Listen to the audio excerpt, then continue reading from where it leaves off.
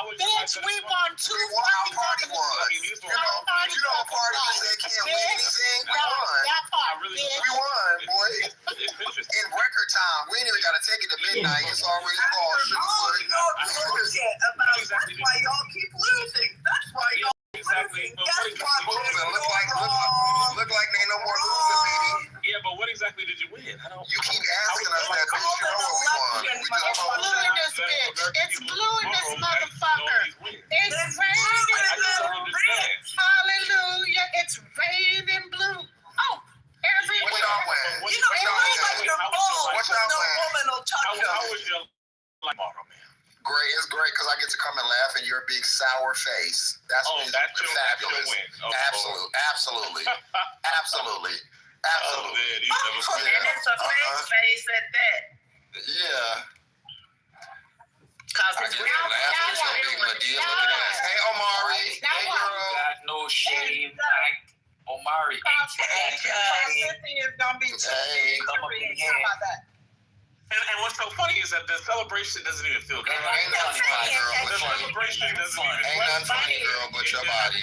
You're just trying to get back. It doesn't even feel really genuine. It's just hilarious. Breaking news, Mandami is Your mom it's no surprise, but Mandami is up for New York. So go right ahead, losers. That ain't right. I like hearing you whine. Y'all let it whine. Y'all let it whine. Oh, now, just like your one-term ass president. Take your L, bitch. Take your L, bitch. This is Trump's Take your L and go cry, bitch. No, this is Trump's second term. Take your L, bitch. And that's go home. Girls, you can't be mad. Right, because you can't. Take your L, bitch. Right, but what did you win? Answer your back, Johnny. I'm trying to get there. I tried to. Mike, I'm not answering any questions, sweetie. I'm celebrating. I'm not answering any questions. Boo boo. Yeah, girl, go sit down. I'm not answering any questions from losers. Loser. I don't answer questions from loser, girl. Sorry. It's not happening. Also, breaking news, disapproval with Trump. Tonight's voting is seen as the first major electoral test of the second Trump presidency, according to exit polls by CNN. The majority in the exit polls disapprove of President Donald Trump in the 4 closely watched contests.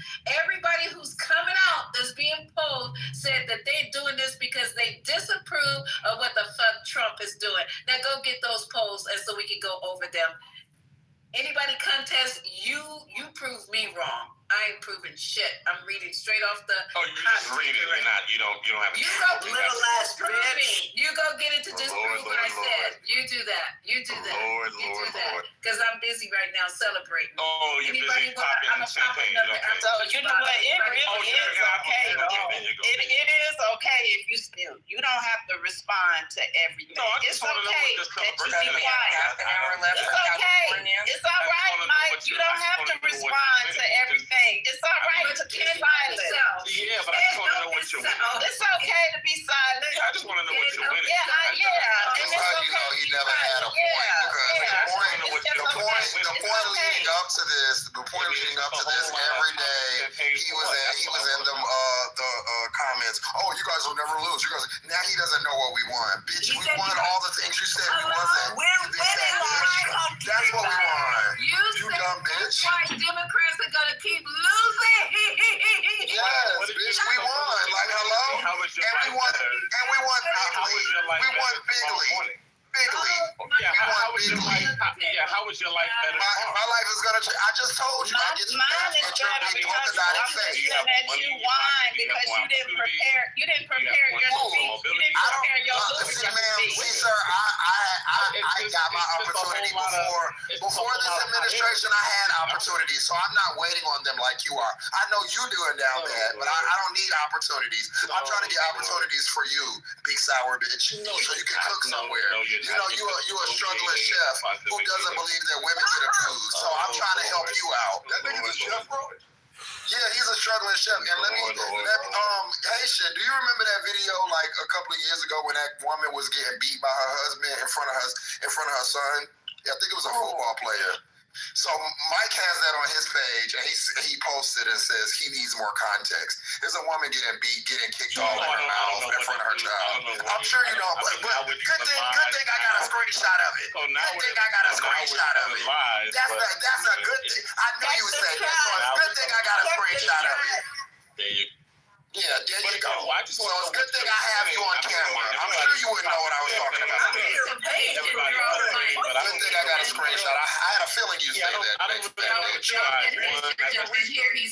laughing, man, because Go mute. Haitian's trying to talk. Go ahead. Go ahead now. No, I'm just saying, just being a chef, being a barista at Starbucks doesn't make you a chef. Oh my God. Okay, so I got something else. More breaking news, you guys. See how they treat their own? See? President Donald Trump's campaign manager is publicly deriding Virginia's GOP gubernatorial nominee. He said she was a bad candidate and it was a bad campaign, and bad campaign have consequences. They already threw her ass under the bus before all the tallies could be read. This is how y'all treat each other. Ain't loyal. Bad candidate and a bad campaign. Okay? He was waiting to throw that black woman under the bus. They all a bunch of crooks. Yeah, but we were supposed to vote for her. We were supposed to vote for her. Even her own party is calling her a bad candidate and a bad campaign. As of 19 minutes ago, they didn't even let the lady concede. They didn't even give her a chance to come up and say, "I'd like to thank everybody." They immediately threw her ass under the bus. As a black woman. But they wanted black people to what you call it, they want a black woman. The MAGA's gonna learn. The MAGA's gonna learn that, listen, Trump won because you could fool the people some of the time, but you can't fool them all the time. The great Bob Marley for that. I'm just happy, you guys. I'm lifted out of a deep Trump funk. This feels good. This feels good. Little ass Mike. Now all we have to do is wait on Mike. Oh, no, never mind. Little ass Mike ran away. Nobody he ran away. He vexed. Because he's a loser. Can't handle it. They can't take the L. They can't take the L. Omari, where you at? Omari, what's the matter? Your brother not in the room? He left too? Where you at, Omari? He left Where you at? Because you know when your mouthpiece take care of your run. You're not running? No, I don't run. I stay in the room all day. I forgot you just stopped talking. Mike left like you left that black woman in Virginia. He just left.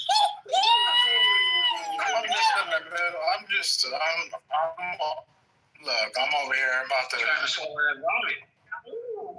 over here. He's the runner. He's a track star. For work. So. You don't want to run when you got run. Oh, now you're running? Oh, don't run. No, I'm still here, but you have a question, just ask. Remember all that winning? Where all that winning? Where all the winning? Today's your day. Look, I'm not going to take Today is your day. Celebrate it, live it up, enjoy it.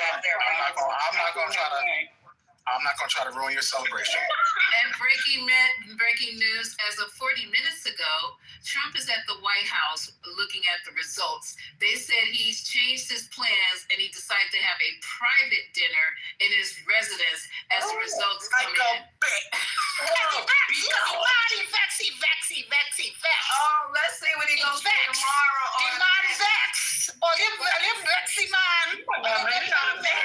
Because earlier today, like meaning like 4 hours ago, Omari just got through saying, this is why the Democrats never lose and you won't win today because people like you are in the party. That's what you said, Omari.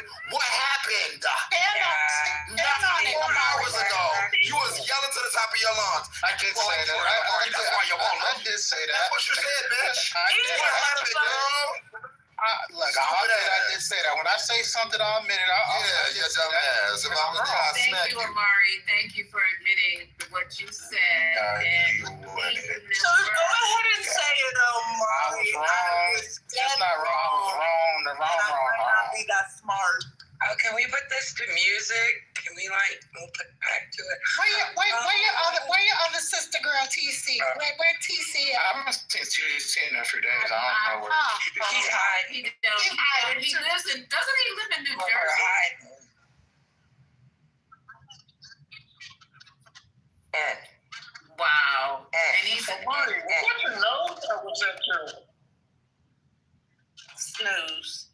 So going that they can crazy. work on their talking points. Yeah, If but you want to know what they're going to say, just go watch the Fox News in the morning. Oh, Lord. And they're going to be repeating what they say. 100%. They need to run away to figure out what their lines are that they're gonna fucking repeat.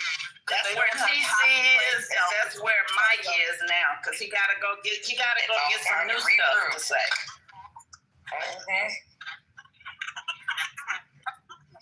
I'm looking at my boy, Steve Kornacki, my data guy, because this is the guy I always look at. And I just want y'all to know that what I'm looking at says that Mandami is the projected winner at 60%. That's what it just popped up live on my screen.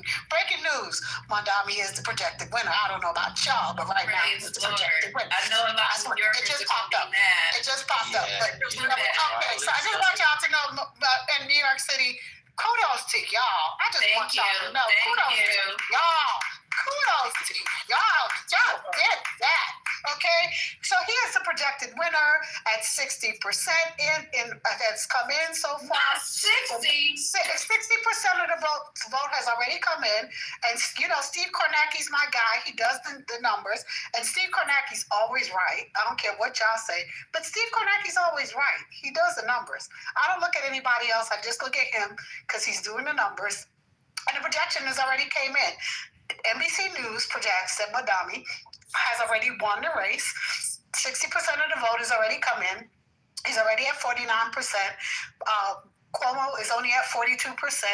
And your boy, who messed up the vote for your boy, Curtis, whatever his name is, he got 5% of the vote. So he's split. Slee was the one. He got 7.9% of the vote. Cuomo has 41% of the vote, and Mandami got 49% of the vote. Projected winner. There. Mayor Adams got a whole 3,000 votes. Mayor Adams. Yeah, I got right there. Whoever made that projection, hey, Brad, whoever made that projection, Trump gonna sue that station. Child, he can sue, cool, boo, hoo, hoo. I know it don't matter, but I guarantee you he gonna sue him for making It's okay. You know, we don't care. We don't give a crap.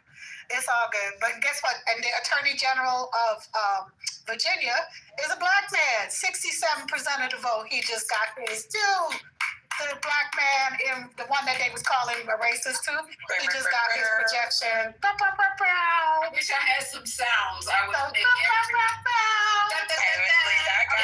whatever. I need some. Mikey Sherrill got 57% of the vote.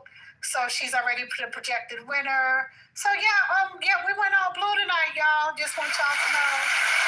I also want you guys to know that I'm gonna keep saying what Spanberger said. Tonight we sent a message. And I mean, we did send a message. Just when you thought Trump had us in a fucking chokehold, we have wiggled out long enough to catch air and to start fighting back. We are sending a message. Let's keep it going for the midterms, y'all. Please. But can I say, Lisa, you know how they set us up to win? When they closed this shutdown, when they created this shutdown and tried to make it a Democratic issue, this is how they set us up for the win, and they did not realize it. When you starve people under your administration and you think that you're going to get away with this and you stop paying people their paychecks, you think that these people are going to not forget it? They don't give a crap if you're Democratic or Republican.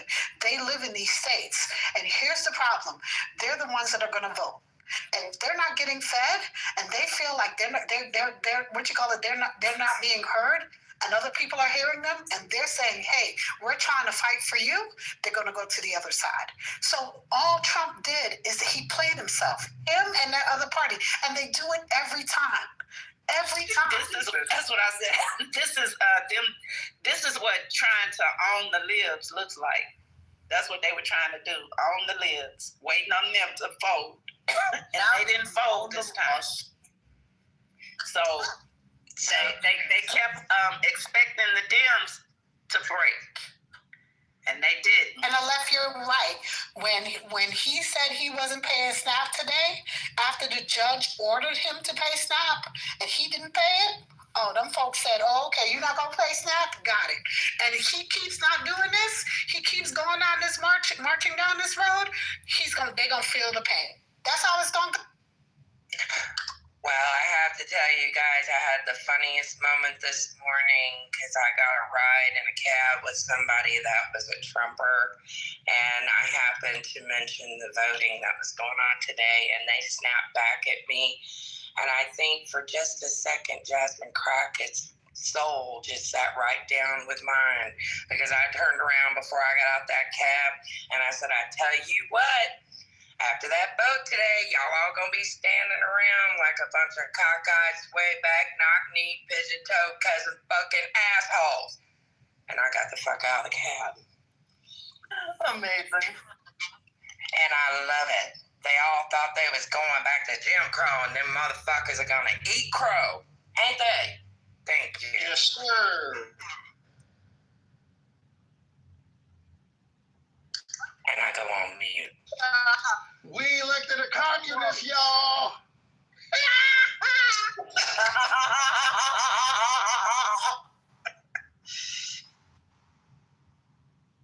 That's all I got. Oh my God! After the biggest city in America is a communist nation.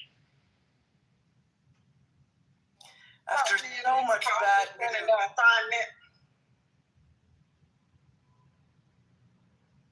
Oh, and J.D. Francis' half brother, who was trying to run his primary in Cincinnati, he lost, y'all, by the way, to the half brother, the one that was running for mayor in Cincinnati. Oh, awesome. Yeah, he lost tonight. Yeah, so that's that part. Okay, so I'm going to go on mute. So, yeah, big loss on all fronts, including JD, too. Oh, yeah, bye. I can't wait to hear what happens with Prop 50. You know that's going to pass. Whoop. All right, y'all. Now we need to move to New York for our free trans surgeries. Thank you, Dr. Lavender. New York or Virginia. New York or Virginia does. Oh, I was going to make a joke. I can't make that joke. Okay. Well, I tell you what, I've always wanted a penis. I'll take the trip. Let's go. Ooh, ooh. Oh, my bad. I'm just saying. You want a free penis? Now that was funny, Ramona. Because I always wanted to be able to pee off the free floor. penis is crazy. Not pee off the porch, Ramona. Pee off the porch is nuts, Ramona. Come on, y'all. Stop it. I'd never leave the house. I don't know. I'm gonna take my good VA medicine tonight, Ramona, because pee off the porch is crazy. I'm already on my good VA medicine, Mama. Hi, my good brother Corey. I love you. By the way, we won tonight. I love you, bro. I love you. Listen, I voted 6 times for 12 dead people and a dog. You hear me? That part. I brought the illegals with me.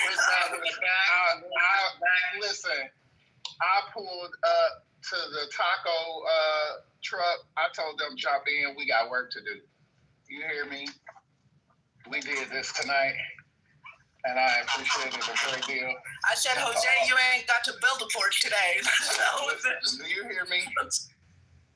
My house is the sanctuary city, okay? I'm communist over here. The whole country is New York City. Wow. So the only question is, why'd you vote for so many dead people? Oh. I mean, I don't mind the dogs. It was about 49% of people, or 40-something% of people who voted for a dead man in New York today. Well, they might rather have it than what they had a choice of. I mean, I don't know what the fuck they thought was gonna happen with Andrew Cuomo. He was a dead man walking.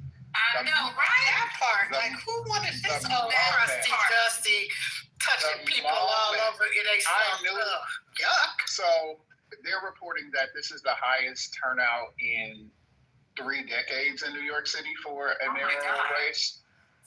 That by the afternoon, 1.7 million people had voted. Oh my God. And the highest number close to that was in 2021 when 1.1 million people voted in total.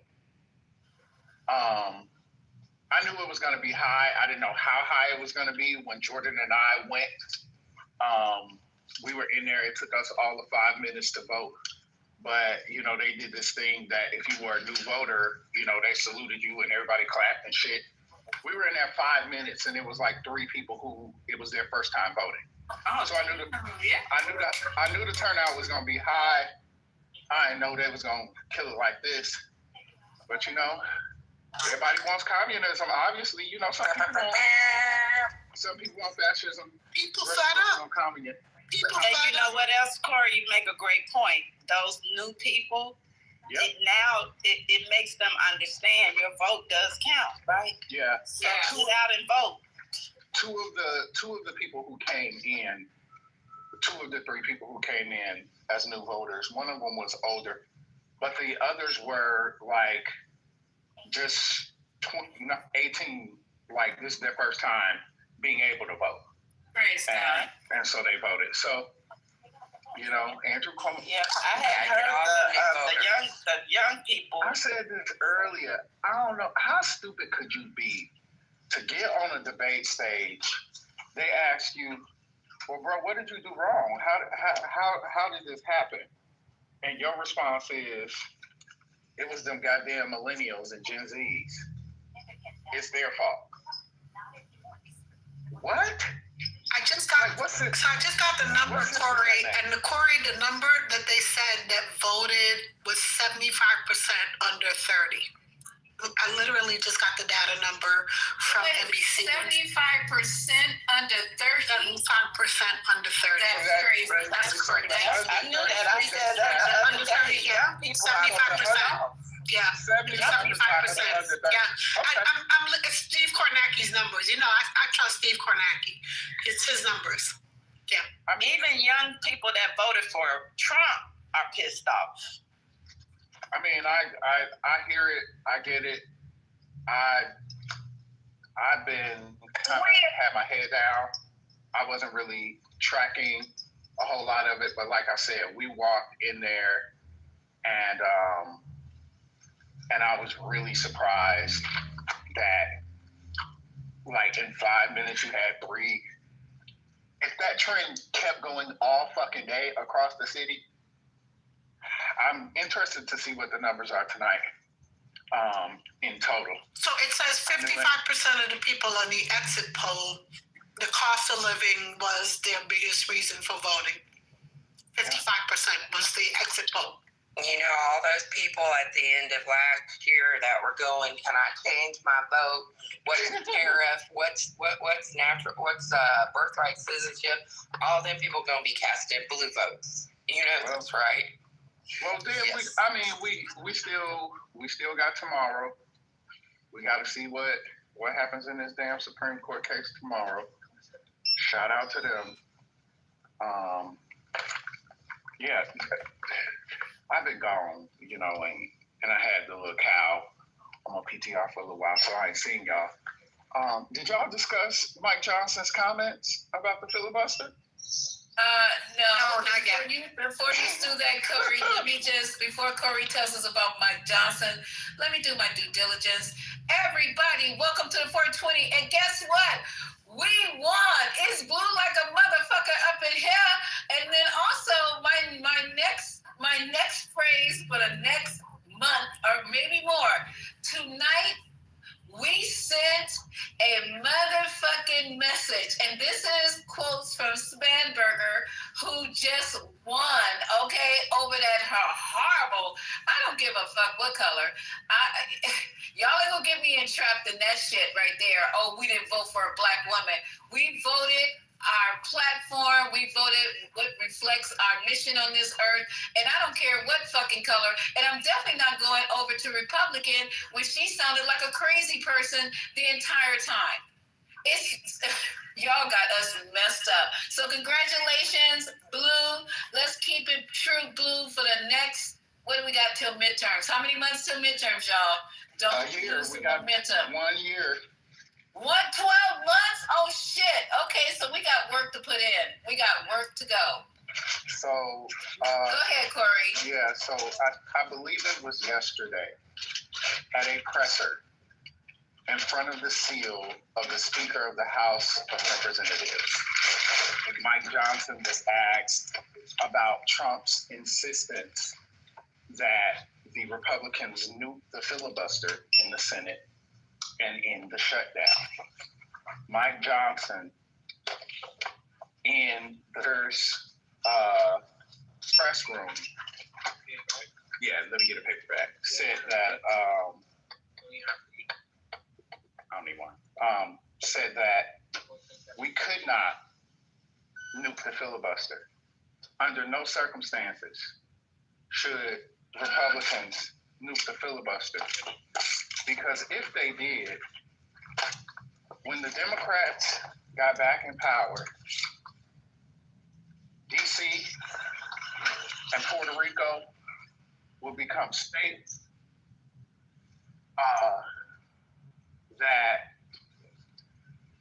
what else did he say? Puerto Rico and D.C. will become states that they will roll back gun rights, put Second Amendment restrictions in place, and Republicans will be a permanent minority in this country.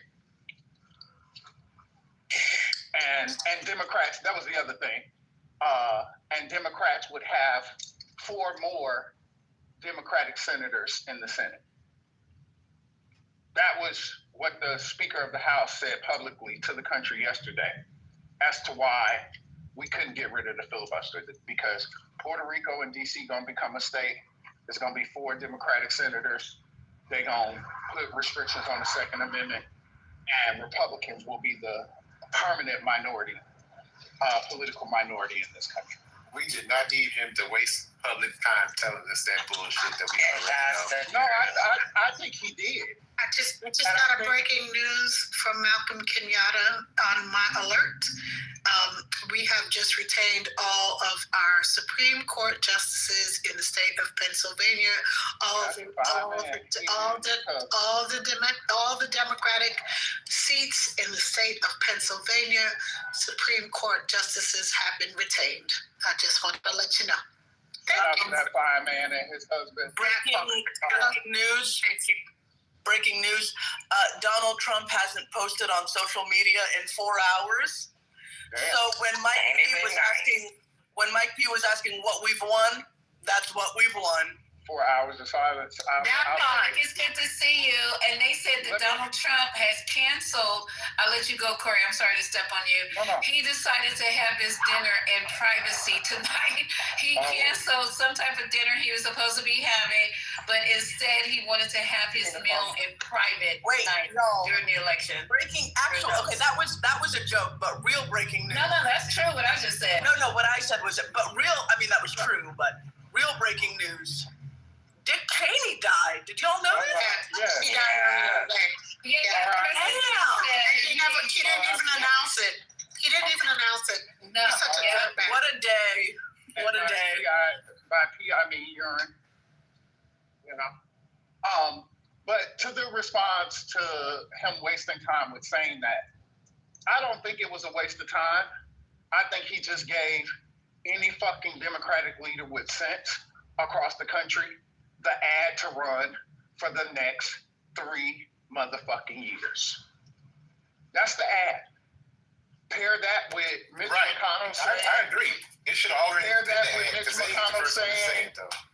pair that with Mitch McConnell saying we cannot have a paid holiday for elections or move elections to Saturday because that's going to increase voter turnout. Right.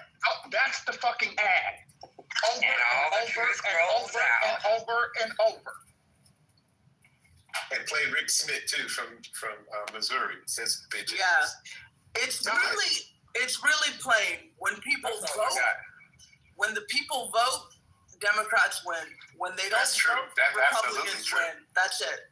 And you know what they also know ain't gonna happen if Canada's not gonna become the 51st state. So that's why Trump's over sucking his thumb, eating his dinner in the corner right now. Breaking news: Democrats have officially secured in Orlando,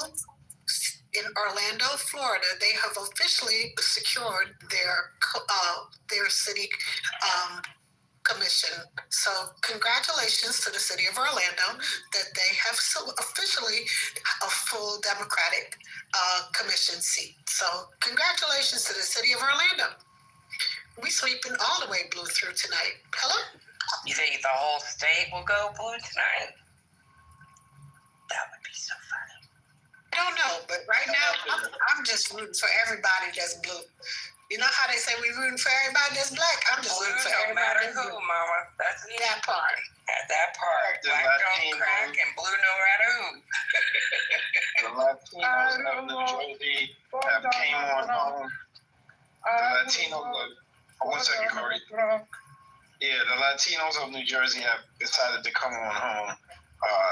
That whole community, I think that's Passaic County, New Jersey, has returned home because they realized that they voted for their own demise. I don't want to be that. I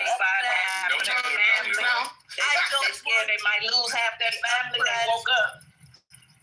No shit really, right? Yeah, well, they tired of ICE now beating everybody ass and grabbing everybody. Okay. They may have voted for Donald Trump, but he did them one better and gave them a plane, so they better start voting different. I'm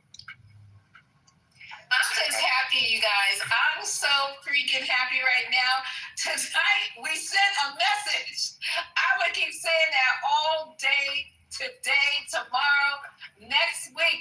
We send a fucking message, and this is a referendum on Trump. I don't care what nobody says. This is a referendum on Trump. This is a referendum on what he's doing to this country. This is a referendum. And next year, if y'all let me down, it's a referendum on Project 2025. Did y'all, where y'all friend EBTC at? Oh, Lord. I was looking for EBTC earlier, but he ain't coming here yet. Oh, damn. We found the one way to let Mike. We didn't even have to throw Mike out. He left on his own. He gave up. He was mad. Whatever. Mad, big mad.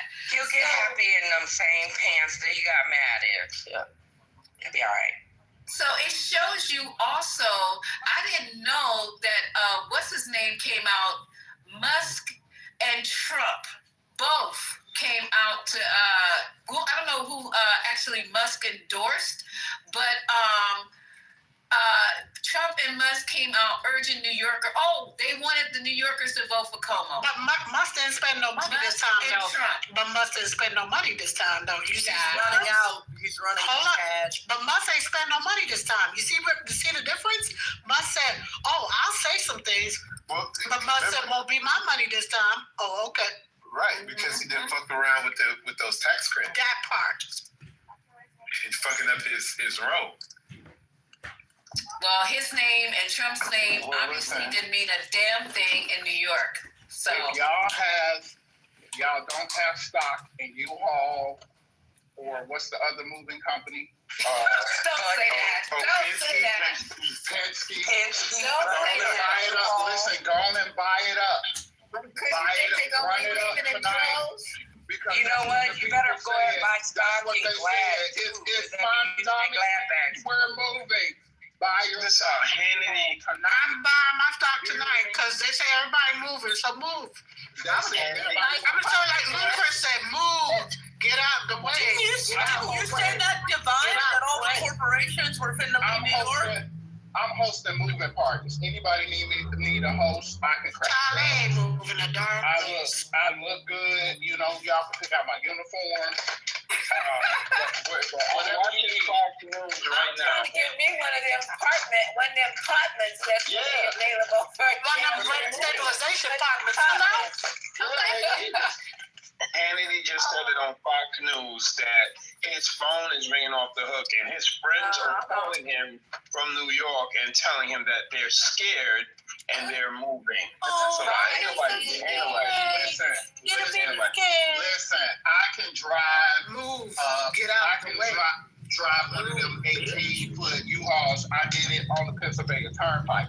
If you could drive there, goddamn it, you could drive anywhere. If these people need moving services, I give it to them for the low bar. Hello. Get the fuck out. Goodbye. I'll be moving too. We communists over here. I will remember People, Republic of New York City. Will you remember me? Like the movement. Y'all wrong. I'll burn your image in effigy. I love you, dear.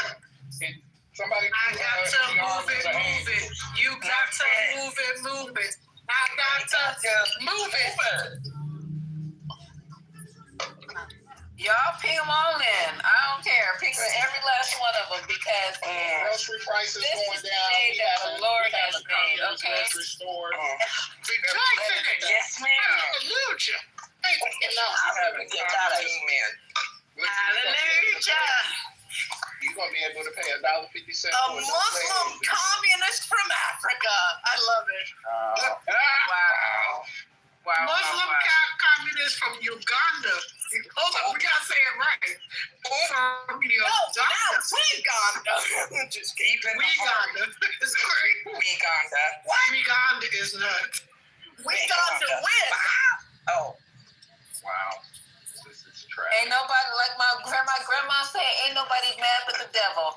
And I'm telling you, this has been a night. I woke up this morning kind of worried, and now I'm going to go to sleep with the biggest smile on my face that I've had for months, for 8 months. I woke up this morning with my mind stayed on Jesus. Hey. Yeah, then we got to stay on this. Keep it going. I was actually worried. Honestly, Corey, a part of me was, because we've had so many like polls, and then we get disappointed. I'm like, this is gonna be some bullshit. I wasn't worried at all because I love y'all, but Mikey's chair about to speak. I mean Mikey Sherrill. She about to speak. Go ahead. I love y'all. Go ahead. That's You play that? I knew it. I'm listening to it now. Hold on. Let me see if if y'all can hear it. Hold tight. Just go to music mode. So, you guys just screamed from the rooftops. Woo! The people around the country have heard you. I hear you too. This was a tough fight, and this is a tough state. But I know you're New Jersey, and I love you. I fought for you. I've spoken with thousands of you over this last year. I know your struggles. I know your hopes. I know your dreams. So serving you is worth any tough fight I have to take on, and I am incredibly honored to be your next witness.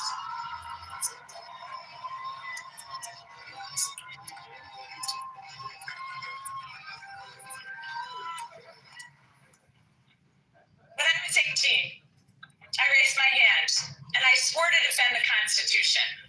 And that moment defines me.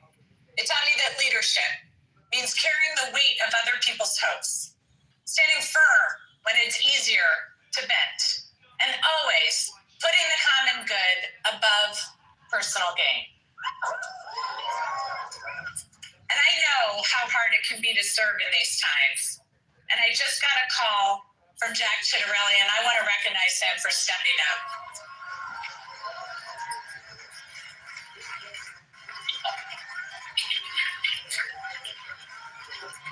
And all of you know, I love our history, and our state motto has always stuck with me.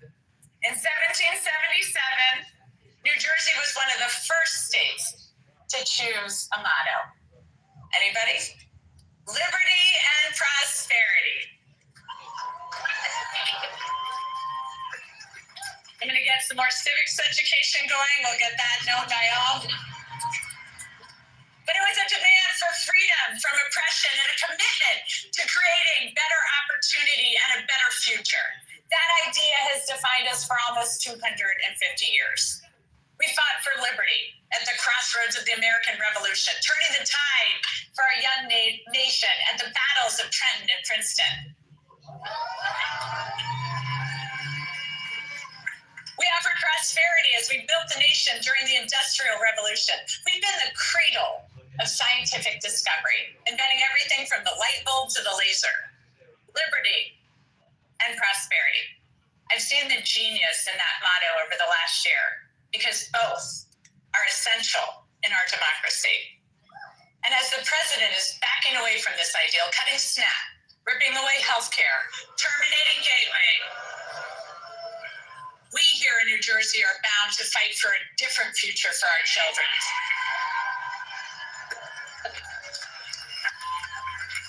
We see how clearly important liberty is.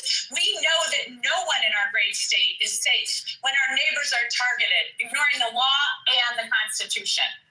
But prosperity is equally essential. Liberty alone is not enough if the government makes it impossible for you to feed your family, to get a good education, or to get a good job.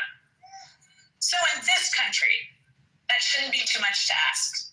But right now, all of it seems at risk. Governors have never mattered more.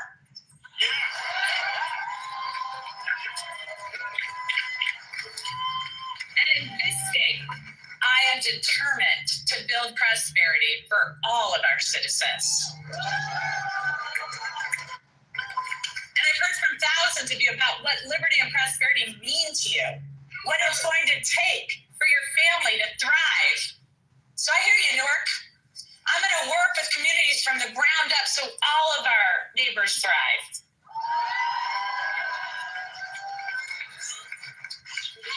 I hear you, Shem, so I'm going to declare a state of emergency on day one to drive down your utility costs. I hear you, Westfield, so I'm going to make sure our kids are safe online and schools have the resources they need to address the mental health crisis. I hear you, Jersey City, so I'm going to hold government accountable, balancing individual liberty with collective responsibility, ensuring people are safe, healthy, educated, and free to pursue their dreams. I hear you, New Jersey. Good government doesn't just manage problems, it solves them.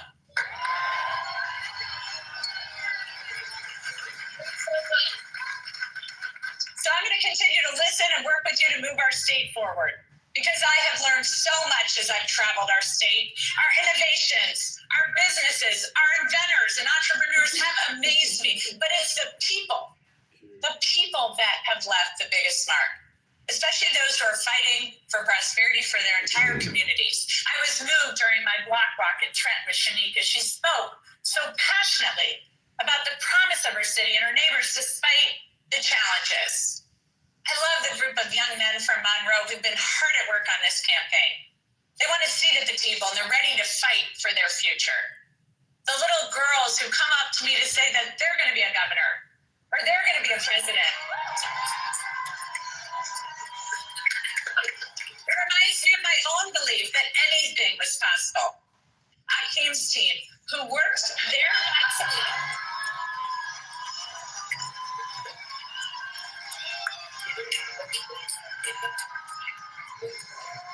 Knocked over 60,000 doors.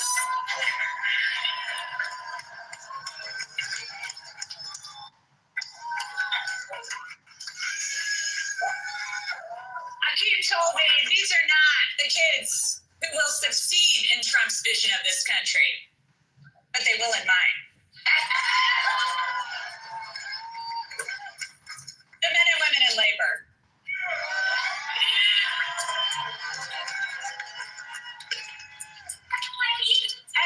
Union jobs at a time when our economy is set up to make it harder and harder for working people. You know what? They don't just fight for their brothers and sisters in labor.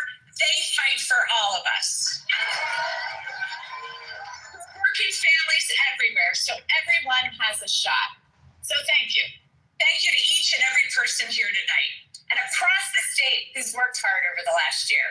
Thanks to the thousands of volunteers who made millions of calls, texts, and canvases, to everyone who's ready to stand and demand a better future for our kids and our families. To my running mate, Dr. Dale Caldwell.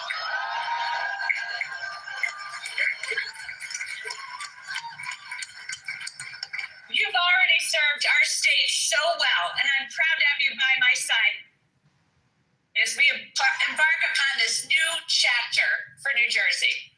To my team, who put together a campaign the likes of this team has never seen.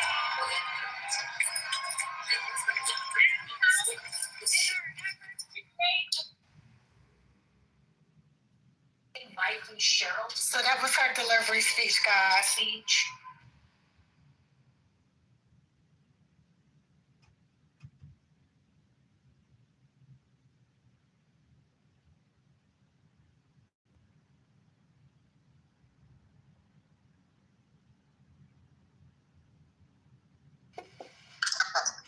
Is that all? Yeah, that was her speech. So anybody that does not know who she is a former prosecutor. She also was a former Navy helicopter pilot, and she is now the governor of New Jersey. She was very multi-faceted. She really ran and stood on looking at people. She really targeted young people in New Jersey, and she was not playing games. They doxed her records, her Navy records. What's his name? Pete Hegseth was a nasty human being, that disgusting human being. He helped Citarelli take her records and doxed her records, her Navy records, and took her Social Security number. There wasn't anything in her records that were bad, but it was just the fact that he doxed her records. Privacy, yeah. Yes, which was disgusting. You can't even get into my DD-214. That part. Shit, yeah. Right. Yeah, so I'm going to go on.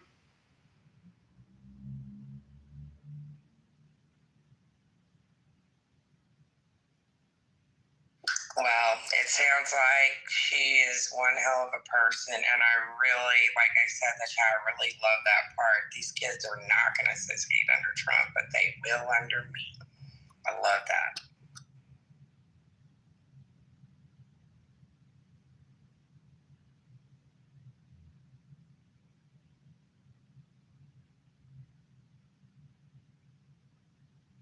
I think we just have to really hang on to this win and carry it forward and keep moving forward, you know? Now that we know that we have these kind of people that are ready to take action and actually willing to vote. I think it's up to us as now. I think people realize now, as far as Congress, we can't give in. We just cannot give in to the nonsense. We can't give in and just sit patsy and let them just do whatever they want, and just let them do whatever they want to us, which is what we've done before in a lot of these fights. And start to show that these people don't play right, they don't play fair, and they don't come to the table and do things in a righteous manner. They just don't.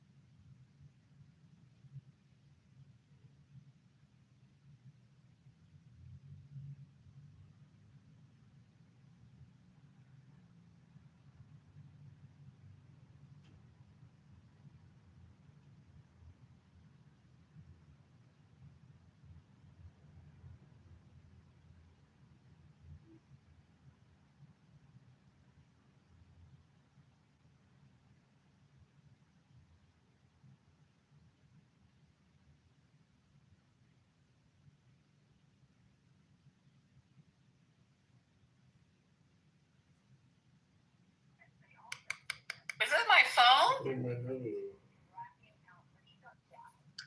Yeah, it's quiet. What the hell just happened? Okay, so let me do this here. I got something that I want to play. Let me see if I can find it now. It's so much. Okay, here, Steve Konecki is going over his thing right now. Let me put my glasses back on, y'all. I had a clip I wanted to play, now I don't have it. Okay. Go down and get something. Y'all done partied out that fast. Don't put it out right now, because we still have to call New York. New York's already called. Oh, it's already called? Yeah. What? Montgomery's already won. You late. Yeah. Also, JD's in the goo, by the way. Can someone bring up JD?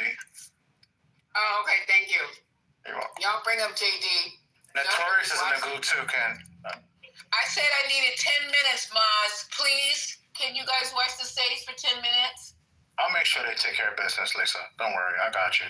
Okay, I'm just trying to find this clip. I was doing something. I bring him up. Who up? Yeah, because I just said I needed 10 minutes, and I'll find this thing right here. Oh, my God. Okay, hold on. Brother, do you want to come up? Raise your hand. So, Akeem Jeffries is talking right now, by the way, on CNN. But we don't have the things in from California, and that's what I really want to see, if we can hold this down with Prop 50. Prop 50 is going to pass, 100 to 0.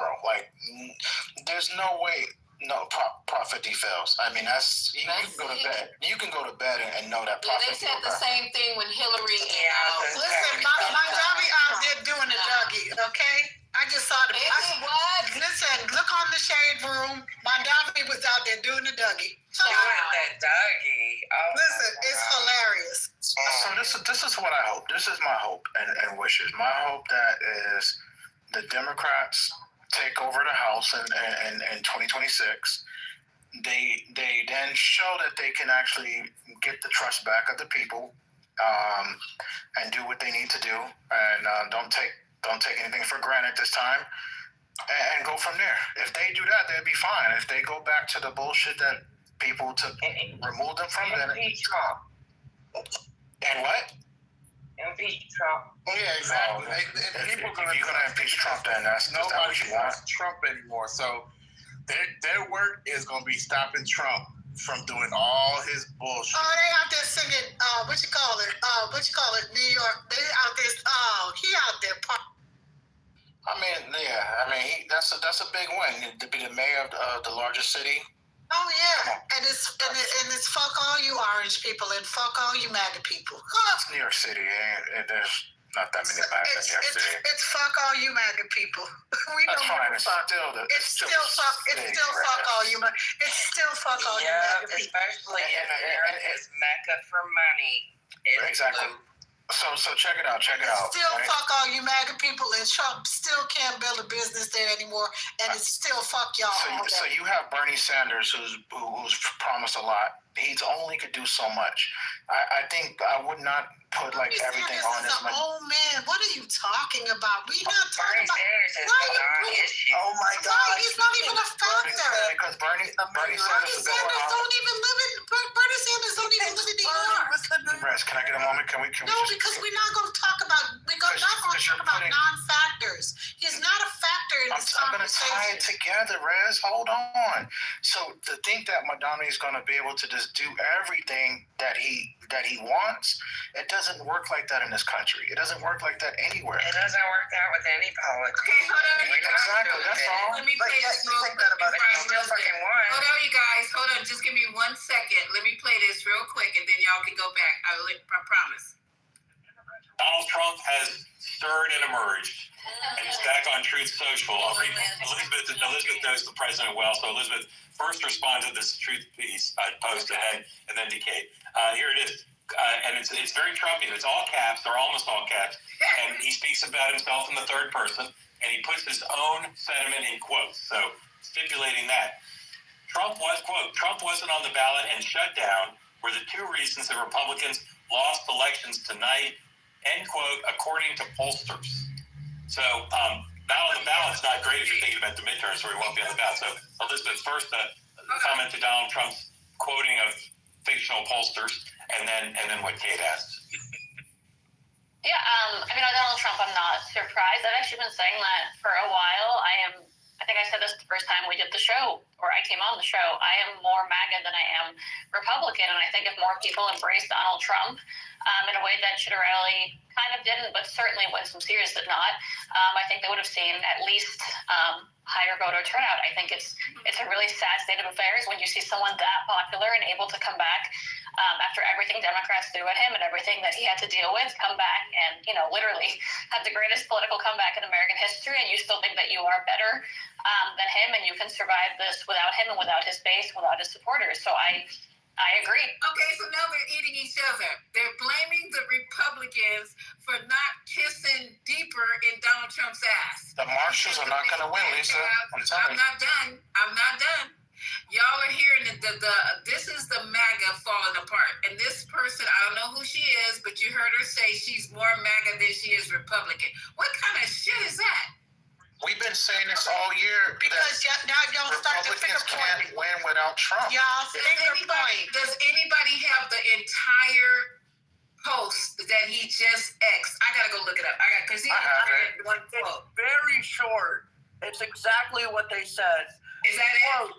All caps, Trump wasn't on the ballot and shut down were the two reasons that Republicans lost elections tonight. End quote.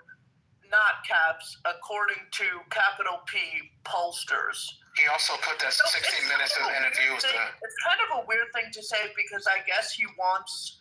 Because obviously Trump was on the ballot in terms of people responding to the climate and whatever. So I guess he wants the story to be, hey, this isn't my failing, but it obviously is. His voters, I would not have went out and voted tonight to vote for Republicans. I would not. I just simply don't vote for. I don't vote for Republicans. I'm asking this question, but see, this is what I think is so dumb. I don't vote for. Here's the thing. I actually believe you. I actually do think that people come out for Trump and they're not going to come out for other Republicans. Why I think it's dumb is he basically does the wish list of what all the other fucking Republicans want. So why is he so fucking special? What's he doing that's not what any fucking Republican He's the king of the North. Show some respect. Hey, bottom line is... You sound hella goofy talking about Trump as the king of the... You know what, you guys, that's why you always gonna keep losing from now on. Because I'm allowing y'all to get up here and show how really goofy and silly that you sound. It's all because of me. Y'all should give me, where's my Cash App? Because of me allowing these people to come up and sound like they do every fucking night and me having to take medication just to allow them to be there. Y'all owe me. Because of us listening to these MAGAs day in and day out, that's why we are going to keep winning. Because now he says, have some respect for the king of the North. You sound crazy. You sound worse than my teenagers. They not walking around saying no dumb shit like that. You sound like a prepubescent teenage girl with a crush on a boy band. Yeah, you sound stigmatized. You have posters of Trump on your ceiling above your bed. So you can look at him lovingly every night when you fall asleep. In case he turns over. So I will say, mother, you're not going before me, bro. I've been trying to hop in there and meet up. Yeah, it's all you, mother. Right after me, mother. Omari, that shit you said about you don't vote Republicans, come on, that's stupid. If you so were into your king god Trump, you know he needs his backing. So of course you're voting for his backing. That doesn't even make sense for you to come up here and say that. Go ahead, mother, on you. So I was going to say, I think we just have to remind ourselves sometimes to give Lisa her flowers because this is really the only space that's left where Republicans can actually talk and not be interrupted all the time. So I just want to take a moment and say I appreciate you, Lisa, and your great moderation most of the time in here. And then the second thing I appreciate it most of the time. Thank you. Most of the time. The second thing I was going to say, I mean, we can't pretend like people didn't have Obama posters all over the place. Like, I remember Obama posters. My friends had them at their houses. Like, come on. I just want to say this, Omari. The level of delusion right, that you come on this stage with is crazy. And Lisa, props to you because you do be giving so much grace to these people. It is crazy. Night after night after night, day after day. And to sit here and say that you would not vote for Trump after you constantly vote for Republicans, not Trump. Sir, stop. Because so many times you backpedal, you backtrack, you will say one thing in hour 5 and then you will say something else in hour 15. It is crazy to me. You are so wishy-washy. And then here's what happens. Then when you get TC or Mike or Anthony and you get your little roo-rah buddies and you get your little MAGA Republicans, then all of a sudden you get, oh my God, yeah, that's what he said. Yeah, that's what he said. You're like the guy in the bunch that you can't really make up your mind. So whatever he said is go, yeah, that's what he said. Yeah, because I don't have a voice of my own. I can't ever stand on anything. I can only stand on what he said. So yeah, what he said, yeah, that's what he said. So this is what I have a problem with. Have a mind of your own. If you're going to cape for this guy, cape for him because that's what you really cape for. But you never cape for anything that is really solid, and you never have a solid point. This is my problem with all of you MAGAs. Y'all always backtrack. Y'all always have a problem with stuff. And at the end of the day, you don't have a solid place to go. Because here's what's going to happen, right? In a few more years, you're going to have no place to go. Just like Diamond and Silk. Because Silk died or Diamond died, whichever one of them got left or so. I'm sorry, Jesus. One of them died. And guess what? They don't have a platform anymore. Because guess what? The Trumps don't care about her. And what's his name? Terrence Williams? Another one. Send flowers. They didn't listen. They didn't even send flowers for the girls. Nope. Like they ain't even. Them girls don't even have a what you call it? She still be caping for Trump on Instagram, sending T-shirts and all this other stuff. And they don't even pay attention to her. Listen, MAGA don't even pay attention to them anymore. This is the problem that I have with y'all. Where is what you call it? Wesley Hunt. He another one. He busy trying to cape for Trump right now still. But you know how many people he has that follows him currently? Absolutely none. His engagement, he literally only has like 10 to 15 people that respond to his posts, right? All these black MAGAs, y'all get all in y'all feelings and y'all get all what you call it. But these people leave y'all to the wayside because right now there's only one black MAGA, being he's the token black man, because there's always one token. You know where he at? He at HUD. But you know why? Because guess what? They think HUD is urban because it got the middle initial that says, guess what? Housing and urban development. And that's the reason why they allowed him to stay in that, because it says the word urban in it. Y'all so ignorant that you realize they associate black and urban together. Y'all are so stupid. So stupid. But y'all don't even realize he's the only black one left in the cabinet. The only one. And guess what? Y'all are nowhere to be found. At any time that they want, when they do another Martin Luther King, y'all gonna be stepping and fetching, because they're gonna invite y'all up there in January when they do Martin Luther King's holiday, because they're gonna step and fetch y'all, and they're gonna put y'all behind the rope, and they're gonna give y'all McDonald's, and they're gonna invite y'all, and then they're gonna send y'all back on y'all little merry way. When they need y'all vote, they're gonna pull y'all back in again, and they're gonna say, yeah, little black MAGAs, come on back here, come step and fetch for y'all. And it's the same Sambo routines that happened in the 1800s, in the 1700s, that got our behind stuck in slavery. It's the same field and house nigger mentality that a lot of y'all still have today that keeps us backwards. I'm now going on mute. So give me a chance to respond. So, Rez, I want you to hear me. I want you to hear me loud and clear. I did what I needed to do on November 5th, 2024. I'm good. I put down any, political, animosity with anybody. I'm good. I'm going back to my normal life. And if you win, you win. No one's I have never been to the White House. I've turned down every single White House. invitation because I don't want to be seen there by mistake, and then I got to explain that shit to people. So I don't want to go to the White House. So again, you might have me with those other, Welcome to 420. We won. Oh no, Lisa. We did it, Joe. Lisa, get Trent up here because you know what? Trent is not MAGA though. No, Omari, let me finish. Joe. No, because Trent, he's starting to feel those tears. You know, Trent was a big supporter of Trump tariffs, and Trent has turned the tide, everyone. He is now feeling the terrorists and bullshit. Come on up, Trent. Okay, come on up, because this town, so you guys, I got even AOC is talking. I thought y'all got quiet for no reason. We got all kind of shit that we need to celebrate and we need to play. AOC is speaking. We're going to listen to her. It's very brief. MAGA is crying everywhere. I'm getting flooded out over here with these fucking red tears and shit.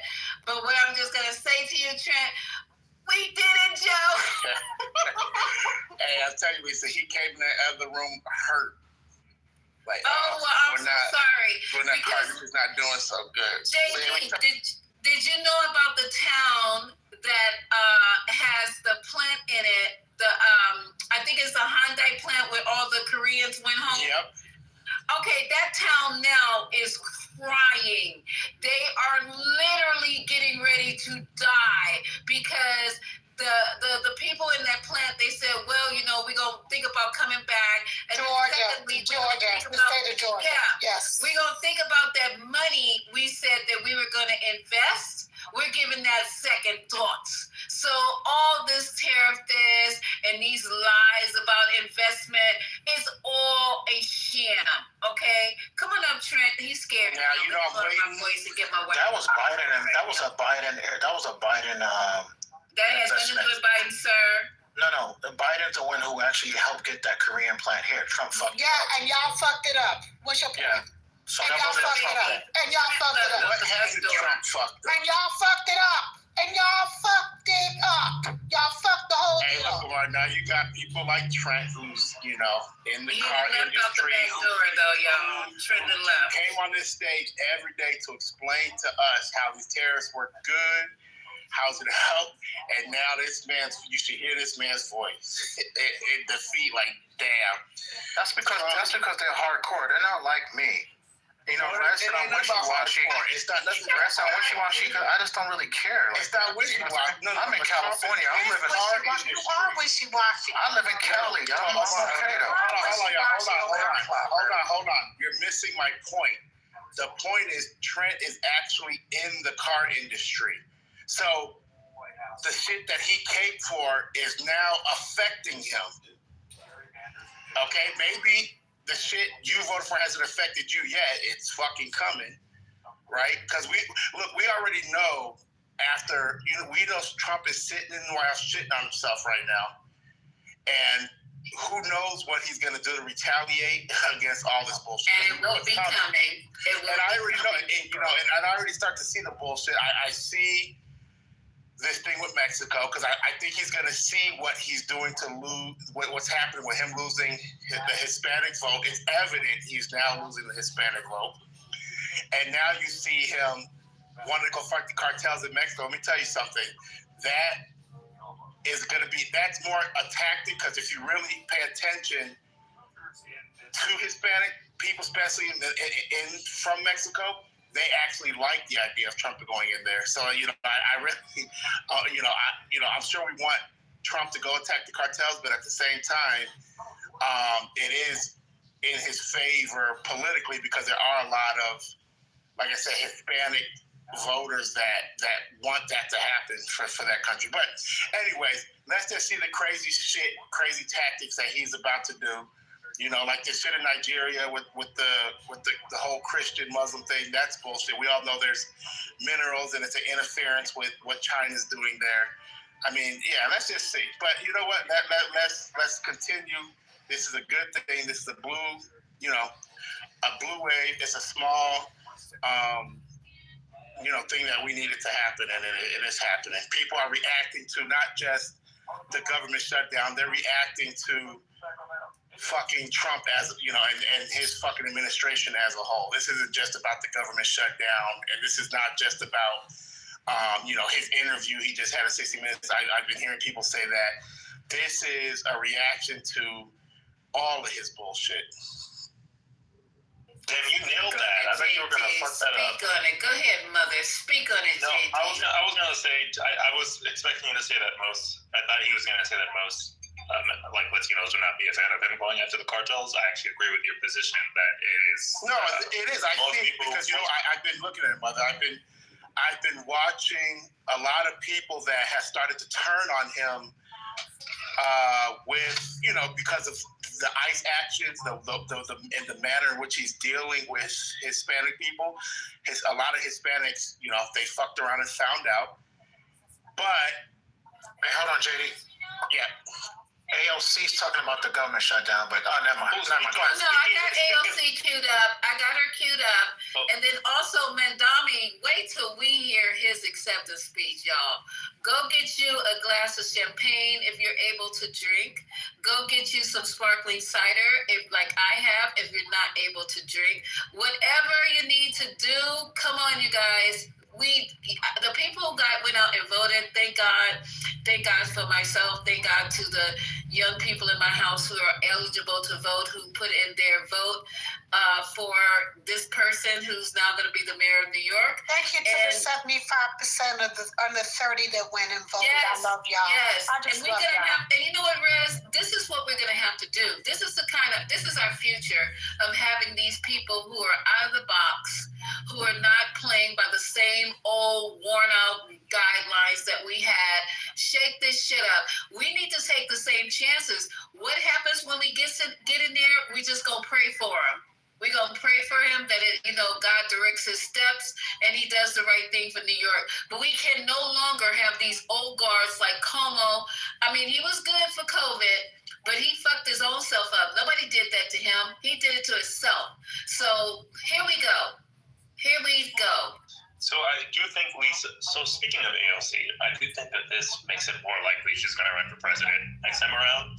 And I also think, because now I think you have to be careful not to overplay this card. Like, this is New York. This is a very unique state in the country. I do not see Mandami being feasible for anyone, besides from California, for the rest of the country. Like, anyone that far left. I agree, but I'm just saying different tactics, Mother. I'm not saying, Mandami's, because if Mandami and Trump were running, that would be an interesting race, to say the least, because he's an interesting kind of candidate, but I don't think he would work on a national, just for New York and maybe some other state. But yeah, that's what I'm saying. Shake the shit up. It's about time. We need some new blood in the Democratic Party. We need some shakeups like they have their shakeups. We got our shakeups. Just need something different. We needed something young. We need something fresh. We need something innovative. It's tired of the same old names, the Kennedys, the Cuomos, the fucking Trumps. Yes, the fucking Lord. Yes, Lord. Yes, Lord. The same motherfuckers with the same recycled shit. Enough is fucking enough. Let's move on. It's time to move the country forward and do something different. That's all I'm saying. I agree with you, Rez. Me and you are seeing eye to effing eye tonight. So Mandami is coming on really soon. They're getting ready. Let me let you guys hear what AOC has, because I have her queued up. Let me put this on pause, because we can't hear my TV in the background. And let's see what she has to say. But these MAGAs is mad. And I'm actually on a MAGA station. I'm watching them just, what do you call it? When you self-implode. Okay, hold on, here we go. And Kate, stand by. Can we take just a little bit of AOC? Is that possible? Terrified, they are frustrated, they are angry, and they are shocked by a president that thinks he has total impunity and is violating the values that we hold dear, our liberties and our freedoms. And so I'm not surprised, but I am very encouraged by everyday people tonight. A lot of conversation right now about, who is the face of the Democratic Party at this point? Is it Zoran Mamdani? Is it Abigail Spanberger? who is the face, the soul of the party in your view, or is it all of them? Yeah, it's funny. This is a similar debate that I saw happen when I was first elected. And at the end of the day, I don't think that our party needs to have one face. Our country does not have one face. It's about all of us as a team together, and we all understand the assignment. Our assignment everywhere is to send the strongest fighters for the working class wherever possible. In some places, like Virginia, for the gubernatorial seat, that's going to look like Abigail Spanberger. In New York City, unequivocally, it is Zohra Mamdani. Okay, we'll cut out of this. Kate, stand by, because as a traffic cop here, I want to touch on a race, the fourth big race tonight that we haven't talked much about, which is California Prop 50, the redistricting measure. It started out looking like, yes, the Gavin Newsom side to try to give Democrats 4 or 5 more House seats in California was not going to win. And then it completely flipped. The Democrats raised a lot of money. Newsom added to his fundraising email list, and the Republicans did not raise money, and the White House didn't try to raise money. A lot of questions about that. So joining us now to talk about it is Joel Pollack, the opinion editor of the New California Post. Coming in January, the New York Post will have a large beachhead 3,000 miles from here on the West Coast with a great new exciting product. California Post, and the expansion, as I said, begins in January. Joel, welcome in. Widely expected the measure will pass. Talk about what you see out there and the implications both for California and the country if Newsom's side does win. Well, it's great to be here, and polls close here in California in about 45 minutes, but the outcome is essentially certain that Proposition 50 to gerrymander California's districts and reduce the number of Republican-friendly seats will pass. And I don't think it's the result of Republicans not spending enough money or President Trump not campaigning. I think those decisions were made after it was clear that the measure would pass. And Gavin Newsom did something in this race that he did in 2021 when he faced a recall election, which was basically to tell the voters of California that this race was fundamentally about partisan identity. And in 2021, when he faced a recall, he said, I'm likely to be replaced, if I get recalled, by someone who's just like Trump. And he was at 48% approval. He looked very vulnerable. And suddenly all the Democrats came home, and he won recall by exactly the same margin that he had won election in 2018. He used the same strategy here. He said that a vote for Proposition 50 is a vote against Trump. And that was a message to which Democrats responded very quickly. I think tonight's result overall nationwide shows the incredible intensity of the energy in the opposition. These are all Democratic jurisdictions. There are no big surprises here. The Democrats didn't really pick up very much, although maybe in some of the state races in Virginia and elsewhere they might have some turnover. But this is a measure of how intensely Democrats dislike Donald Trump. It might not be a real accurate. This is a HELOC. It looks like a credit card. It works like a credit card, but it's actually an easier way for me to access the equity in my home. With an Avon card, I get an ultra-low interest rate, high spending limit, and cash back with every purchase. Oh, and the best part, it costs me $0 to get. Approvals come in as fast as 15 minutes. Sorry. So don't wait. Click this ad and see what you pre-qualify for today. I can pre-qualify for that too. Okay, hold on. Sometimes we do get a result called on election night, and I think we'll see that result called probably around the early wee hours of the morning Eastern time. So if it doesn't happen then, it'll happen early tomorrow. Newsom, I believe, is watching from Sacramento, and I'm not exactly sure what his plan is over the next few days, but I am certain he'll make a statement tonight if he can. He wants to get in on that news cycle. He wants to be seen as the man who led this. This is all about positioning for the 2028 presidential primary for him. He wants to show that he can lead the party. He can deliver results for the party. He's not very good necessarily at delivering results for California in terms of policy achievements. There's a very thin record there. But in terms of the party, he has certainly achieved a lot with this because he's put his party in a position to win the midterms in 2026, to take back the House, to respond to the challenge of Texas. And the message from him is going to be all about momentum. We have momentum. It doesn't matter that we weren't facing tough Republican oppositions. We didn't win any red states, red districts, that kind of thing. But this is about momentum, and he's going to sell that message. And he wants people to believe that it was his leadership that led to it. Joel, before Ricky jumps into that something, I just want to warn everybody, we do expect Mondami to speak relatively soon, and when he does, we'll of course go to that and take the whole thing. Put this up. I'm just curious. Okay, guys. Any comments? Well, we know the cheese industry is about to take a jump with all the wine that's going on right now.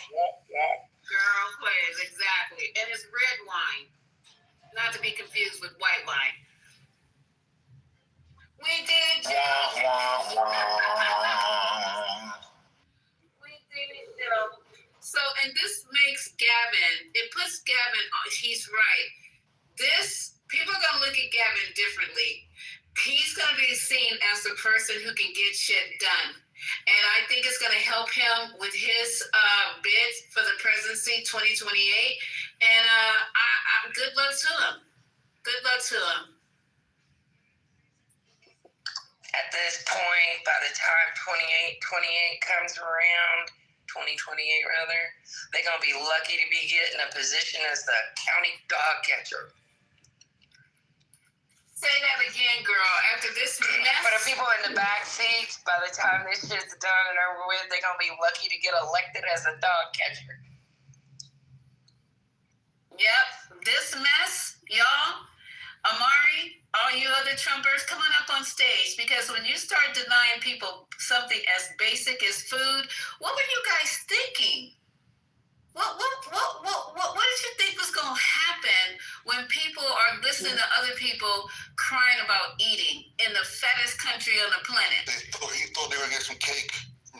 Well, look, Lisa, if you, and Rez could probably tell you this if she wants to be honest, that the Democrats in the generic ballots had the advantage, and they still will have the advantage going into the midterms. Early on in Trump, hold on, Ramona. Early on, Democrats started to see gains in places like in Florida and different districts around the country. They were winning, flipping seats. Just nobody was paying attention. They were small gains, Omari. We didn't have any advantage. Actually, we were neck and neck in the polls. And here was the thing, right? We didn't gain anything. We were actually neck and neck in the polls for a lot of things. We were gaining small advantages here and there. I'm going to back my big sis right up there, who just said this, because apparently you didn't hear it. So it takes 2 ears, right, and 1 mouth to close to listen. So here's what I'm going to repeat what she said, okay? Hello, again, we're going to try this again. When you don't feed people, when you tell people you're going to take their insurance and quadruple it, when you turn around and people are not getting paychecks, right?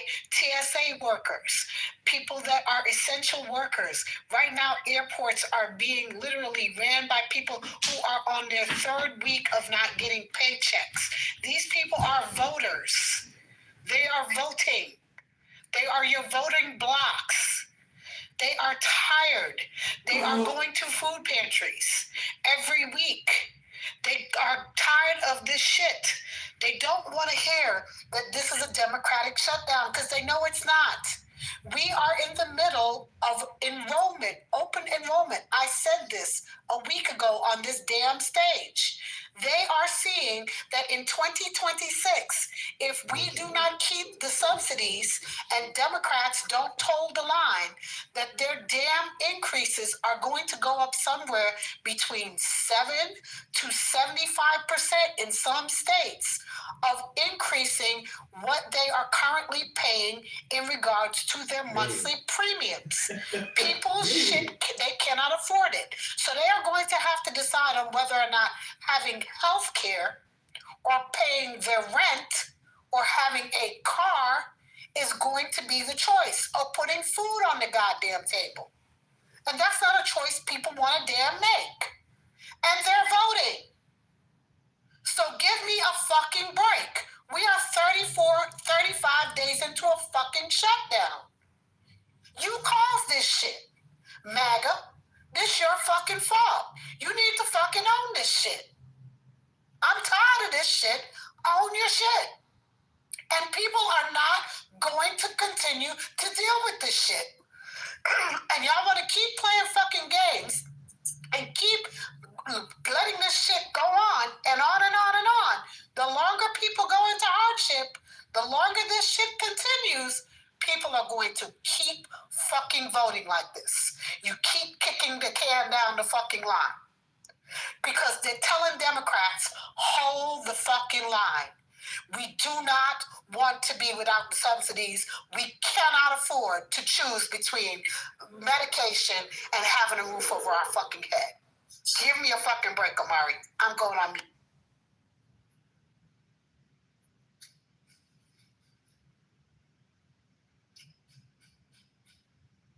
You can't sit here and possibly think it's okay for folks to go without food, as Tarrant Area Food Bank has continued to now use the stadium parking lot to now help people get food, which was on our news because so many people was projected to show up. They had to move it to a stadium out here, right?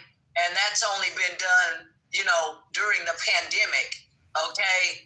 And they're having to do that now because numbers have ballooned, and people who have come there, a lot of them in that line said it was their first time ever coming to any type of food bank, let alone Tarrant Area and our food bank. The line goes back as far as you can see. So it's a big deal. And you cannot sit here and have people going without the very basics. And you Republicans voted for this mess. You choose to blame the Democrats on closing the government or whatever, and it's not the Democrats' fault. It's your fault while you folks go on vacation. Literally, they went on vacation, and you're not doing your jobs, and you have control of the House, the Senate, and everything. And when you have control of everything, that means you got to do something. You can't sit here and do nothing. Stop blaming other people. Get this stuff open. And the airport was an absolute mess as well. Somebody I know had to fly, and they said it's really bad. So, and if it continues, you folks will be waiting hours probably to catch a plane if this continues at this rate. That's what he said. He said, I stood there for hours, and he said, I just felt like just giving up. That's how long the line was, man. And I think he said he got a hotel for the night because he wasn't going to stand there. If you didn't get a hotel, you're going to be standing in them lines. Open the government, man, Republican.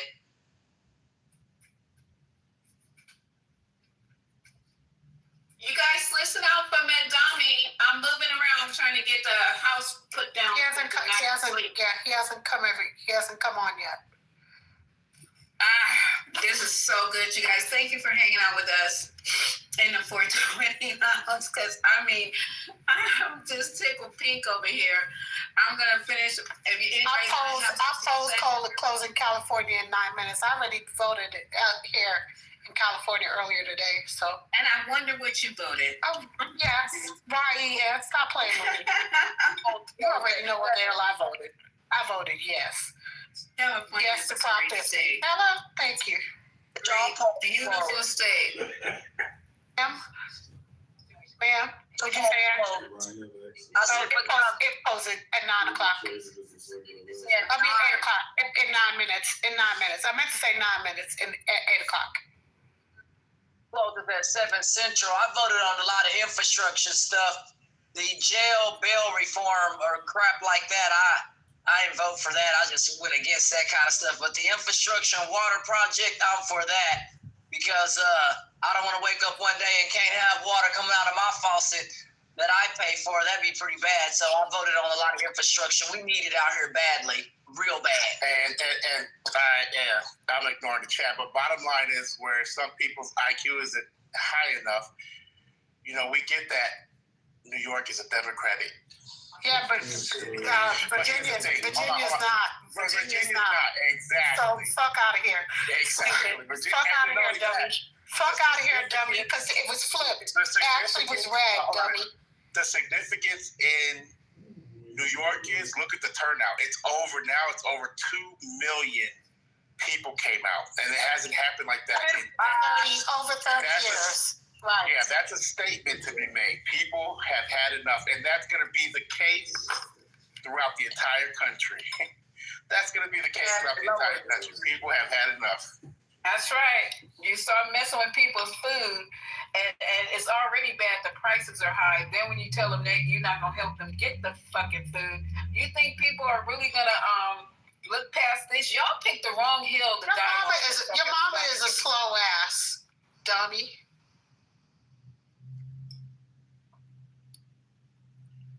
Okay, so let me just read a little thing here, and then we'll listen to a clip because we're waiting on Madame, because that's gonna be the acceptance speech of the year. Barack Obama,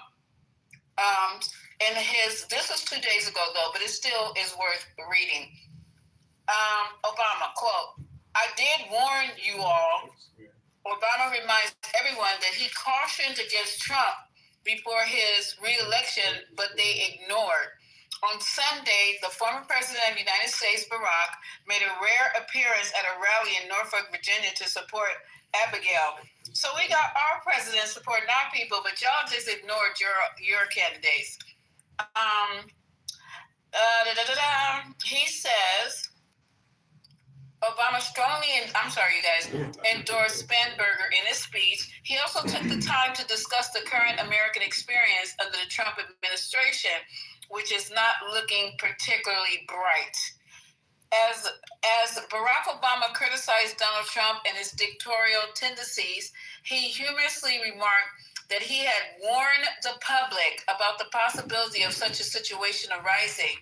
However, he also acknowledged that he did not expect things to spiral this out of control as they have. He stated, let me go down.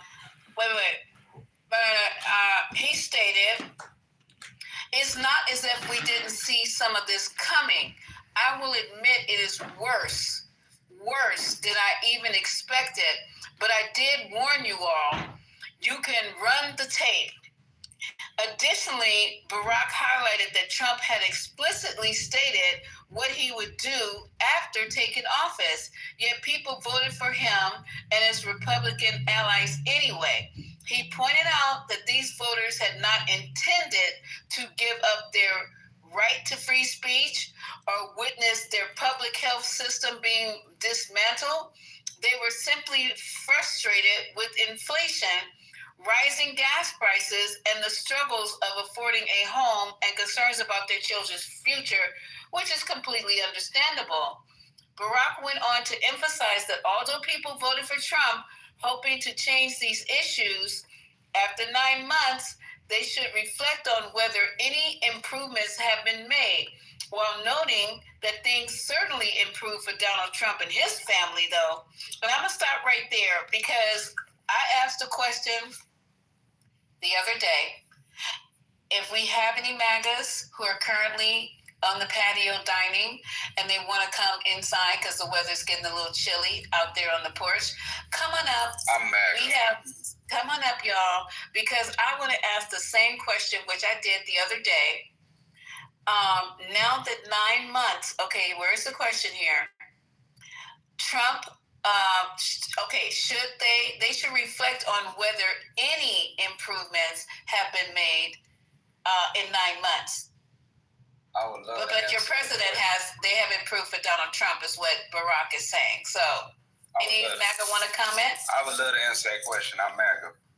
Okay, sir, you got the floor. Everybody, please stay on mute while we have one of our illustrious guests answer this question. Thank you. My 401k has improved. My property values have went up. My federal taxes are projected to go down. I feel like I've grown an inch and a half. My hair has gotten longer. My life is just overall much happier. I water my grass with liberal tears.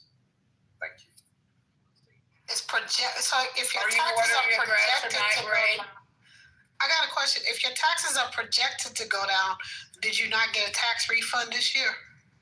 I haven't filed for 2020. Oh, so you're behind on your taxes? Oh. No. Okay. Oh, you talking about for last year?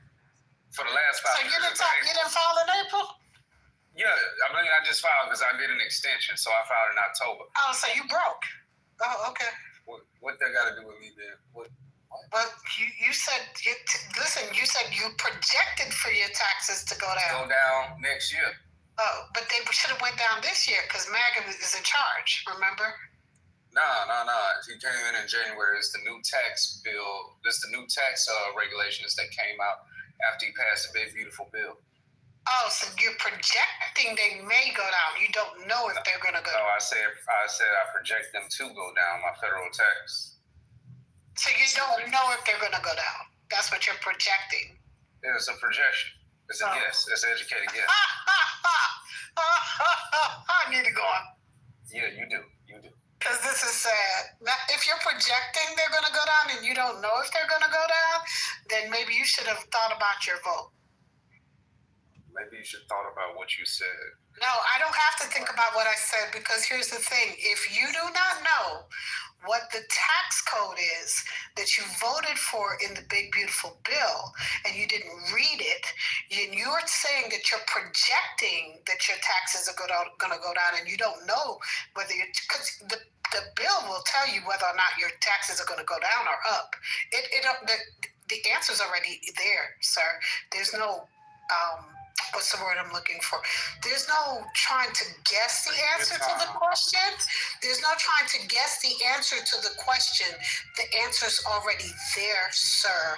So you should go look and see and go read the tax code, sir. Well, I'm not going to read the entire tax code. I have a life to live. The second thing you said was about me voting for the big beautiful bill. I understand. You voted for Trump, so yeah. Okay, I understand what you meant by that, but if we're gonna get down to semantics, I did not technically vote for the big beautiful bill. You voted for Trump. It's a projection. I am projecting my federal taxes to go down. Well, let me know how that works out for you next year. I sure will. But your 401k didn't go up, so I need you to stop that line. No, my 401k did go up. I need you to stop that. The stock market is up. What did you say, Malik? Well, anyway, as I was saying before, I was so rudely interrupted by Malik. My 401k is up. The entire stock market is up. I do a lot of my investing on my own. So, which one is it? Your 401k went up, or you do investing on your own? Because those are two separate issues. I understand those are two separate things, but yes, I do both. I take out money and I invest on my own, and I do have a 401k, and they are both up, way up. Yeah. I'm winning bigly. Yeah. Okay. All right. Okay, Clubhouse millionaire. I didn't say I was a millionaire, but I plan on being one day. So, Ray, how do you feel about our little blue wave we got going on here? I love waves. Me too. I watch people surf, and I think you guys should ride that wave straight into... Right into what? Your butt. Huh? Ride the wave into your butt. Why you gotta be nasty about it? He couldn't stay mature for long. He has no level of maturity. That's the problem. He is trolling you. I'm not trolling. I'm straight up MAGA. I'm in MAGA. That's okay. We'll make sure we provide some puffs for you today, and we'll make sure we'll be stocked up like Diddy on lube when it comes time for midterms. It'll be all right.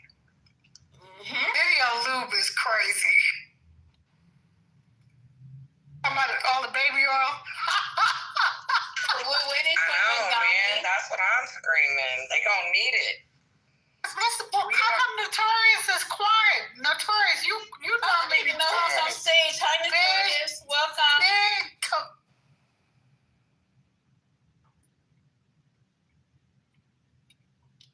Hello? Welcome to our little red rope party. Somebody just said Prop 50 just passed. Yes! No, where? It just passed. I saw it. Yes! But I want to calm y'all down with this, right? Because the proper way to redistrict a state is the way that Abbott did it.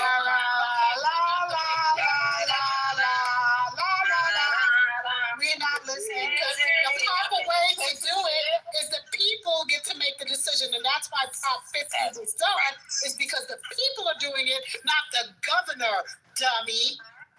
Well, the people of Greg Abbott State would have No, the people did not get to do it. Greg Abbott made the decision for the people. Say that. That's the problem. The people of his state. The people of his state. The people of his state would have done it. But they didn't. But they didn't. Just because you're louder doesn't mean you're right. But they didn't. You sound like you smoke a pack of Newports a day. Your voice is very unpleasant. You don't need that. Never smoked a day in my life. You're a dummy. We don't need that right now. We're trying to. Never smoked a day in my life. Trying to speak, but she's speaking over me. But You know, Jones I don't though, smoke. that's California. They got a ban on them motherfuckers. So yeah, smoke that. But Okay, so we're talking about 50, not Abbott in Texas. What are you talking about? The proper way to do it is just let's do Ray what get you this want to do. out so he can tell us the proper way to do it. Go ahead, Ray. Thank you. What's your name? Lisa. I apologize, Lisa.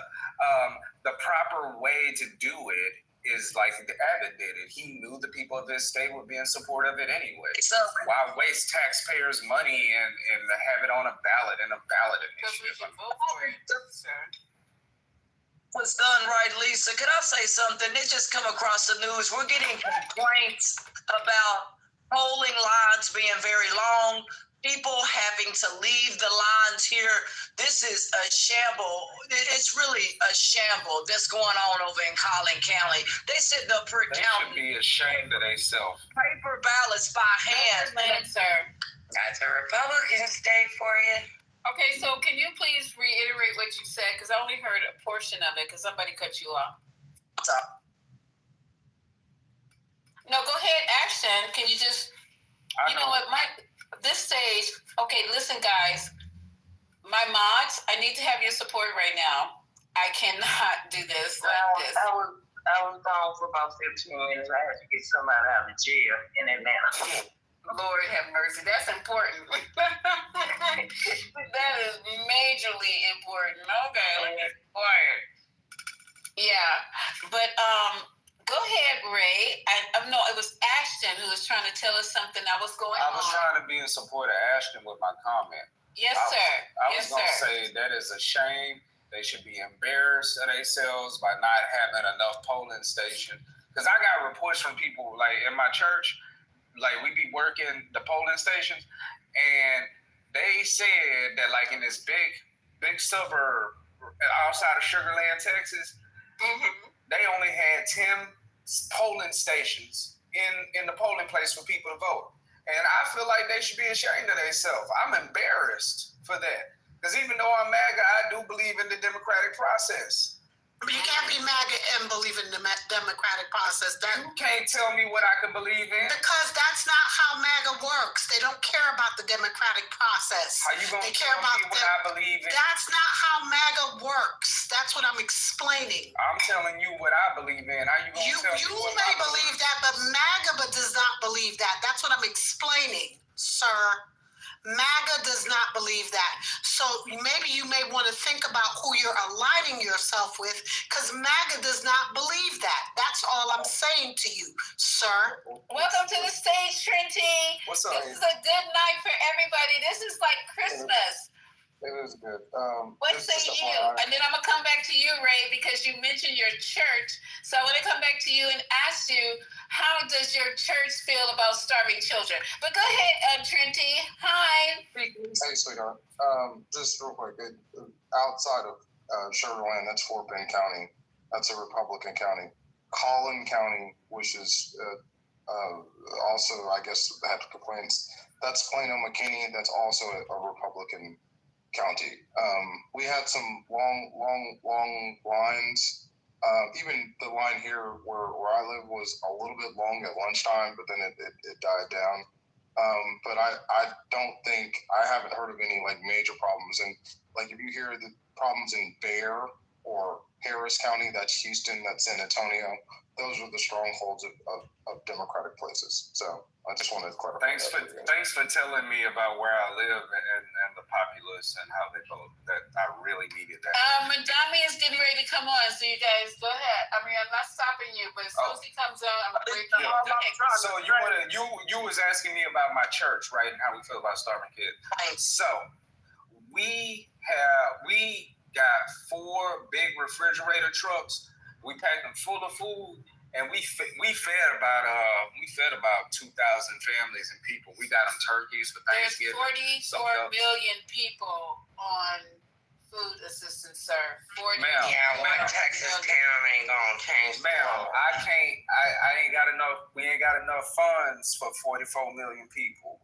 I'm just telling you how I try to make a difference in my neighborhood and my community. But we wouldn't even have this problem, Ray, about us trying to feed children. Let's forget about the grown-ass adults. The innocent kids that their parents are scrambling, trying to figure out how they're going to feed them through the end of November. Their parents need to make... I ain't got nothing to do about that. Wow. So because they're working parents, people are working on that are getting EBT. Right. This is my point about MAGA, how just disgusting and how low down these people. People who are working, people who actually have a job. Disgusting and low down. You are low down and disgusting. I don't need you here to judge. I said what I said. I said what I said. Ray, where do you live in Houston, my man? I'm not giving you my address, boy. I don't know you like that. What part of it? Wow. Yeah, so I'm call each other? Let Trent speak, you guys. Say on mute, so because I don't want him to think that I'm not appreciating the fact that he's up here trying to add to the conversation. Go ahead, Trenty. Yeah, so Ray, I'm from Klein. I grew up in the Champion Forest area. Okay, if you know where that is. I've been. You said you live near Sugar Land. I used to live in Stafford. I worked at Finnegan Auto Group, so I know the area well. That's why I was asking what part of Sugar Land were you in? I'm from Sunnyside. Oh, you're from the hood. Don't call Sunnyside the hood. There's a lot of wonderful people from Sunnyside. I don't like that phrasing and that terminology. Don't call majority black neighborhoods the hood. It's a neighborhood, sir. Look, guys, the fact that people are going without meals, and I didn't know that Ray was a Republican. Whatever the case may be, Ray, you got to put all that aside and show the love of Christ, real talk, for real, and start to help people in whatever way possible that you can. I completely understand that, but I don't want to cut you off too hard. But I got a confession. I feel so fucking dirty and nasty pretending to be a Republican and saying those foul things I said. Trent, I will never be your friend, and I'm never going to tell you where I'm from. I want to apologize to my ancestors for pretending to be such a dickhead just then. Rez, I don't know you very well, but I was trolling. Lisa, I was trolling. Oh, my God. That's not nice. I got to take another fucking shower. I feel like I just had sex. That's not nice. I feel like I just had sex with somebody who I know had chlamydia. I feel so nasty and dirty. I don't know that that's going to be. I gotta leave. Trent, I can't believe you offer me your hand in friendship. You can sometimes, but I would never want to be your friend. You just seem like such an unpleasant person to be around. Like, if I was watching football with you, you'll talk about CTE and breaking ankles and shit. Like, if I had a drink with you, you would go through the process of explaining the history of beer with the ancient Egyptians and Greeks and shit. You could ruin a fucking free fish dinner, Trent. You are like one of the, you're not bad, I ain't gonna say that. But you just seem like such an unpleasurable person who's unhappy with life. You seem like you just sit up and talk about all the bad things about black women. When Dominique's come up, y'all, oh, damn. Oh, no, it's some other white girl. Go ahead, y'all, go ahead. I'm keeping track on this. Go ahead, I'm sorry. Is, I think I'm sorry? I said, where did all the people go? What do you mean?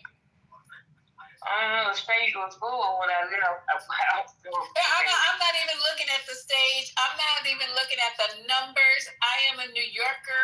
I'm excited about what's going on right now. This is an open app. You guys are more than welcome to cruise and peruse and do whatever you want. And I just want to say I appreciate all the Californians who said yes to Prop 50 right now. Thank you to all the Californians who voted yes to Prop 50 like myself. Thank y'all for making sure that we gonna keep our seats because we gonna vote in the midterms and we gonna keep them seats. Hello? Okay. Thank God for California, Rez, and the beautiful state it is. And they're always in the leadership on the forefront of what's going on in the country. They're always in the leadership position. So thank God for California and all you good California people. We trying. You know, I'm a New York. California, but you know, I'm doing my thing out here. Amen, you guys. So we're waiting on what's his face to come on. Thank you guys for hanging out with the 420 tonight. As you guys can see, I'm damn near giddy with what's going on, and we the blue.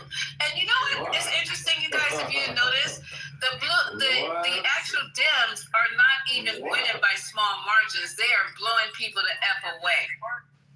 Okay, they're blowing these other people away. I mean, these votes are big. These numbers weren't small. Like, these are like 3 million, 4 million count votes. This what looked like election year votes. These numbers were huge. Yeah. So when I was speaking earlier, when I said that Mondami is a canary in the coal mine, and Notorious, I don't know if you heard, there is a definite move to the hard left toward socialism in this country. It is happening with the youth, and it is actually happening with the people over 65. So it's both sides. It's healthcare and it's jobs, and it's colliding. It is not just Mondami is not a one-off. Right.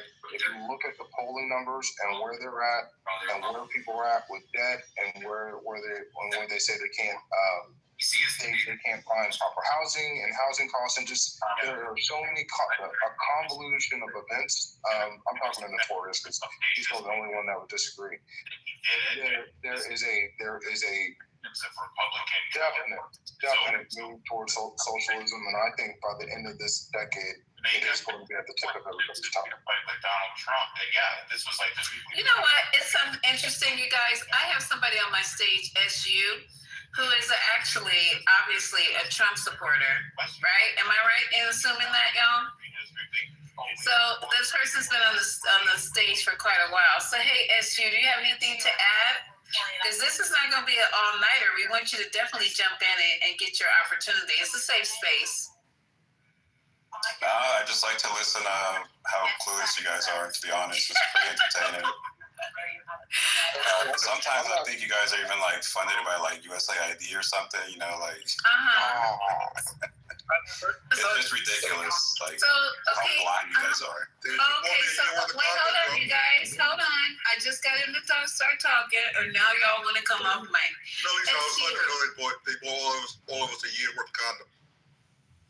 Like the amount of corruption that has been exposed in the Democratic Party under the Trump administration is ridiculous. Oh my goodness. I don't understand how you guys can continue. Wait, y'all stay muted for just a second.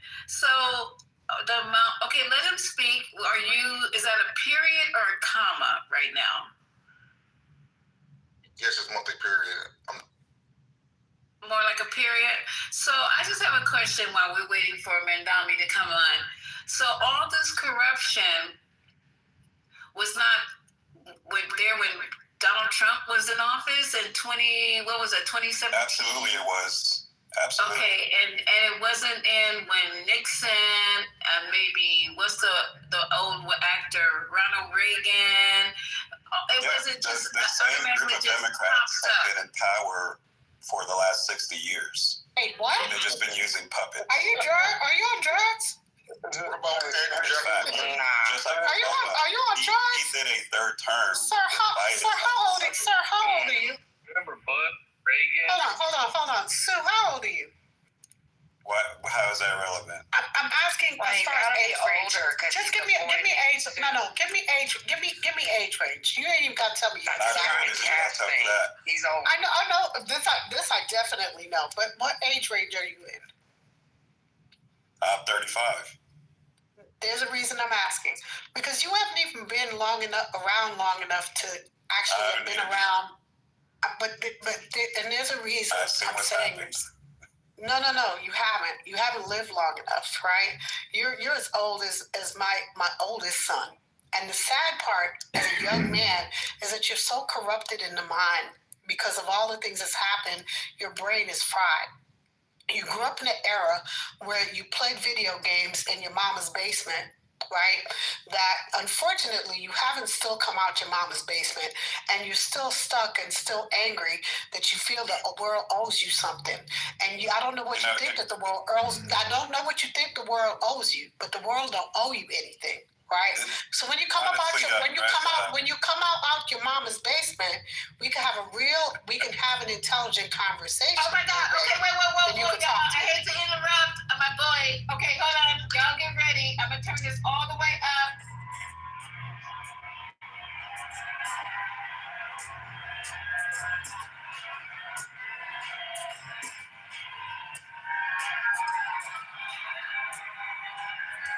I don't like this music, but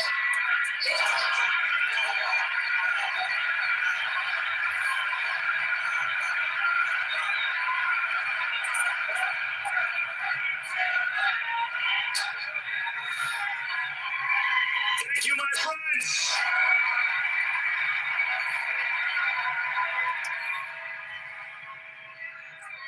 The sun may have set over our city this evening, but as Eugene Debs once said,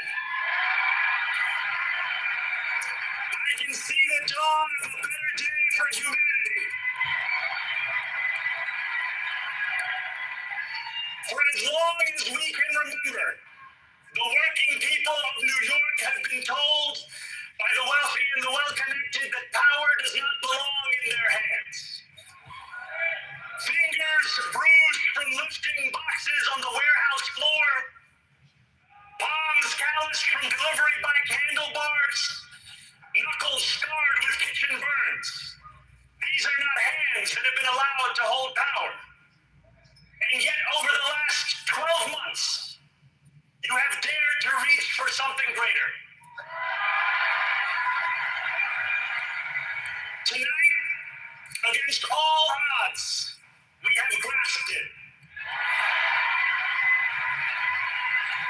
The future is in our hands. My friends, we have toppled a political dynasty.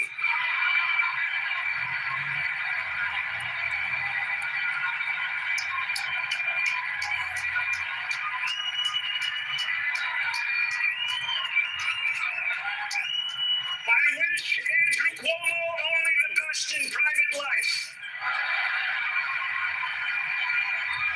But let tonight be the final time I utter his name.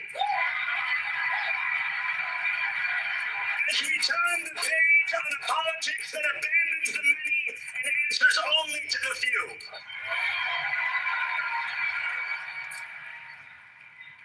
New York, tonight you have delivered a mandate for change,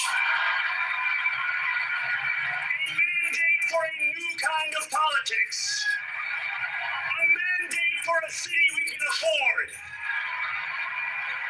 and a mandate for a government that delivers exactly that. On January 1st, I will be sworn in as the mayor of New York City.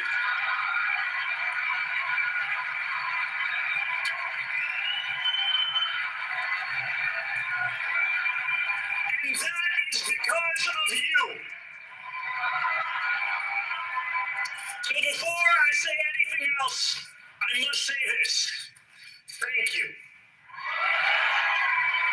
Thank you to the next generation of New Yorkers who refused to accept that the promise of a better future was a relic of the past. You showed that when politics speaks to you without condescension, we can usher in a new era of leadership. We will fight for you because we are you. Or as we say on Steinway, Anaminkum wa ilaykum.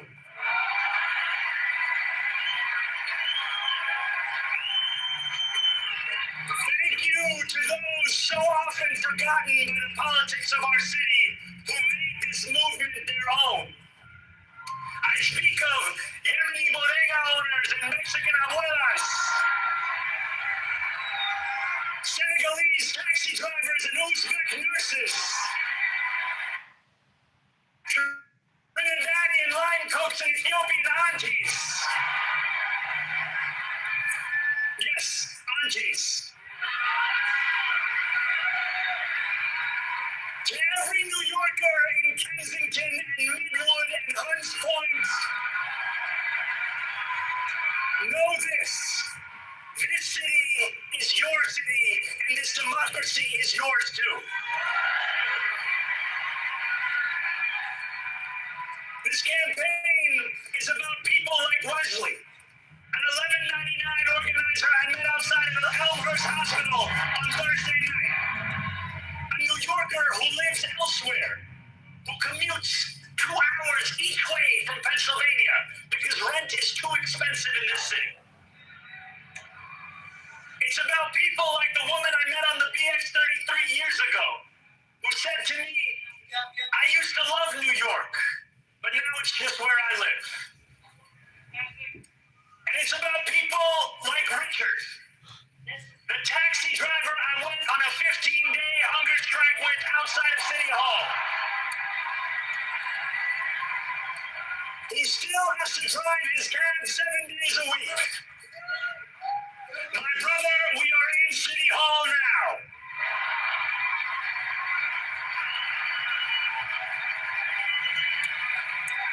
This victory is for all of them. And it's for all of you.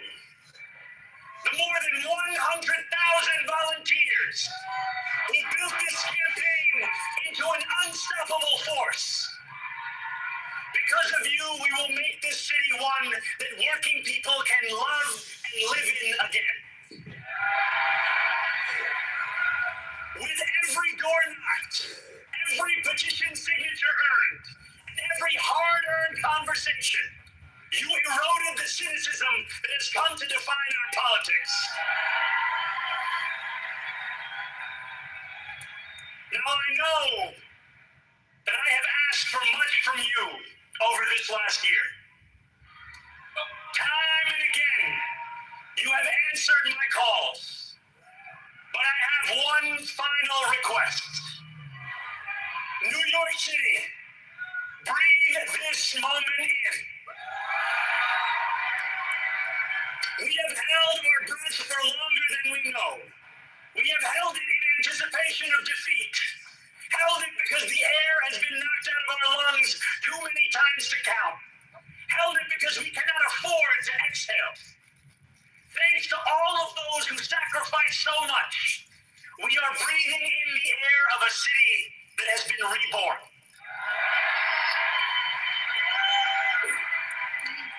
To my campaign team, who believed when no one else did, and who took an electoral project and turned it into so much more, I will never be able to express the depth of my gratitude. You can sleep now. To my parents, Mama and Baba,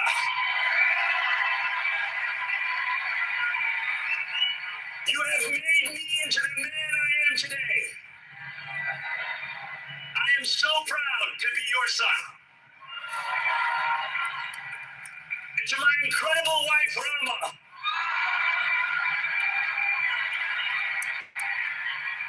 Hayati, There is no one I would rather have by my side in this moment and in every moment. To every New Yorker, whether you voted for me, for one of my opponents, or felt too disappointed by politics to vote at all, thank you for the opportunity to prove myself worthy of your trust.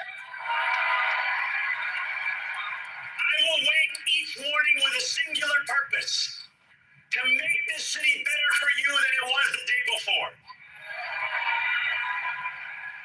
There are many who thought this day would never come, who feared that we would be condemned only to a future of less, with every election consigning us simply to more of the same. And there are others who see politics today as too cruel for the flame of hope to still burn. New York, we have answered those fears. Tonight we have spoken in a clear voice. Hope is alive. Hope is a decision that tens of thousands of New Yorkers make day after day. Volunteer shift after volunteer shift, despite attack ad after attack ad. More than 1 million of us stood in our churches, in gymnasiums, in community centers, as we filled in the ledger of democracy. And while we cast our ballots alone, we chose hope together. Hope over tyranny. Hope over big money and small ideas. Hope over despair. We won because New Yorkers allowed themselves to hope that the impossible could be made possible. And we won because we insisted that no longer would politics be something that is done to us. Now it is something that we do.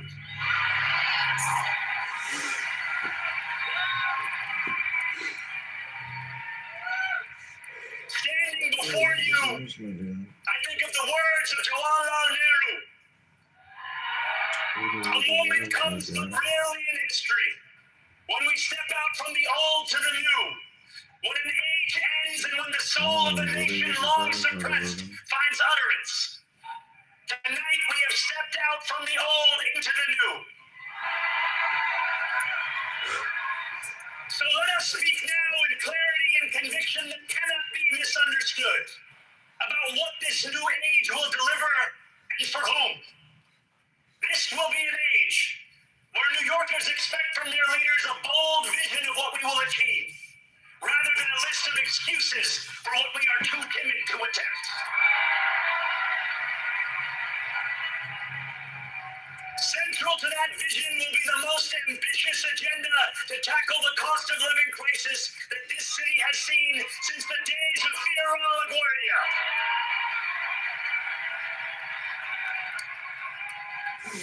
An agenda that will freeze the rents for more than 2 million rent-stabilized tenants. Make buses fast and free. And deliver universal child care across our city. Years from now, may our only regret be that this day took so long to come. This new age will be one of relentless improvement. We will hire thousands more teachers. We will cut waste from a bloated bureaucracy. We will work tirelessly to make lights shine again in the hallways of NYCHA developments where they have long flickered. Safety and justice will go hand in hand as we work with police officers to reduce crime and create a department of community safety that tackles the mental health crisis and homelessness crises head on. Excellence will become the expectation across government, not the exception. In this new age we make for ourselves, we will refuse to allow those who traffic in division and hate to pit us against one another. In this moment of political darkness, New York will be the light. Here, we believe in standing up for those we love. Whether you are an immigrant, a member of the trans community, one of the many black women that Donald Trump has fired from a federal job, a single mom still waiting for the cost of groceries to go down, or anyone else with their back against the wall, your struggle is ours too. And we will build a city hall that stands steadfast alongside Jewish New Yorkers and does not waver in the fight against the scourge of anti-Semitism. Where the more than 1 million Muslims know that they belong. Not just in the 5 boroughs of this city, but in the halls of power. No more will New York be a city where you can traffic in Islamophobia and win an election.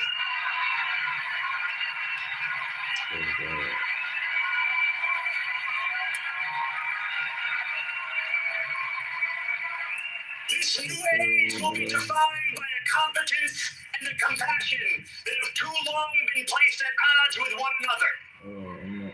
We will prove that there is no problem too large for government to solve and no concern too small for it to care about.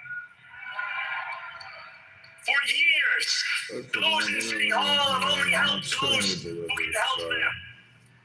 But on January 1st, we will usher in a city government that helps everyone. Now, I know that many have heard our message only through the prism of misinformation. Tens of millions of dollars have been spent to redefine reality and to convince our neighbors that this new age is something that should frighten them.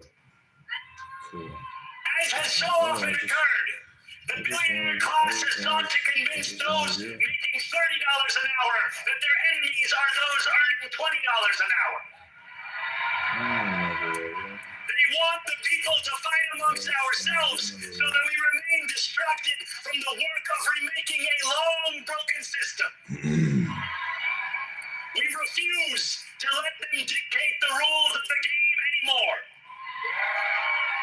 They can play by the same rules as the rest of us. Together, we will usher in a generation of change. And if we embrace this brave new course, rather than fleeing from it, we can respond to oligarchy and authoritarianism with the strength it fears, not the appeasement it craves.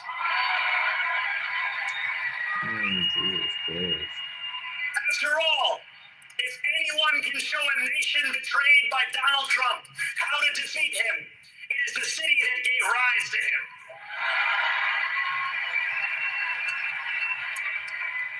And if there is any way to terrify a despot, it is by dismantling the very conditions that allowed him to accumulate power.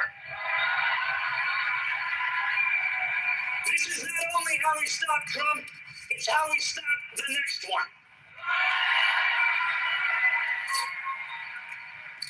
So Donald Trump, since I know you're watching, I have 4 words for you. Turn the volume up.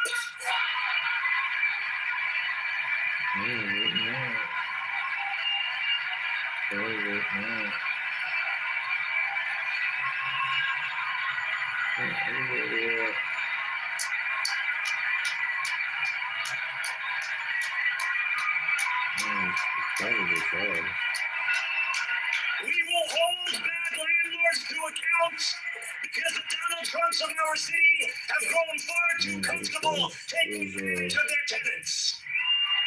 We will put an end to the culture of corruption that has allowed billionaires like Trump to evade taxation and exploit tax breaks.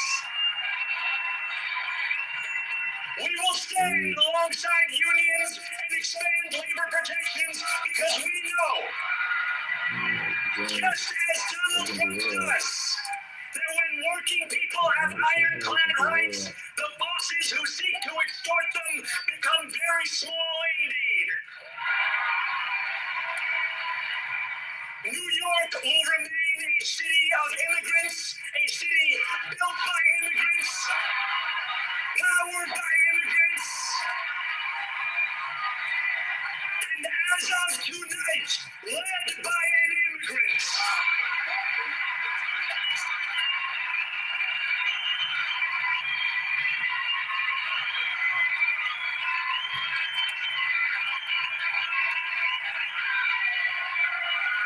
So hear me, President Trump, when I say this. To get to any of us, you will have to get through all of us.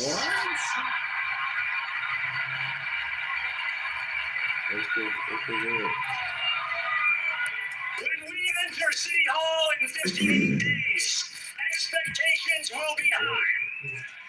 We will meet them. The great New Yorker once said that while you campaign in poetry, you govern in prose. If that must be true, let the prose we write still rhyme and let us build a shining city for all. And we must chart a new path, as bold as the one we have already traveled. After all, the conventional wisdom would tell you that I am far from the perfect candidate. I am young, despite my best efforts to grow older. I am Muslim. I am a democratic socialist. And most damning of all, I refuse to apologize for any of this.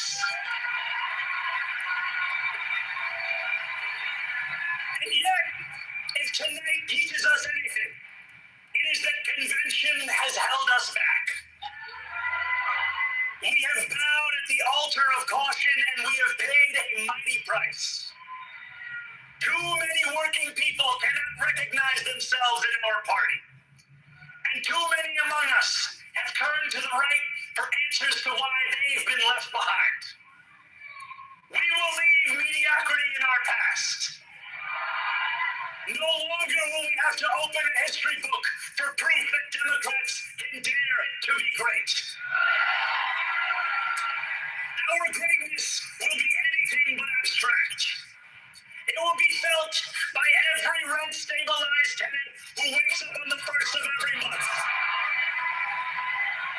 knowing the amount they're going to pay hasn't soared since the month before. It will be felt by each grandparent who can afford to stay in the home they have worked for,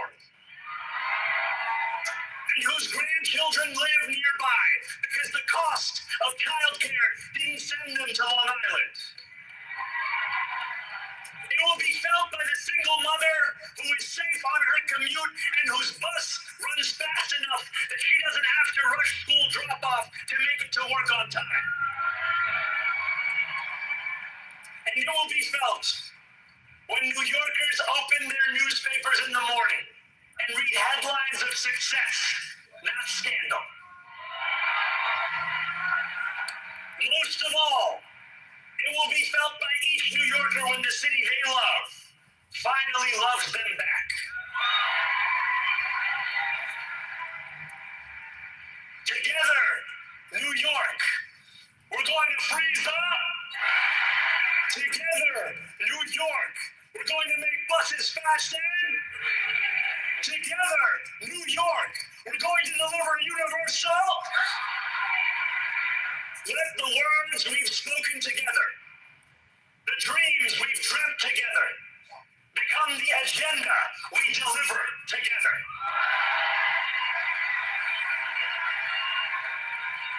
New York, this power, it's yours. The city belongs to you. Thank you.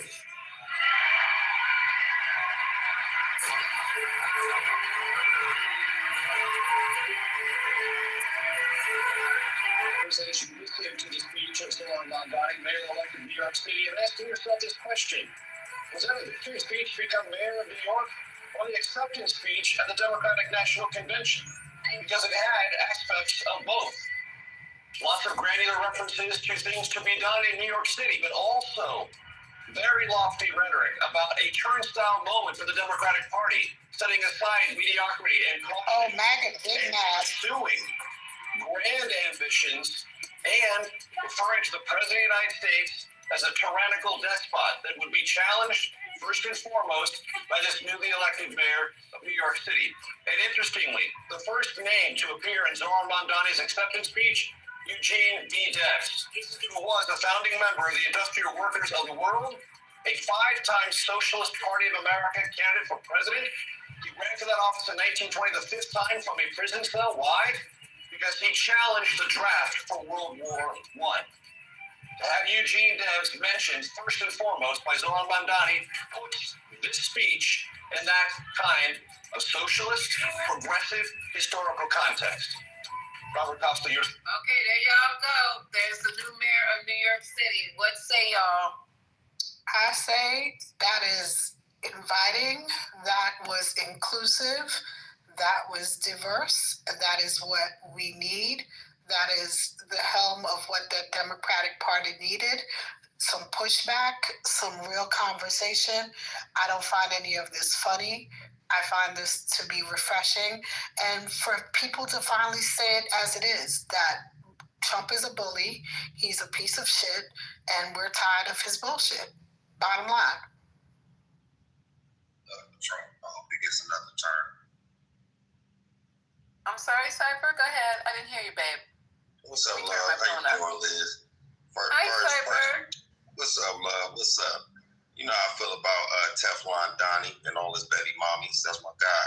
He's out there kicking ass and taking names, doing what he was sent to do. The Lord's work is being put in motion. He got all these people in their emotions, and none of them are really operating in logic, and they need a leader that is actually going to do what he says he's going to do. Starving people is starving. Wait, rest. Don't cut the man off. Let him get his thoughts out. Okay, go ahead. I'm Cypher. Yeah, and I understand the emotional aspects, but when people take their emotions out and really look at the logic and the logistics of things as they are, you might be able to see things differently, right?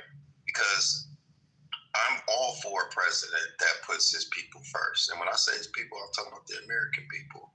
There are people that are benefiting, that are illegally in a country that's not their own, benefiting more than the people that built the country, right? There is a issue with SNAP benefits and all that other stuff, but guess who shut down the government, right? Guess who held the government hostage? And it happened, 12 years ago on the same date, October 1st, 2013 with Obama. Right? This time, yes, the Democrats that shut it down, they needed 5 votes. It's 60-40. Now he just went and announced a nuclear option to get rid of that shit so it doesn't happen again. So I think people, if they were educated enough and removed their emotions outside of what they're seeing or receiving from biased media outlets and start looking at, I used to be the same way about, Trump, until I had to take my emotions out and I start looking at things logistically, and I'm not as offended. And even if he is what people think he is, guess what? I'm seeking opportunity to exploit and extract resources and options to still maintain and sustain myself in no matter what environment we're in. I see Democrats and Republicans as 2 wings on the same racist white dragon. I land. I'm trying to figure out, where did you find $40 billion to give to the country of Argentina, right? Where did you find that money to give to the country of Argentina and let their country be okay, but it was okay for you to cut off SNAP benefits for 43 million people in this country when there is a actual emergency fund, and he was ordered by the courts to not cut that contingency fund off twice, and he still has not done what the courts have ordered him to do, right? Even though there's a government shutoff, right?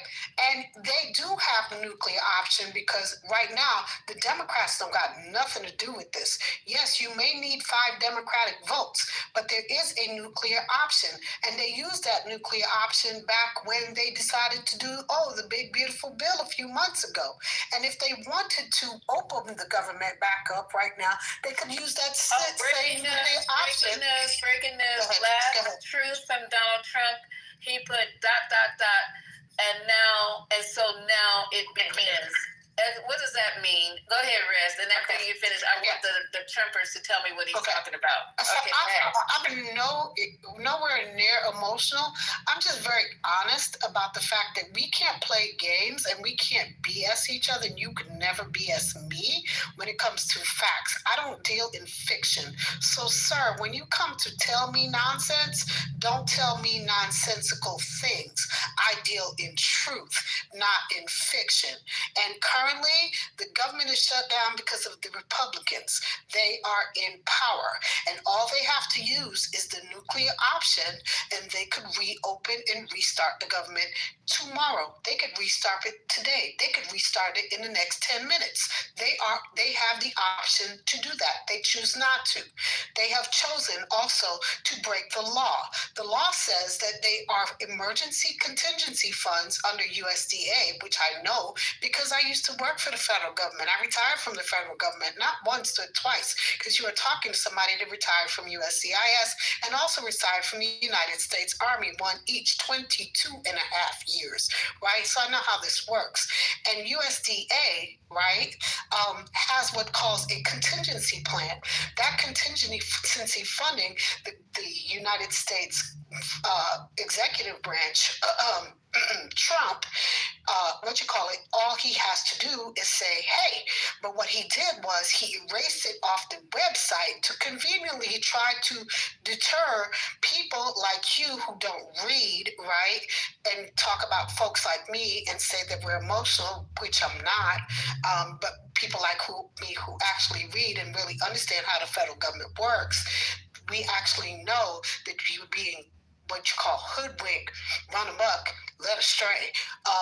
That when a federal government, when an agency then turns around and sues you and says, hey, you have to use those contingency funds because you cannot shut down an actual program that money is earmarked for, and you have to now provide that funding, and then you turn around and say, oh, I'm going to provide it. Then you turn around and say, oh, no, I'm not. Oh, yes, I am. Oh, no, I'm not. Oh, yes, I am. And you keep playing games. That's dangerous. Yeah. So what's your response to that, Mr. Cipher? Baby, I hope that you find peace and healing, joy in your life. I wouldn't make so many assumptions. When I talk about the emotional aspect, and anything I just said before you responded, I had no intention of talking to you directly. I don't know you. And I do read, and I'm a government contractor. You probably have more life experience than me. You seem to be, your life experience and government is about my age together combined. So I shout out to you on that. But I think you're making too many assumptions, which leads me to know that you are indeed emotionally triggered by some of the things that I said. And you probably think that I'm a Trump supporter. I am a Trump supporter logistically, and I don't care who's in office. My goal is I'm their worst nightmare, okay? Just let you know, I'm a charlatan politically. I have no political alliances. I can't even get these resources if I wanted. And I'm pretty sure you wouldn't qualify for them either. And I'm not that worried about people that are extracting those resources. And for those that do actually need it, what I do actually helps them anyway. And I do pray that they find the resources that they need. So I'm not cold and cut to that, right? However, I don't have to be outraged because you are. And just because I'm not outraged doesn't mean that I'm insensitive to those things. And even if I was, it's really nothing that you could do to judge me. You don't know me. I don't know you. And I'm not here to judge you for your political beliefs. What I would say, though, and by me saying these things in general concept, is for us to remove our emotions so that we can see things differently. See, if you emotionally respond to, can we keep it to 60 seconds? Y'all are pontificate. It's too much fun to be had. Tonight we celebrate victories tonight, baby. It's victory tonight, baby. It's not Trump night. Trump had this last November. It's about Zorhan Mandami tonight, baby. That's what's going on. We celebrate victories, baby. Can I land in 30 seconds? Okay. Yeah, you said a whole bunch. We heard that. You repeat yourself. Y'all give You didn't hear anything. seconds so we can we this is emotion I'm talking about, though, Lisa. We don't care. We happy. This is emotional. Celebrating. So emotional. I've yet to emotional. We don't care, bro. We don't care. Masculine black male. We don't care, bitch. Point blank. Yeah, look at that. Sassy, sissy shit. We don't care, bitch. And not seconds. Get your seconds. Go ahead, girl. We got Mayor Adams wants to talk to us for a minute. Go ahead, my friend. Yeah, we got. Yeah, go ahead, girl. Don't address me. Go ahead, girl. You see this drag? Go ahead, girl. No. Now, Lisa, you heard this little faggot call me, bitch. Go ahead, girl. Okay. Finish your sentence, bitch. I mean, but listen, you're not going to check your name. Okay, no, can't nobody check me. I'm uncheckable. You can't check the checkers. Go ahead, girl. You can't check your sexuality, nigga. Go. I can't. Okay, so let's go, Cypher. Do your 10 seconds so we can move on to 10 seconds. I can't get my 30. I can't get 30 seconds. You need 30 seconds? To land it, I mean, damn, I've been cut off for like over a minute to 3 minutes. on mute. What is wrong? Why do you keep shouting out my name and everybody else is talking? Okay, Cypher. Get your 30 seconds. Get your 30 seconds right. so we can move on. Let me know when I can talk because I don't want to be cut off. Go ahead, Cypher. Right, Starting now. So Alexa, set timer for 30 seconds. Thank you, Alexa. 29. There we go. So here's the thing. We don't have to look at this from an emotional standpoint. As Black Americans, if you're really truly about being Black in America, you don't have to have any loyalty to any political party. You should be strategically aligning yourself with things that directly impact you and yours, right?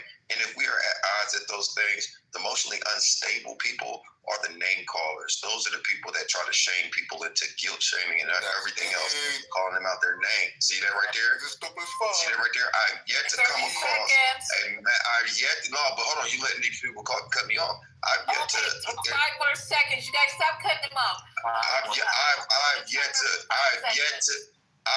to come across a masculine liberal male. You sound emotional. Please don't address me. I'm not liberal. You faggot ass nigga. Oh, are you emotional? Are you mad? Are you up your body, bitch? That's ridiculous. How about that Mamdami, ho? Stop. I call people names. All right, come on, y'all. We can do better. This is a good night. This is celebrating night, okay? If you're still awake, help run the room. If not, come on, y'all. Alexa, stop. All right. I don't know what's wrong. Mayor Adams looked like he about to cry. So I'm going to let you guys go ahead and talk. If you got something you guys want to talk about really quick before I play him. But he releases a somber video responding to Mandami's mayoral win. I can't wait to hear it. But y'all go ahead. I hope Mandami has some good security. All I want to say is he proved private security on the side besides NYPD. Why you say that? Why do I say that? Yeah.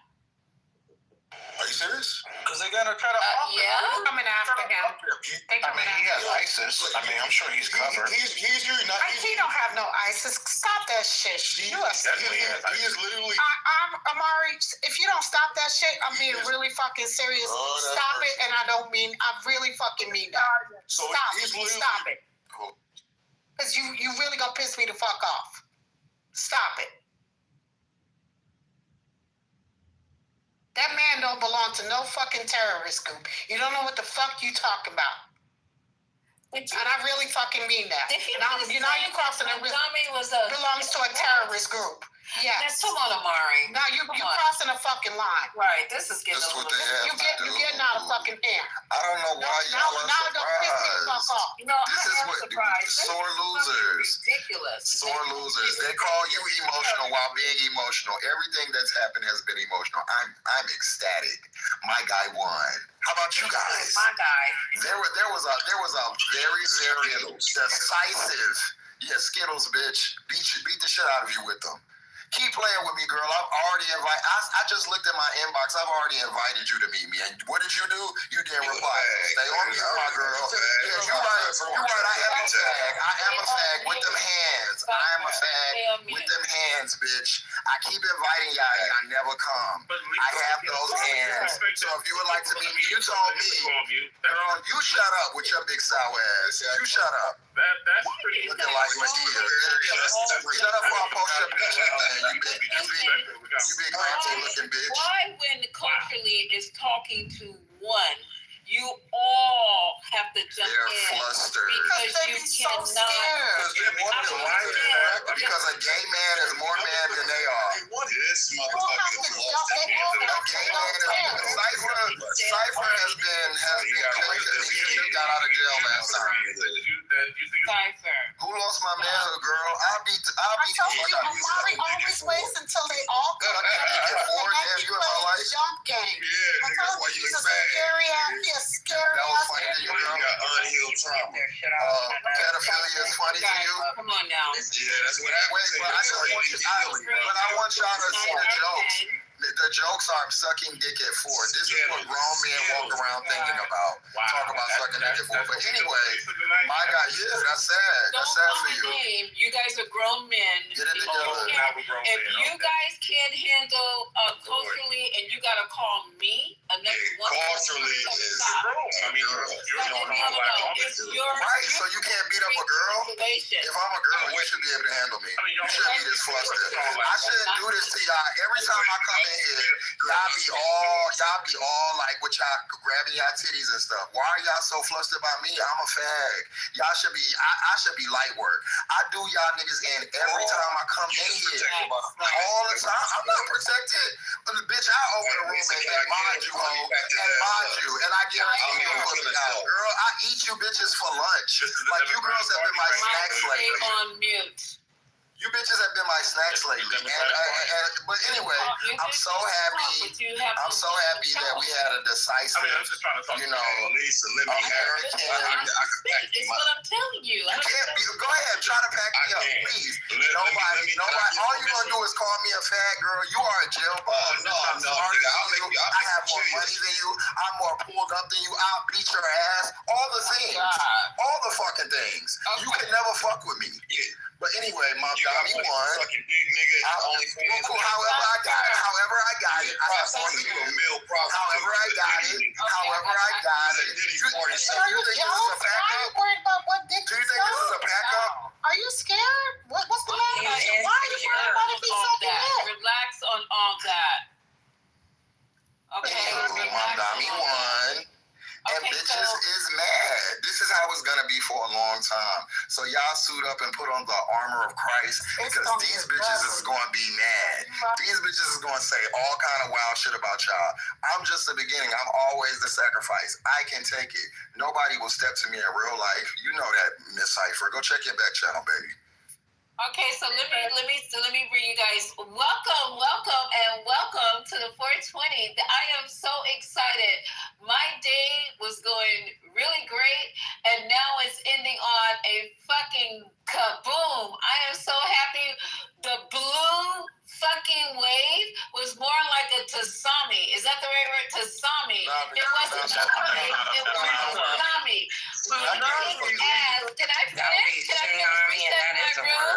Can I finish resetting the room? We kicked fucking ass tonight. I'm so proud of us. I know this is going to continue in 12 months. When we get to the midterm, we won every fucking thing tonight, and not by just a little tiny margins. We kicked fucking ass. And guess what? Donald Trump has wasted no time in dodging responsibility for the decisive Republican losses on Tuesday.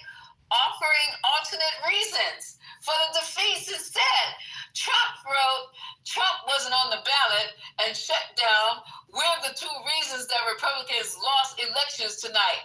According to the posters the president wrote on Truth Social. Hold on.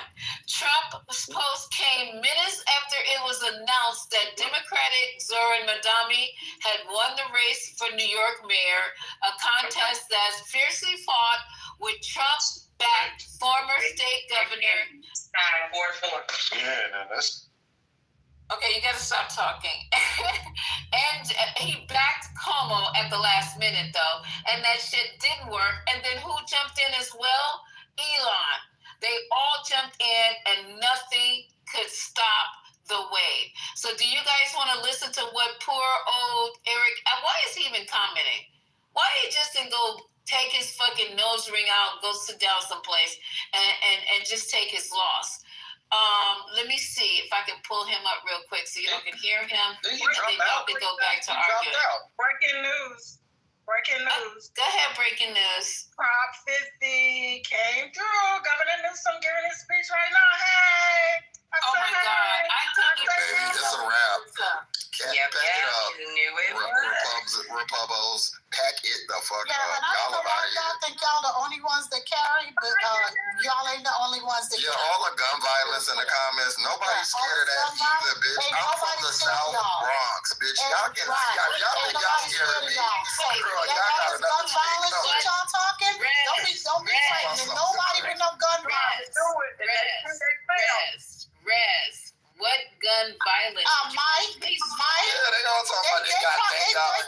They talking about they got guns. To me, imagine a sissy threatening you online and you gotta go get a gun because you're saying you got your hands like that. You know what your ass would feel like. I'm the one to have a threaten you got a gun. Okay, calm down, you guys. Calm down. This is a party. This ain't no fight. This is a party. I'm the one to tell you got a gun. Okay, y'all with the gun. Cypher, you might want to shut the hell up because I got more than a 22. You might want to watch your motherfucking mouth. Guys, don't do this in here like that, threatening and guns and all that kind of stuff. Because all they start this shit all the time. I got you. This is ridiculous. You can't take it, Lisa. They can't take it. Wait, Alexander, what are you saying? Because I'm not having anybody helping me mod, and this is getting really too much work for me to do by myself. What you want? If I do what I fucking want to do, it's gonna be a problem. Oh, you gonna drop Alexander? I'm sorry, you're gonna drop the whole stage. I got you. Hold on for a minute. Let me play Mayor Adams real quick. This is crazy work, you guys. Let's keep the party going and let all this violence. Why are you so mad that you got a result of violence? Exactly. That's so violent. That's what they're saying. You gotta send a military in there. Why you got mad that you got a result of violence? Not my mental health, because I'm happy. You gotta pack them up the same for Uganda. And Madami, boy. But see, your worst crime will increase. No, I'm serious. When Trump won, we were kind of down, but we ain't never came in here and start arguing and want to fight and shoot and all that kind of stuff. Where is this coming from?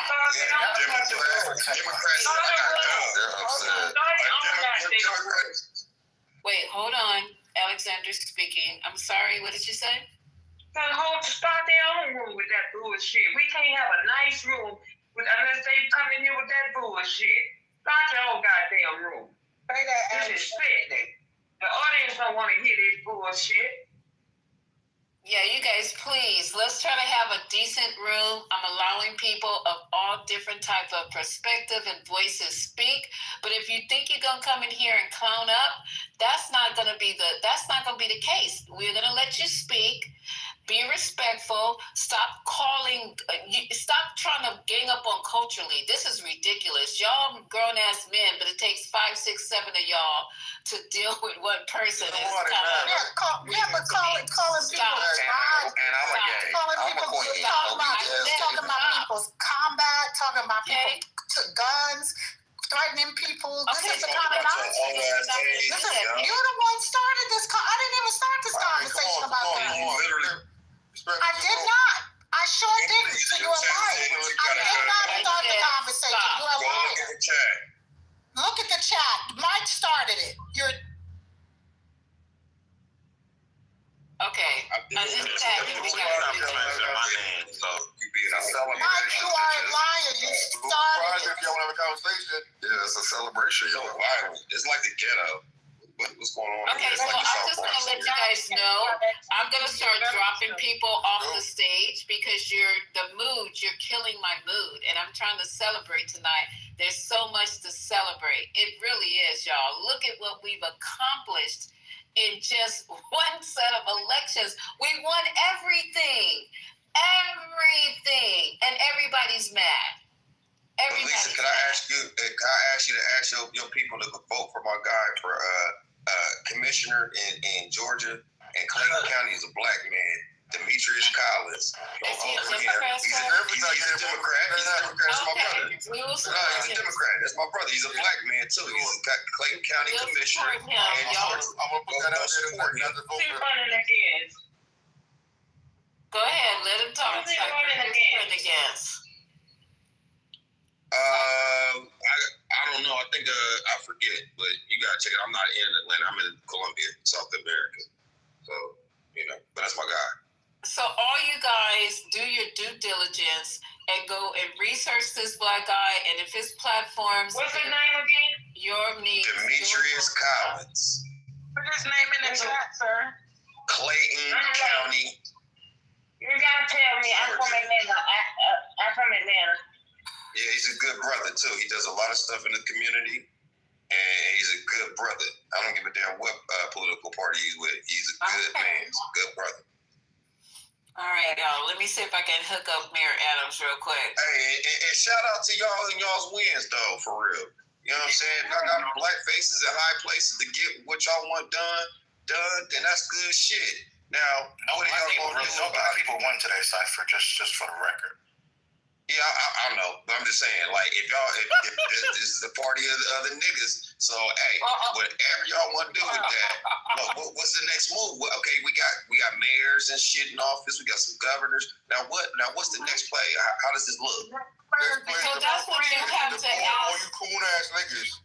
Wait, you guys, I asked nicely, stop taking my platform to a whole nother place. Can we just do that? We all professional people in here, all educated people in here.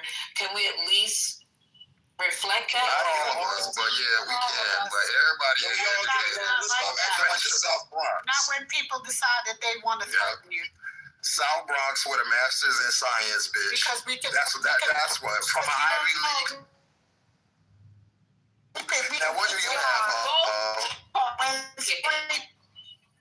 Red. I got a couple properties in another country. You guys gotta stop. Yeah, because people be saying, "Oh, you're from the South Bronx." You're right. And I went to one of the best high schools in the world, and I went to one of the best schools in the world. How much student debt you got? I don't have any student debt. You know why? Because I went there on scholarship.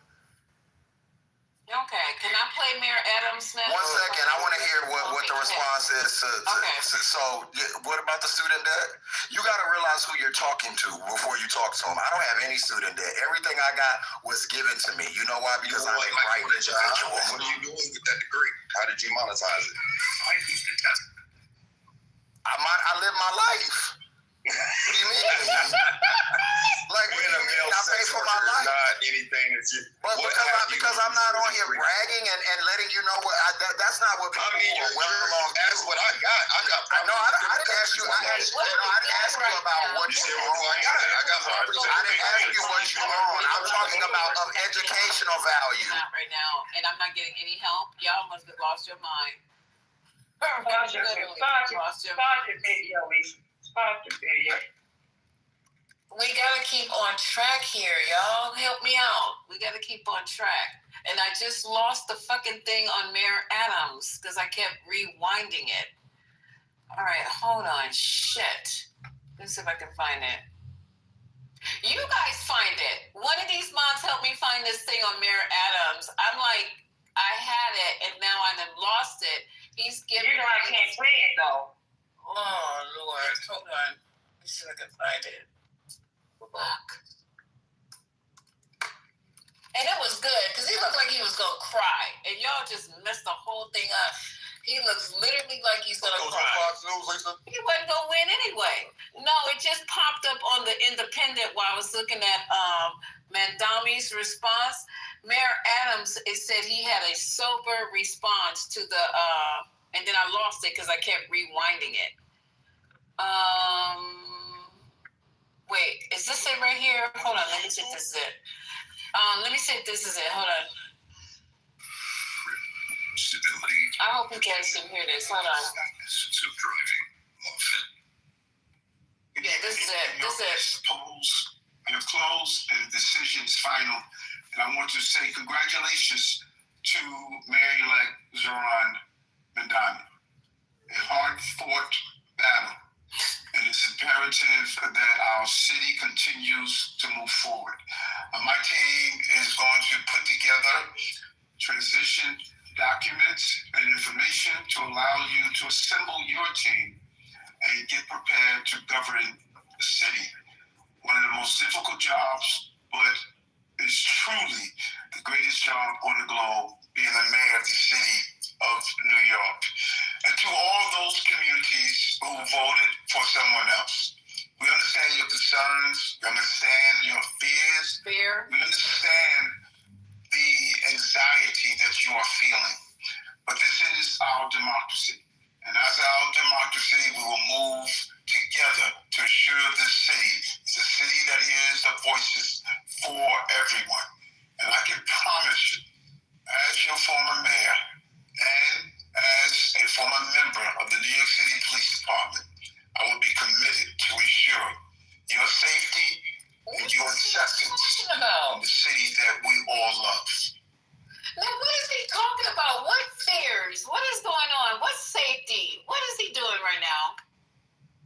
He's talking about the sore losers. We heard a few of them today. Get ready.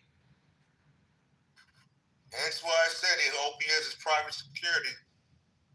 Child, this is crazy. Nobody's scared. I don't know what they scared of in New York, is having him as the mayor. I don't know what the fear is, and it's confusing. I think that was a shot at him talking to, defund the police. Did Mandami ever say you guys to defund the police? Oh, yeah. He did. He never said that. That's a lie. But he said that. This is just lies. He never said that. I was surprised too, but I looked it up. He actually has said it. You know, but he doesn't know how. That is the problem. Yeah, but in his speech tonight, he literally said to work. You know, what I'm saying, work police, reduce crime, and you know, what I'm saying, all that shit like that. So. They're gonna make excuses. They're gonna make excuses at the end of the day, no matter what. Most what he said was he talked about.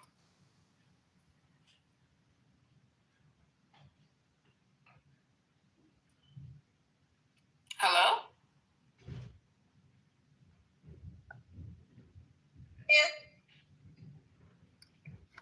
Is it my phone? It's not sure about I can't hear neither one of them, but Jeremy was trying to say something.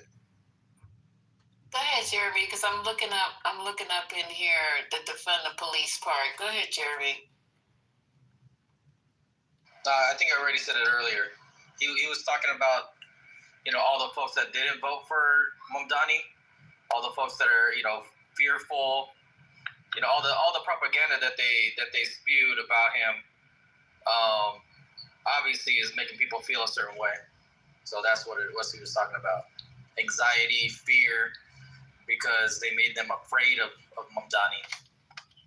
It wasn't Moose. I was trying to explain. It wasn't defund the police. What he was talking about was them trying to find a way where policing was done, and they've talked about this a million times, where they would have calls that would go for non-911 emergency calls, where they would have people that were trained to go out, like psychiatrists, to calls that were police calls.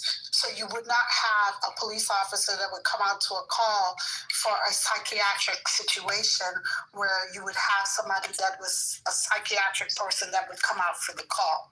And that was what it was. So they keep using that word defund the police, and that is not the case. I was just wondering what Mandami meant when he said it. I'm looking here and I see that he apologized because at some point he called the police racist, wicked, and corrupt. So then he went back and apologized for what he was saying. This is something else. I gotta admit real quick, I don't understand y'all. You won and you're still on defense tonight? What is happening? You can have this conversation every day. Y'all sound like you're on defense. Like why are y'all talking about Donnie's policies and fear mongering and all that? What are y'all talking about? No, you missed the first half of it. Okay, hold on for a minute, you guys, because CEO just came back on stage. We played Mayor Adams, and his word. Did you hear his 1 minute and 23-second speech that he just gave a few minutes ago? No, I did not. Okay, so that's what this is based on. He said, "I know that you are afraid." Why would he say that? Oh, because people are afraid. I mean, because people are afraid. But again, I wouldn't talk about that tonight. Okay. That's for context, so that is why we are talking about it. Yeah, and I could talk about it, but I want to model like y'all should be happy and celebrate. So I don't want to take you down that rabbit hole. But there is a legitimate conversation to have on that another day. Can we have that conversation maybe today? Can we have it on Thursday or Friday? You can have it tomorrow. I'm just saying tonight, if you win the Super Bowl, no one complains about the game. Okay, you're right, babe. And did you see Trump's last truth? Yes, I did. He came after Mamdani, that one. No, the one where he put ... and now it begins. What does that mean? Oh, yeah. So he had two. So he had that one, and then he also said something about, like, we defeated communism before and we'll do it again. So the two go together. So it begins. This is from Lion King. Yeah, but it's gonna be Trump versus Mamdani. He's gonna go after Mamdani hard, so that's what's coming. You don't remember when Mufasa, not Mufasa, when Simba left, and then the monkey was like, "No, it begun." Amari, you been drinking? No, I mean that's what it's meant. I'm trying to help you understand what it meant. You asked the question, I gave you the answer. Now you want to reject the answer. So Donald Trump is referring to the Lion King. Yeah, it's like basically Simba, like he's just gonna come back and he's gonna take over the tribe. He probably is. Trump uses pop culture references like exactly. This is that dumb shit. That shit. I don't understand. This shit you get. Oh, man. For $40, Haitian, I'll put you in Trump. You. Oh my God! Shut the fuck up, man. This is horrible. Why do you say the title that? When you asked about the fears, right? Amari already stated one of them. The first thing he tried to do was bring up his religion and go to the fucking, the classic stereotype, right? So that's one right there. You're gonna hear the socialism bullshit. Yeah, that's true. You're gonna hear all the welfare shit.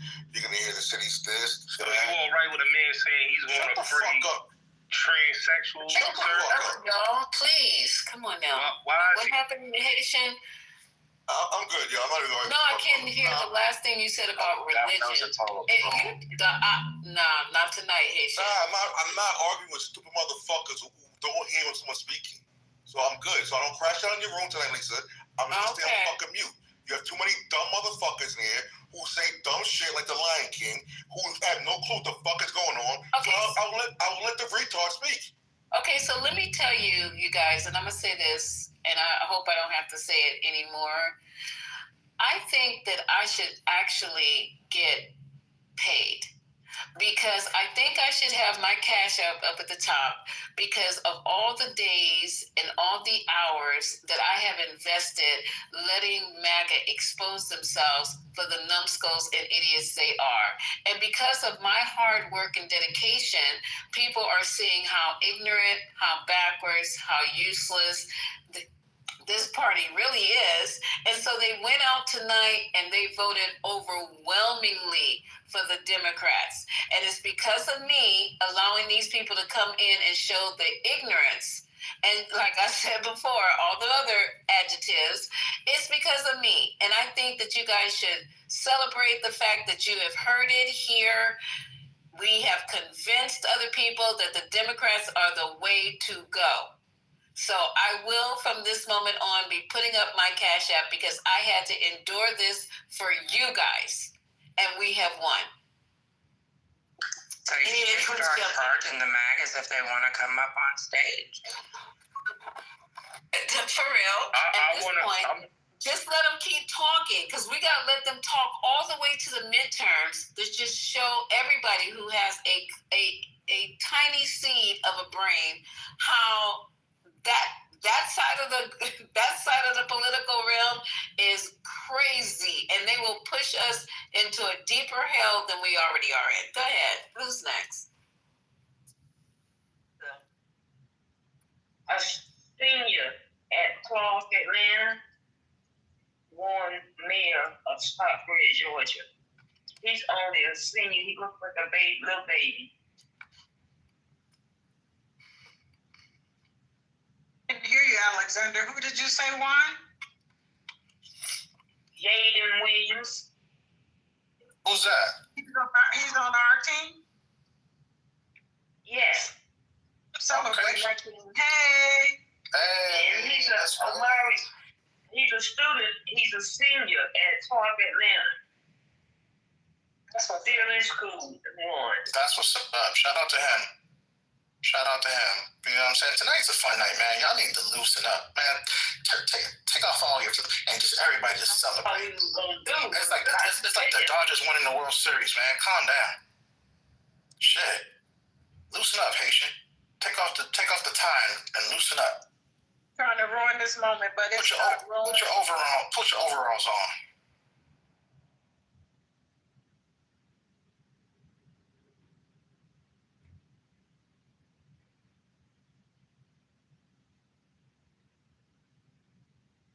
Lisa, you over here trying to have a serious conversation on a day to celebrate, man. But can we get some celebrate again? We gotta remind y'all, man. Today's a fun day. What's wrong with y'all? No, I'm serious. We all have to start acting like we got a job to do. We have midterms coming up, and that's what tomorrow's for. We can get back to business tomorrow. Can we have fun for one day? We can have fun. What are you having fun? The Haitian over here acting like he's salty or something. Rachel, your sister is here. Appreciate it. I'm trying to find her. I'm celebrating, y'all. I am very much celebrating the wins that we have accomplished, y'all. Come on. This is a great night. This is too much. Como's embarrassing loss to Mandami in New York ends Como's family political dynasty. It's been put to rest. And it's don't be like that, Lisa. Mario. No, come on, CEO. We need new blood. Don't do that. You're in the Matrix. You're in the Matrix, babe. I can't hear a word you're saying. Hello? Can you hear me? Okay, go ahead. Yeah, I said don't drag the family into it. Mario Cuomo was a great governor, so don't drag the whole thing. I'm reading a headline, baby. I'm not making this up. I heard your voice inflection.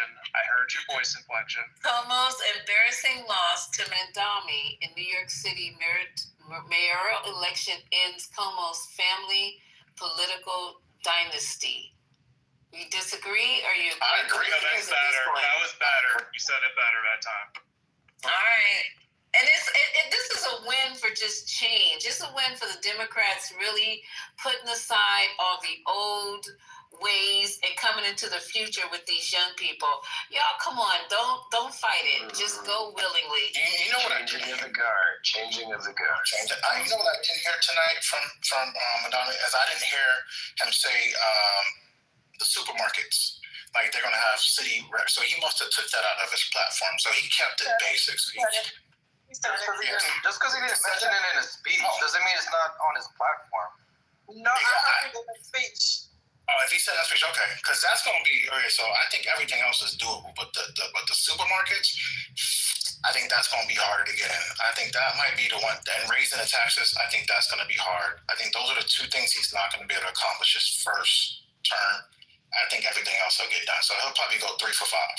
Easily. But Amari, just the fact that he's trying to make those changes, beloved, just the fact that he's trying and he's not withholding anybody's SNAP funds that was already funded. No, that's fair. I mean, if you have city-owned grocery stores, you won't really need SNAP, right? And dairy. No, you still got people that may need SNAP and they want to shop somewhere else. But I also have a question. So do you think since it's been such a blue tsunami, will the Dems kind of like cave in, you think, this week, and we're going to have the government reopened? Anybody got any thoughts about that? They're going to ride this to next year. They can reopen the government. Holy shit, yo. Go ahead, Haitian. What were you saying, Haitian? The government's going to open up and they're not going to do it? CEO, stop coming off Haitian, man. What's going on? Go ahead, Haitian. You don't run shit in here, nigga. I don't run shit, but my Haitian's my cousin in real life. That's my real blood. So don't know disrespect. I asked a question. Can we stick on that question? Because I want to get an idea of the rest of the week and how I should be moving. Do you think because of this colossal blowout that the Dems are just going to go ahead at this point and just capitulate? Why would they do that? They have the leverage now. Why would they do that? Can we hear from Haitian? Can you shut up, Haitian? No, Lisa, I don't think so because, I mean, today kind of proved people knows who's responsible for the shutdown. It's not the Dems. People made it loud and clear today. This is a Trump thing. This is a Republican thing. They know who the real ones is. And I got a question. So Trump tweeted or whatever he did earlier. I don't know if it was on Truth Social or what, that he wasn't going to release the funds for SNAP benefits, even though he funded half of it. I was confused by that. But 12 hours ago, he wrote that he wasn't going to be releasing the funds until Democrats open the government. And that's him not using leverage, huh? Republicans? Because I'm confused with that whole thing. Because we're not going backwards, man. Today's a party. We'll talk about that tomorrow. I think the shutdown. Amari. Like Ray said, stop trying to tell us what we gonna do. You gonna mute up. Hey, go ahead, listen to Ray J. Yeah, I was gonna say, I think the shutdown will end because mission accomplished. What's the point of it now? That's what I'm thinking, CEO. I think it'll continue because healthcare is too important to back down now after this tsunami, blue tsunami. I think that you hold the line and you continue to utilize the leverage. Now you know the American people have spoken. Yeah, but why would you? Wait a minute! Don't cut her off. My bad. Let it go. I got it. I'm sorry, JD. No. I cut you off, Georgia. Go ahead. I think that is too much on the line, Lisa. As far as healthcare, for them to not see that the American people are on their side. As a federal employee, I've missed 3 paychecks, but this is way too important, and this is way bigger than myself. So I hope they hold the line, and I think they will. And we're going to get a 2-year ACA extension. It's already going to happen. CEO, you don't even make sense. They didn't do that. The Democrats are not. The shutdown isn't about this election. So I don't understand your logic behind that. So because today's sweet, they should go ahead and open it. It's not about the elections. They didn't. They did not. I don't understand your logic here. Please explain that. We're gonna get some sort of ACA extension, and they will wrap this up by Monday. Soon said today. Tell me if I'm wrong by Monday. Yeah, but no, you didn't say that at first, bro. You literally said mission accomplished. Yeah, exactly.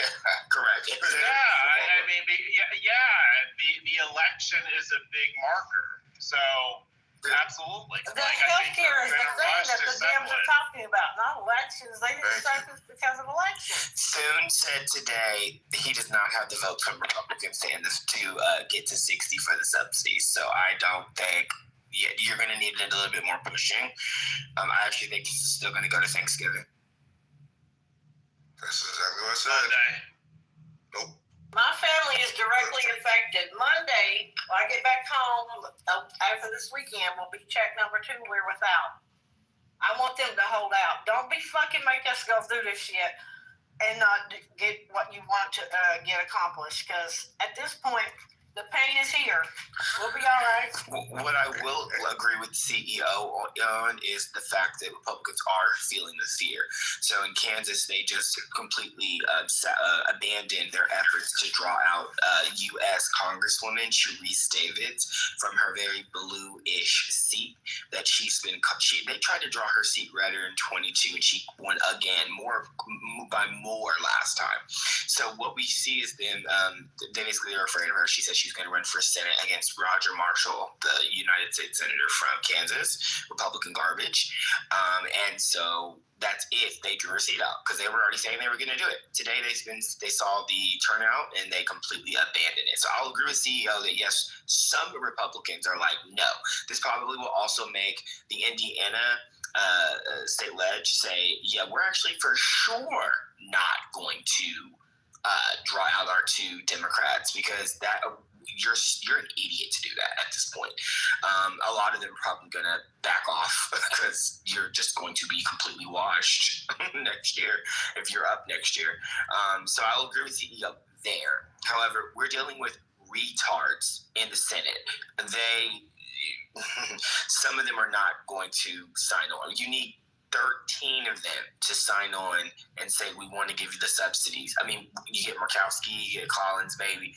Who else is going to say yes? I mean, we all know that one of the no's that we get from the Republican side is Rand Paul, but he would never sign on to that. He doesn't want to ever do anything that adds to the deficit, and deficit spending is what the ACA subsidies would be. So, who are these other Republicans, y'all? Curtis. Here's the thing. I want to make 2 predictions. So one of them is wrapped up by Monday because the political calculus has changed. I'm gonna stop being an asshole. I'm gonna go back real quick to what's the wrong thing about healthcare, right? So there's the food stamps. So you guys not realize that he also said that there's a lot of contractors doing this shit now too. So it can take weeks for it to go in there anyway. Oh man, I'm treating an asshole like everyone else. Don't get offended, Matt. Wait, you were asking me something? Sorry. I saw the eyes thing, you know. Yeah, you guys gotta see as far as the food stamp. You guys hear about that part? I was laughing at you and CEO back and forth. Yeah, the food stamp part where you said it can take weeks because it's contractors. I didn't know. No, nobody heard that? I didn't see that. I know he's withholding funds, but I didn't know about that part. And just like I said from day one, irregardless, he's gonna say it's a fucking technical issue, and that's what it's gonna fucking be. Hey, Shannon, remember? You have been on point of that. Hey, Shannon, I want to tell you, I don't know if I said it the other night, but I don't know if many people are in here to hear it. But our Republican governor, who has kissed Trump's ring many times and will continue to do so, declared an emergency in the state so that he could release funds. The legislature asked him to do it, and he did it expeditiously to fund people in Alaska. So other governors may follow suit. I don't know. Remember that he initially said that, it was initially said that the funding was there, but because the government was shut down, they didn't have the people to allocate the funds the way they should have been allocated. So in the meantime, they was trying to use as leverage allocating those funds, possibly, air quotes, that is, utilizing other workers. So all they've been doing is playing a huge game with people's lives hanging literally in the balance. But even though the judges has now told him that he has to release those funds, of course, in Project 2025, one of the levers of government that was supposed to fall is the judicial branch. So, I mean, it's just going to be eventually up to somebody to just drag him up out of that office using is it the 25th Amendment or whatever that is? Yeah. I'm going to tell y'all what I think is happening with this money for real. I have a sneaky suspicion that this money was spent somewhere else. That's what I'm thinking. And they can't come up with a way. Maybe, Omari, let me finish. I know you've been on here all day. I just got back because I have a life in Vegas over here. I'm in residence here now. If you didn't know, hadn't heard, I'll be here, just come on and see the show. But I wonder, a part of my brain wonders, where is that money? I'm like that. I just think. I don't think it's that the money's not there, like me personally, right?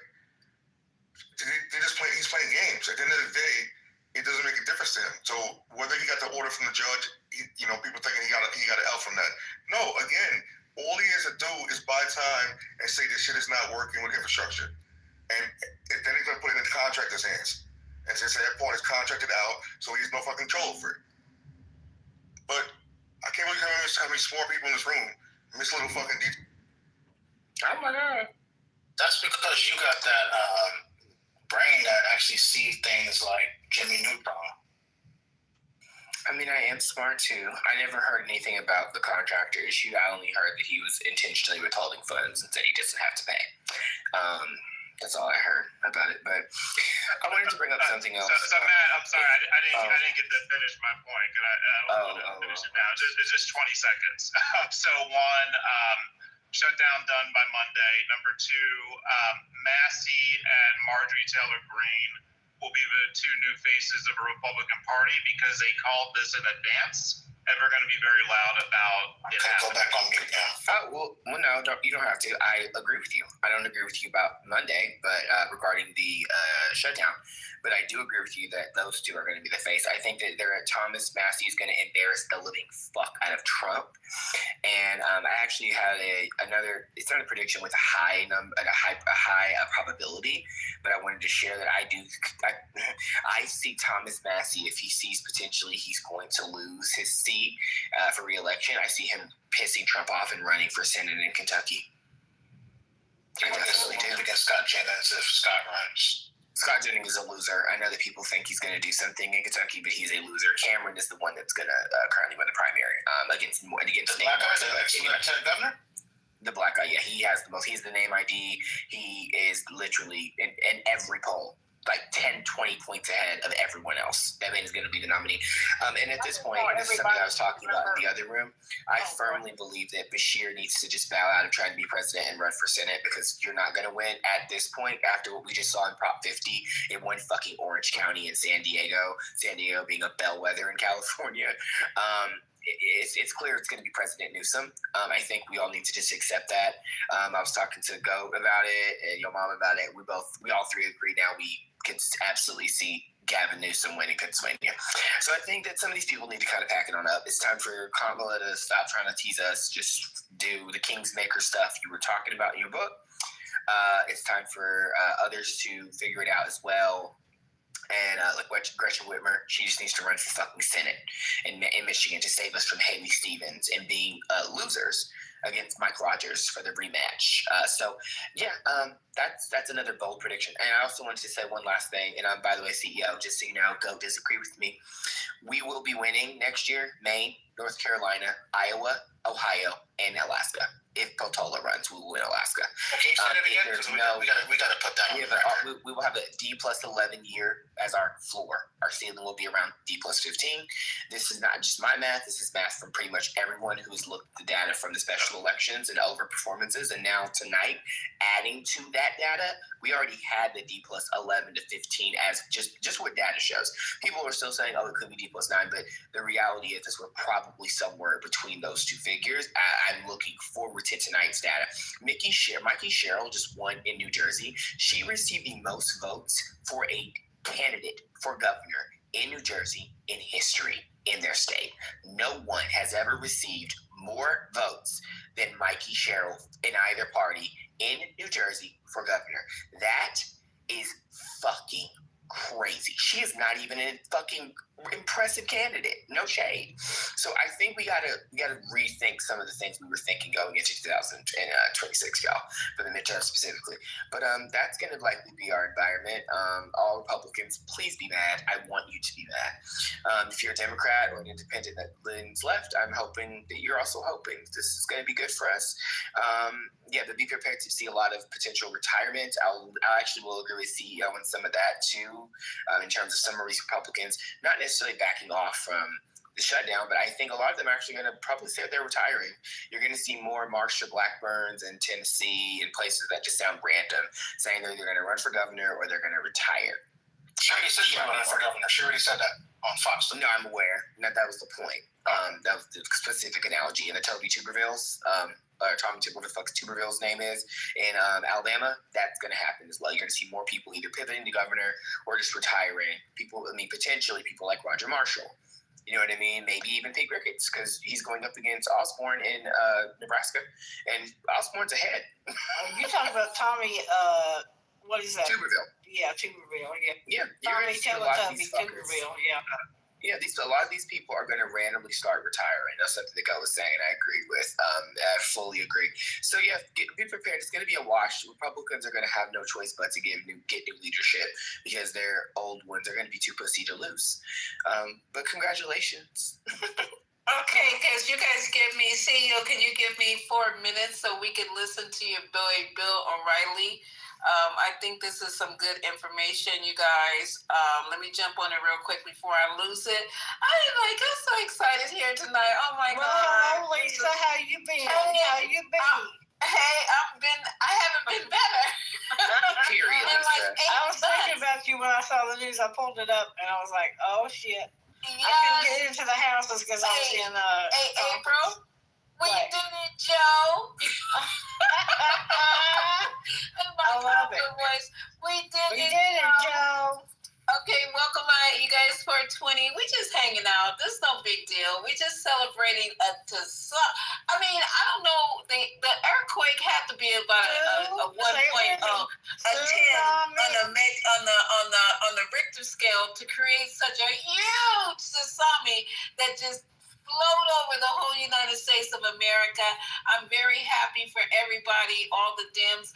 We didn't win by small percentages points. We kicked ass all over. You know, right? Lisa, I saw an older veteran standing in line to vote, and other people may have seen it.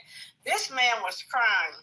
He said, I didn't serve, I didn't fight in wars, I didn't do any of this to let this man take this country over and take it down. Well, we got 12 months, though, y'all. You have them people out there online, but everybody else, it's on. It's on. This what's going to happen. We got work to do, though. But let me just welcome guys to 420, and I'm happy that you're here.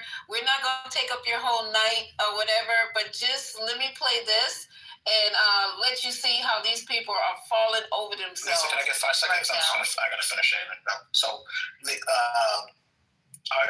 I just want to go back to Matt. Matt, do you believe that the Senate and the House interrupt my?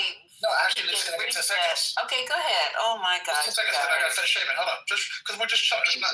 So we'll finish shaving and then come back in there. So Matt, hold on, Matt, real quick.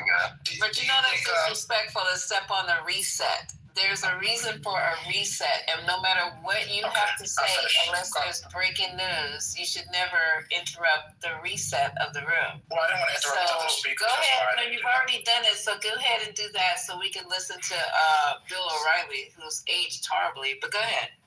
Matt, real quick, just... Isn't he like 85, Lisa? I'm not sure. Matt, do you think that the Senate is going to flip as well? Is that prediction I was indicating? I think we're going to get a 51-seat majority for Democrats, potentially 52. That was the reason to interrupt the reset. Okay. Because I just want to make sure I heard him correctly. That's why it wasn't going to be long. Go ahead, Lisa. No, but you guys need to learn decorum, and I don't even know decorum. You guys have been on this app for like 7 years. You know how it goes. That was a respectful question. No one's fighting on it. Just take it to the chat next time. All right, here we go, y'all. Listen to this. Listen to this. You're gonna enjoy it. So I disagree with all of you. You don't even have what we said. I've been watching football, and unlike you, I can absorb information. This has nothing to do with the midterms. Zero. Nice. And the reason is so many things are going to happen between now and this time next year. And it's going to be a completely different country than it is now. Now, I can't predict which way that's going to go. Then how do you know it's going to be a completely different country? Because there's so many things that have to be decided. There are too many undecideds. And you can start with the Supreme Court ruling on the tariffs. You can start on that. And they'll rule in Donald Trump's favor because of the 1974 law that Gerald Ford signed into. And they have to. The Supreme Court can't change the law. It has to uphold what's already been in precedent. Now, they'll rein Trump in a little bit, but that will give Trump then a free field to see if in the next 8 months the tariffs can kick in to bring prices down and to help people. That's what the midterms are all about. It's about economics here. It's not about China. It's not even about Putin. It's about that. In Virginia, you can't read much into it because the Republican candidate, with all due respect, because I do respect her for running, was terrible. And the Democrats are much more motivated in the northern part of the Commonwealth because they hate Trump so much. And the MAGA people in the rural areas, you're going to see that the turnout in Virginia was so-so. But the candidate now has to have sizzle, has to have pop. We've changed. Calvin Coolidge could never get elected. Okay? You've got to have some charisma. That's what Mandani's running on. Just that if you watch the Saturday Night Live parody on him, they nailed him because he's walking in, I'm this, I'm that. He's got high energy, smiling all the time, and that means a lot to people who don't know a lot. And unfortunately, the Republican in Virginia is flat and never ever caught fire. So I predicted that one of the few I did predict. But if people think that tonight is going to give any indication about 11 months, 12 months from now, they're misguided. I beg the difference. Okay. I'll take your take on it. Let me put it to the table, and you can hear the reactions. Chris Stirewalt. Look, I would argue that on Bill's theory, Mamdani is the answer to Trump for angry people on the left. He is a guy who is seen as unconventional, super charismatic in a way that puts some people off, but some people resonate, hated by the system, wants to disrupt the system, and seems to be the enemy of the enemy. That's why I believe he didn't start the movement, nor did Trump. But he may become the mascot of it. Well, the great thing about angry populism is it continues to break a system that frustrates people, which causes people to be more frustrated, which causes them to be more susceptible to the blandishments of angry populism. So it's a self-licking ice cream cone because nothing ever gets better. And the worse it's, the more people are susceptible to demagoguery and all of that stuff. But I will say this. 8 years ago, Ed Gillespie, former chairman of the Republican National Committee, easy Ed, a good candidate, well-funded, all of that stuff. He got 45% of the vote in Virginia, running for governor. Winston Earl Sears is getting what? 45% of the vote in Virginia. This is it. This is Virginia says, and they said it last year, or they said it 4 years ago, they vote against the party in power. They typically vote for change. We should remember, though, that 4 years ago, Glenn Youngkin's victory was an upset. Terry McAuliffe was the favored guy. He had led narrowly in the polls, and Youngkin delivered an upset in a state that has gotten increasingly Democratic. But I don't think Winston Earl Sears is doing a bad job. She's just getting the share of the vote that a Republican was going to probably get in Virginia no matter what. Thank you for watching. Subscribe below and download our News Nation app right now on your phone. And I totally disagree. He's talking about this has nothing to do with the midterms. I think this is just the beginning. And I think they're putting that out there now to calm you guys down. It's how they cope, Lisa. It's a coping mechanism. Lisa, just for history, historically speaking, this is a bellwether for the midterm. So he's a fat, nasty, white line bitch. Thank you. I was like, how can you even open up your old ass? Well, don't be nice. How can you even, Bill O'Reilly, okay, says this has nothing to do with the midterms? What the? And then he goes, and he already called the voting populace dumb. They love to call us dumb. Listen, all right? He talks about how Mamdani's acting. That's Trump. Trump acted like a clown the whole goddamn time and is the president twice. Pardon my French. I know you ain't up here talking about somebody showboating and acting like a clown. You really can't be. Child, it's gonna be tomorrow. Their hair is on fire. It's still gonna be burning tomorrow. All these MAGAs and Republicans, and they throwing that black woman under the bus, and we got chastised. Well, what black women make history tonight, Lisa? First black woman mayor in the history of Detroit. First black woman mayor in the history of Albany. They can be pissed all they motherfucking want. Black women. No, we're talking about the Republican one who lost. Wait, Matt, did you say Albany? Yeah, Albany, they throwing her ass under the bus real quick. Albany just elected their first black female mayor. Yes. Yay. And so did Detroit in this 366-year history. So these motherfuckers can kick rocks. And there are several that won, and there's one that won in Mississippi. They just got rid of the supermajority for Mississippi Republicans. Tonight, Democrats did in a quiet ass race. They just won in fucking Georgia. They won by 25 points, a fucking statewide election tonight in Georgia. Right? I saw them registration booths during the No Kings rally. Did some good. It's over for these fucking Republicans. And Lisa, just to mention, for all of the forecasters who break down the data, based off of all of the specials this year, we are projected to be anywhere between a D+11 and D+15 midterm next year. Just to put that in perspective, you guys, we were in a D+8 midterm year in 2018 when we won. How many seats was that? 40 seats in the House? These people were set to outpace all of their redistricting. These Republicans are pissed, scared, and angry. And I'm going to say this too, Lisa. It's going to be President Newsom in 28. The same. Yeah, it is. Oh, it's done. It's going to be President Newsom. The same astrologer, Lisa, that predicted Trump in 2016. Biden in 2020. This is before Biden even ran. Trump in 2016, Biden in 2020, Trump again in 24 is predicting it is going to be Newsom in 28. And they were explaining it all, that he's having an incredible night on the night of the election, and J.D. Vance is having an absolute terrible night on the night of the election. So it won't be Trump running in 28. It will be Vance, and he will lose. So I'm looking forward to it. Data also now shows us, this is fact, because they have now started showing us polling that shows that in all swing states, Gavin Newsom is up. What the fuck is going on? What's the Pennsylvania numbers on that? The Pennsylvania number, it was 52-49. That's what I saw. Yeah. So and he's been inching slowly up because it's been JD Vance, right? I just saw polls last week that shows now Newsom is the one that would win all the swing states. Wow. Yeah, I don't. Console himself with his friend. I don't think for a second he can win Pennsylvania. I know what y'all are saying, but like that's fine. The makeup of that state, a California guy, that's a really tall order. I mean, Kamala almost won it. If she had more time, she would have won. California won, yeah. Yeah, I don't agree with that, but I mean, the data shows it's not true. But I'm just reading it and seeing it. I mean, looking at what you saw, the three justices. I mean, they just won re-election tonight for 10 more years. There's the three liberal Supreme Court justices in Pennsylvania. So what are we talking about? And then there was also an overperformance. The same fucking county that said Trump, that were holding up votes for Trump in 2020, they just overperformed for a Democrat for the first time ever. A Democrat has never won that county, and they just won tonight. It's done. Trump, all these bitches, it's over. It's done.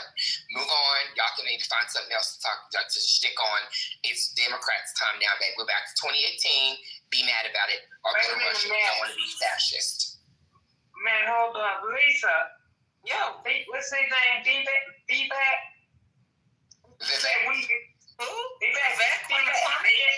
Yeah, he said we got our asses handed to us.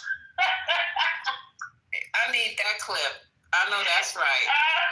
Let me see if I can find Vivek, because I'm telling you, that sounds about right. I don't know why you guys think Okay, so with that in mind, Matt, who do you feel? Because you're very super smart on that. Oh, thank you. Who do you think? You're welcome. Who do you think my good old next president should have as a running mate? Can we just explore that just a little bit? Absolutely. I'll give you 4 options that I think make the most sense, and you guys can tell me you don't like them, and that's totally fine. So my top choice, I agree with Goat on this, is Ruben Gallego, senator of Arizona, junior senator, but not junior in any of his legislation, right? He used to be in the House. So I think he'd be great because he would help us win Latinos. We just saw tonight, and is it Passaic County in New Jersey, which went for Trump 70% last year, just went for Mikey fucking Sherrill by over 60 fucking percent. Latinos are done with Trump. 70% disapprove of his job performance, and it's rising. We're over him. I'm Latino. We're done with Trump. So Ruben Gallego would be a great, moment for us to say thank you. Thank Democrats for, obviously being the party that doesn't believe we should be fucking thrown out of this country. Gallego is a fighter. Gallego's not pussy. Gallego is in a swing state. Anyone in the Sun Belt is someone you should choose because you need to win Arizona soon in 2032 to win the presidency. Why do I say that? Because after the census in 2030 and for 2032 map, we're going to see Democrats lose a lot of ground in California, New York, and other blue states, and Texas and Florida gain ground. So it's going to be really important if you want to win the presidency to not just win the blue wall states, right, but to also win Arizona or Nevada, or you're going to need to win Georgia or North Carolina, right? You're going to need to win, 2 of 4 of those, in addition to your blue wall states, and in addition to that congressional district in Maine. So we have to be smart about that. So I put up Ruben Gallego as number 1. My second choice is obvious. Gretchen Whitmer. Gretchen Whitmer, if she's the governor currently of Michigan, white woman, popular governor in her state, not that popular to a lot of us because we're mad at her a little bit in the Democratic Party. But the reason why I still think she makes sense is she will get you women, but also she gets you Michigan. And if you win Michigan, you win Wisconsin and you win Pennsylvania. Why do I say that? Well, guess what? Since the 60s, all 3 of those states have voted with each other in every presidential election since the 60s for the same candidate by similar margins. So guess what? She helps you win your blue wall to at least get us to win in 2028, and then potentially we'll worry about our midterm in 2032, right? The third option that I think makes a lot of sense, Westmore. He gets you the black vote. He's fine as fuck. I'm sorry. A ticket with fine-ass Gavin Newsom and fine-ass motherfucking Westmore, you gonna get some Republican women voting for them too. Them niggas is fine, okay? Fine. Yeah. So there's that. The next one is a little bit of a cheat. I would go with either Mark Kelly or John Ossoff. Mark Kelly, he's in the Sun Belt state. He's the other senator from Arizona. He makes a lot of sense. Everyone loves Mark Kelly. Gabby Gifford, right?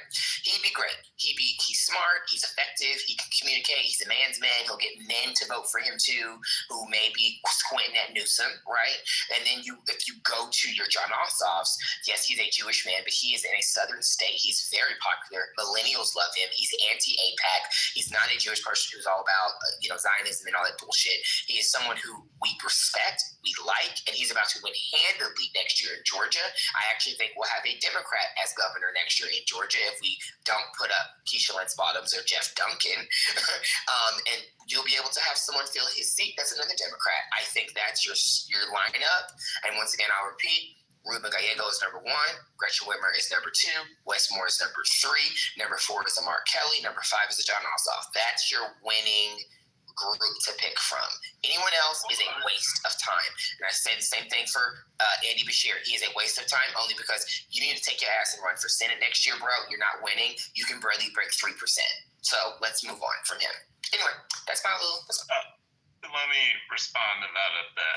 LOL. First, Bashir, I agree with you that he's way overrated. So I'm in complete agreement with you. And milquetoast. Yeah, agreed. So I want to go back to right after the election. I said something, and Goat laughed at me. I said right after the election that this was going to become AOC and Gavin Newsom's party. No. Whose party is it today? It's Gavin Newsom's. But it's AOC's party. But no, right now, moderates won tonight. Moderates just won, not AOC. AOC's people won in New York City. AOC's people did not win across the nation. Moderates were laughed at by Crystal Ball and told that moderates are losers and are not going to win. All the moderates just won today. Except Minneapolis is pretty close, Matt. Minneapolis is still. But Matt, the No Kings thing and what was that? What the hell was the tour her and Bernie did? What was that called? The Fuck Oligarchy tour or something, whatever. Oligarchs, yeah, the oligarchs thing, yeah. So the energy is coming from there. That's where all this energy is coming from.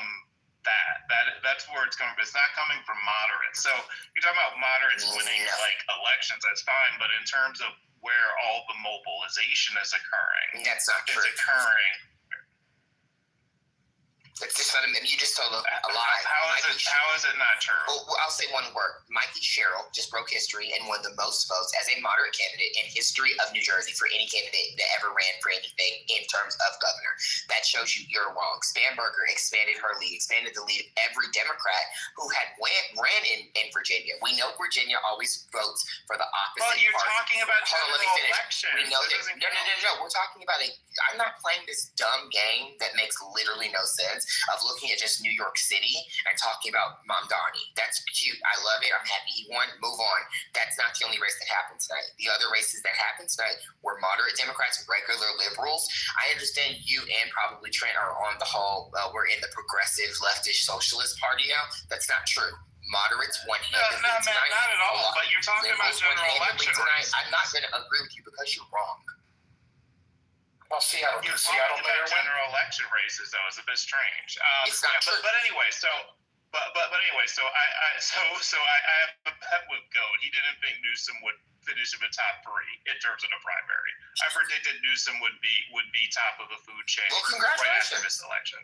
All right, I still say Newsom and AOC are going to be the two that make the most noise at the beginning of the primary process. AOC is not running for president. She is going to run for Senate, and she's getting Schumer's seat. That is a prediction I've made, by the way, since you made that one. And I know I'm right. Schumer is clearly trying to go out on a high note. He's not running for election, just like Pelosi is not running for re-election.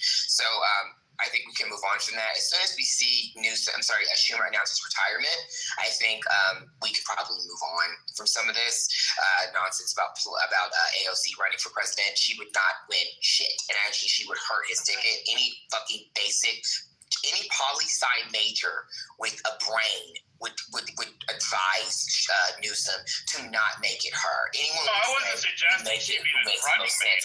The person that makes the most sense is someone from a Sun. Why would you put two coastal candidates on a ticket together?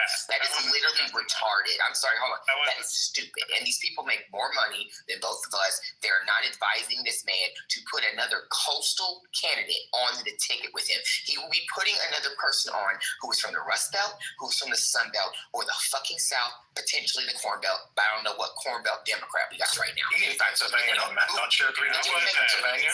Yeah, I wasn't suggesting AOC on the ticket. You just said that AOC is his party and her party, meaning you implied that they're the ticket. That doesn't mean they should run together. You just implied that, though. Am I slow? Did anyone else catch the implication? No. I was saying that in terms of a primary, I think they'll have the most energy. I don't think he's not going to be in a primary. That would be wild. He will. So I agree partially with you. She will not run. She will not waste money doing that. She'll take her image. You running and then being a loser and then trying to, you can still run in New York, but if Schumer decides, she's running for the presidency, well, then I'm definitely not retiring. That's just gonna continue with Schumer. No, and we're tired of him, even if we're happy with things he does right now. We want him to just retire. That's why you have people challenging Ed over in motherfucking Massachusetts. That's why you have people saying it's time for some of y'all to sit the fuck down, right? And we respect you, I hear you. Pelosi, etc. Yeah, I think she will run for president. So we'll obviously be able to. I think she will run for president. Progressive to you, CEO, and to other Republicans is just wanting people to have fucking health care. Correct. That's progressive and scary. At this point, you're playing a y'all are delusional. You really are. I don't think you can win without Pennsylvania. Why not bring up Shapiro? So I have a Shapiro theory, and y'all are not gonna like it.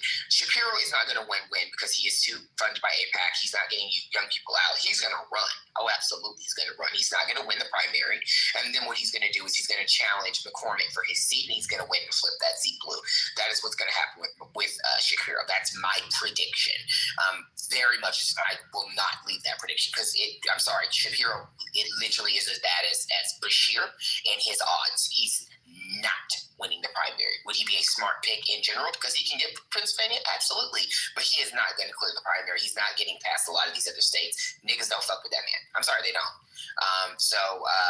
And the young folks don't fuck with him. And that's just going to get us another election where we have a turnout issue of 15 million people not showing up. Because I don't suspect with dumb fuck Donnie in office and BB, him trying to help BB with this corruption nonsense and him get reelected, I don't suspect that shit's going to end. I don't suspect any of this drama and fighting with unfortunately them abusing and murdering Palestinians to end. We're going to continue with this fuck AIPAC consensus as a country, as Democrats. Sorry, you're not one. I'm sorry, I am.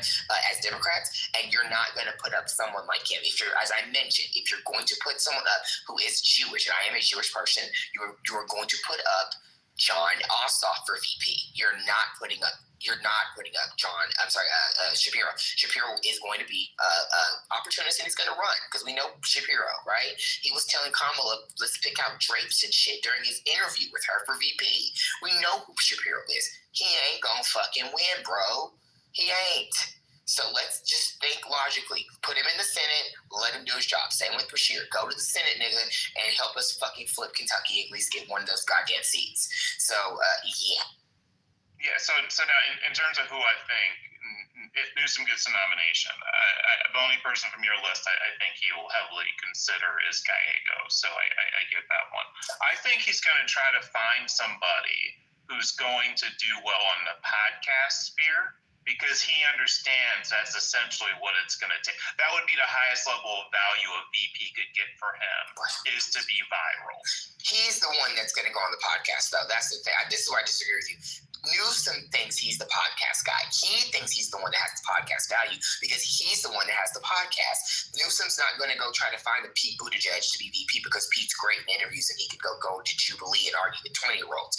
No, he's going to be the podcast guy. He's going to be on Joe Rogan. He's going to have a moment with Joe Rogan. That's why he's baiting Joe Rogan on Twitter right now to have him on the show. I agree, man, 100%. But I'm very smart and I'm not dumb. But you see how J.D. Vance helped Trump in that way, though? As well. That's not the point. The point is that Newsom is the podcast bro. He thinks he is. He does not need to then add that to his ticket. He needs to add to his ticket what he doesn't have. He's a quote-unquote coastal establishment elite from fucking California. Yes, that's cool in some ways and bad in a lot of others for especially the Rust Belt. He is going to want to get someone who can, like I said before, attract the Rust Belt, the Sun Belt, or the Corn Belt, and more than likely it will be the Rust Belt, which is why I said Gretchen Whitmer sitting right there. The reason why I would put Gallego above her is because, one, he is Latino, the thing Democrats image the most, the voting bloc, my nigga. That is what we need to win. And the Sun Belt we need to win. We need to win in Arizona. So guess what? He's going to be ahead of Whitmer. And then you're going to put Whitmer right below because with as I said, the three states that are on the blue wall, they always vote together. Why would you not put her? And she is a woman. And you have a party that is very female. I'm sorry. I'm not a Democratic strategist. I definitely could be one. This is not novel information. I'm glad you're a Republican, though, because this is bad advice. No shit. I'm not a Republican, by the way. I'm a conservative. Oh, please, come on. Stop the cat, bro. Stop the cat. You can't defeat me in this argument because I know I'm literally. The three-letter words is GOP is not CEO. That's you, bro. Stop it, Omari. Stop trying to bring me into your misery. Listen. I think Matt, and it's rare. I think he's honest on what the Democrats should do, and. Gallegos is a good pick. He's young, he's Spanish, and he has fire. He has a little bit of fire in his belly. And popular in Arizona, and popular with Latino. So, I mean, that's a good pick. You need Latinos, and think about 3 more years Latino numbers. You gotta give that Latino something though. Like you know what I mean, Omar? We had niggas we had Obama give niggas something. We gotta give Latino something with Ruben Gallego PPP. We just have to. I'm sorry.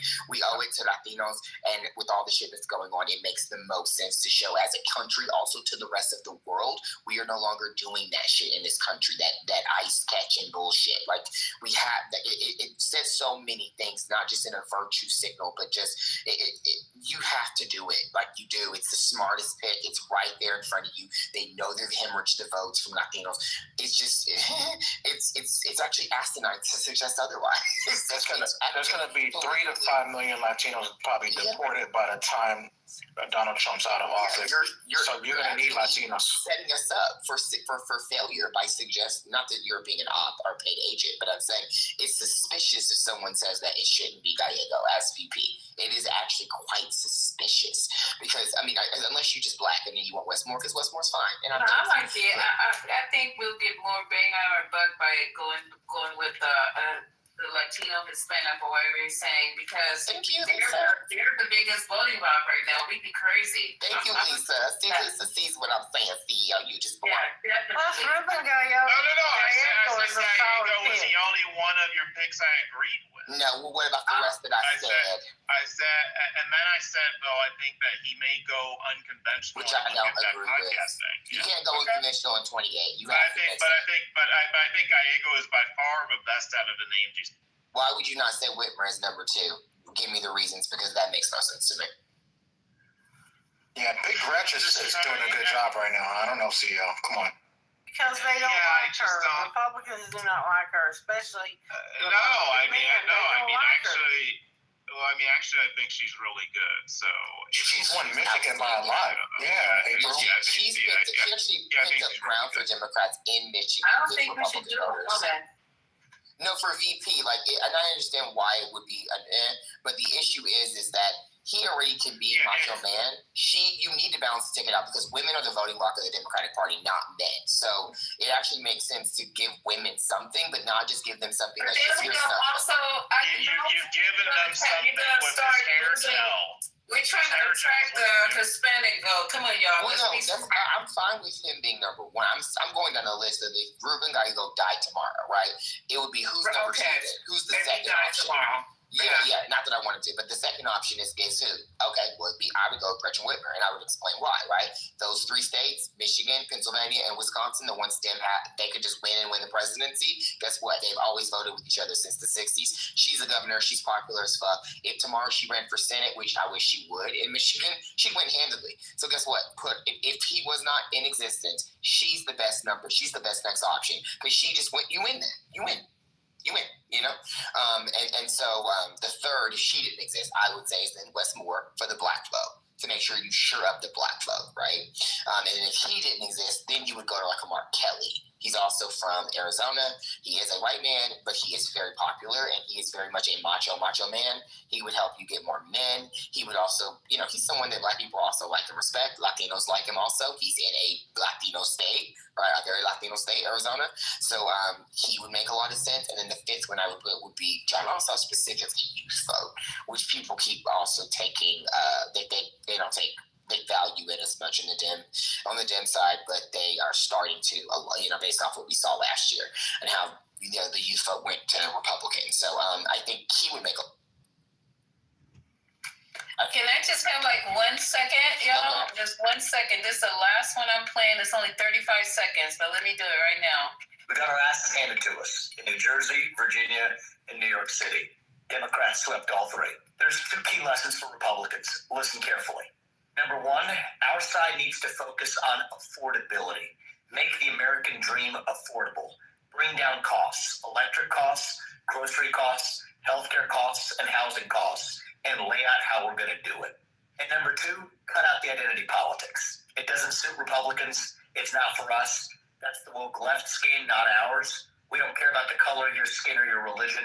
We care about the content of your character. That's who we are. All right, we got our asses handed to us. The King again, even though they wanted to replace him with Charlie Kirk, but we still using some of his quotes. So that's my last clip of the night. So let's do it. Let's coast on into the morning. Oh, Jesus, this is a I was trying to get in this room tonight because I was like, oh my God. I didn't even know it was going to turn out like this. I was like, okay, I'm having a good day. Let me open the room. Let's do some hot topics. I knew we were going to win some. But the sweep the whole goddamn thing, no, I had no idea. So I'm just elated. I'm elated. Let's keep this momentum up, y'all. Let's keep this let's keep this energy up, you guys. And don't be fearful of putting people out there like Mandami. Let's not be fearful of that. Let's put all our people out there who are qualified, who might shake some shit up. People want change. They thought Trump was the way, but it was the wrong way. We were driving down the wrong side of the road with Trump. I think that it showed tonight, Lisa, populism, yes, can win, which is what Mamdani is, but abundance can also win, which is Spanberger and Mikey Sherrill. Like, you can win with both of those strategies, especially, but the issue is it will depend on where you're at in the country. Like, if you're in a D plus 35, 40 state like New York City, put up a socialist if you want to, right? But if you're in a, purple-ish place or a more moderate place, act accordingly, and your candidates can win. So yeah, diversify. I agree. Diversify the candidates. Get some more progressives out there where they make sense. I actually think California is going to be in trouble next year because I don't know if you guys saw Alex Padilla is not running for governor. He announced he's just going to run for re-election again. And so we might get stuck with Katie Porter as our governor, as our candidate for governor on the Dem side, and she will not beat Hilton. So we got to figure out our gubernatorial election next year. I'm confident we'll be fine. But who's Hilton? Who is Hilton? You don't know who that is? No, I don't. From the UK? Hello, the advisor? What? Steve Hilton. I do not know from who Fox this is. News? Steve Hilton. What is it? What's the first name? Steve Hilton, Fox News. Oh, yeah, no, I don't know. He's running for governor. He's an idiot. But anyway, yeah. Okay. He has 16% to Porter's 15. He's currently has the highest polling out of every candidate. And obviously, we don't have open primary here. We have closed primaries. But we'll see what happens. But I'm just mentioning that to say that it is going to be about what kind of candidate is running where, because you don't want people who are to whatever running somewhere and we lose something. But we're going to have ridiculous turnout next year for the midterms. I'm very confident we're going to be fine in general. And I'm excited to see all of the Republicans here. One of the things. Have you thought about getting into politics? So my dad was in Obama's wedding. Obama was in my dad's wedding, and they're best friend Abel. So Really? Yeah, I'm from Chicago. But I don't want to personally. I'm in the entertainment industry. I love politics though. So in another life, I'll be a political consultant or strategist or analyst. But you should. I'm for it. I'm all for it. Maybe if CNN suspects. Hey, Jay Jones won, so I think you could win that, Matt. So you could threaten to kill. Throw those hands and still win now. So I mean, look at Jay Jones. Yeah. So you can get away with it. So one of the things I didn't know, New York said crime was 22%. Was important to New York City. That was a crazy stat. Looking at Abby still up there. I mean, in New Jersey, taxes were number one, and the Democrat just won the most votes in history. So I think the Democrats are now officially the economy people. So Republicans, it's time to just move on. Like I said, maybe move to Russia where fascism's there. Y'all like it, right? I mean, the Republicans fucked up the economy. And that's, they let Elon Musk come in early on and dictate to try to fire everybody in the government. And this whole we're going to take a chainsaw to the government and cause all this chaos. I really believe I blame Elon Musk. We lost once we lost that Wisconsin. Donald Trump brought his ass in. He brought him in. You're right. Yeah, when we lost Wisconsin. They were just as culpable. That Supreme Court race, I knew was downhill from there. I knew it. Trump was like the last heartbeat of the Republican Party nationally, if I'm being honest with y'all, just based off data, because he's what saved the Republican Party from being completely like just irrelevant. Because if he didn't run against Hillary, Hillary would have won. We would have had a liberal Supreme Court, and this country would have fundamentally been gone for Republicans. And this is something all Republicans talk about. They know he was their savior. He was their last hurrah. And I think that they're riding this last hurrah out, because guess what, babe? Y'all are gone in 2030. I don't even care how many things we lose in the census. Y'all's party is going to be so fucking ridiculously reprehensible from the public just viewpoint that it will be very difficult for you guys to win again. That's why you have to rig seats and gerrymander, and why we have to countermander your bullshit. So enjoy your last hurrah of bullshit as conservatives. When the 2030s come, baby, it's like y'all are going to be an afterthought. Y'all are going to be an embarrassment. We talked about this. People will be embarrassed to say they were MAGA. They're going to be it will just not happen. So enjoy this last bit of time to where you can wear your MAGA hats, have your little I voted Republican stickers on your little cars, and soccer moms driving the kids to school. They will never own it. You'll never find anybody to say they voted exactly.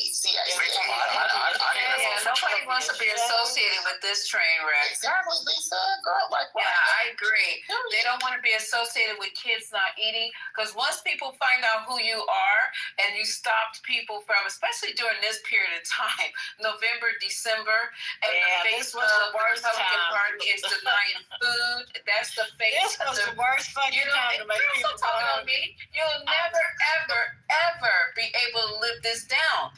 This is such a win, and I'm telling you, Democrats who are all in office right now, I don't know where you are tonight. I don't know what you're doing, but if you don't fucking take this layup and dunk the fuck out of this shit, it's a wrap. It's a wrap for me, because we got so much we can campaign on, so much ground we can use, so much. And if we don't get out there and start talking the talk, walking the walk, and being all mandamis and shit wrapped into one, I'm done, y'all. I'm done. But people are, Lisa. People are out here doing so much. I mean, have you seen the little library things people have in their neighborhoods? They'll put that little thing up there and put some books in it. Yes. Oh yeah, that's a people lot. People are putting food in it. People are putting food in it for their neighbors and their friends. That's not what I'm talking about. I'm sorry. I'm talking about our elected officials. If they don't get out here and start like ramping this shit up, I don't. Because right now, listen. Oh, do you hear anything? Do you hear anything? It's just, hello? Where are they? And then Hakeem, he was out there nonstop like 30 days ago. Now you don't see him. I know Corey's planning his wedding. He was just on TV tonight, though. Hakeem's out. Yeah, Hakeem did. He went to the alphabet. Was that an old clip that I saw? When? He just went tonight. He's been on like 4 shows. He was on. I told you he was on earlier. He was just. He's been on He's been on all day. Okay, well let me catch up with the alphabet news tonight, because I had not. I've been too busy in here with y'all. I haven't. I'm gonna go get it. Yeah, Omari said that he's Hakeem is speaking now, which is, everybody was speaking like no goddamn wetsuit and shit. Hakeem can, And Lisa, just to mention also, you have several Dems that have been out here. I mean, if you've looked at the rallies, Obama was out there. You had I read Obama's clip. Yay, Obama. Yeah, Alyssa Swatkin, she's one of our senators in Michigan. She's newly elected, and she's someone that's been really rallying the troops. She was in Congress with Cheryl and with Spanberger when they were all elected in 2018 together.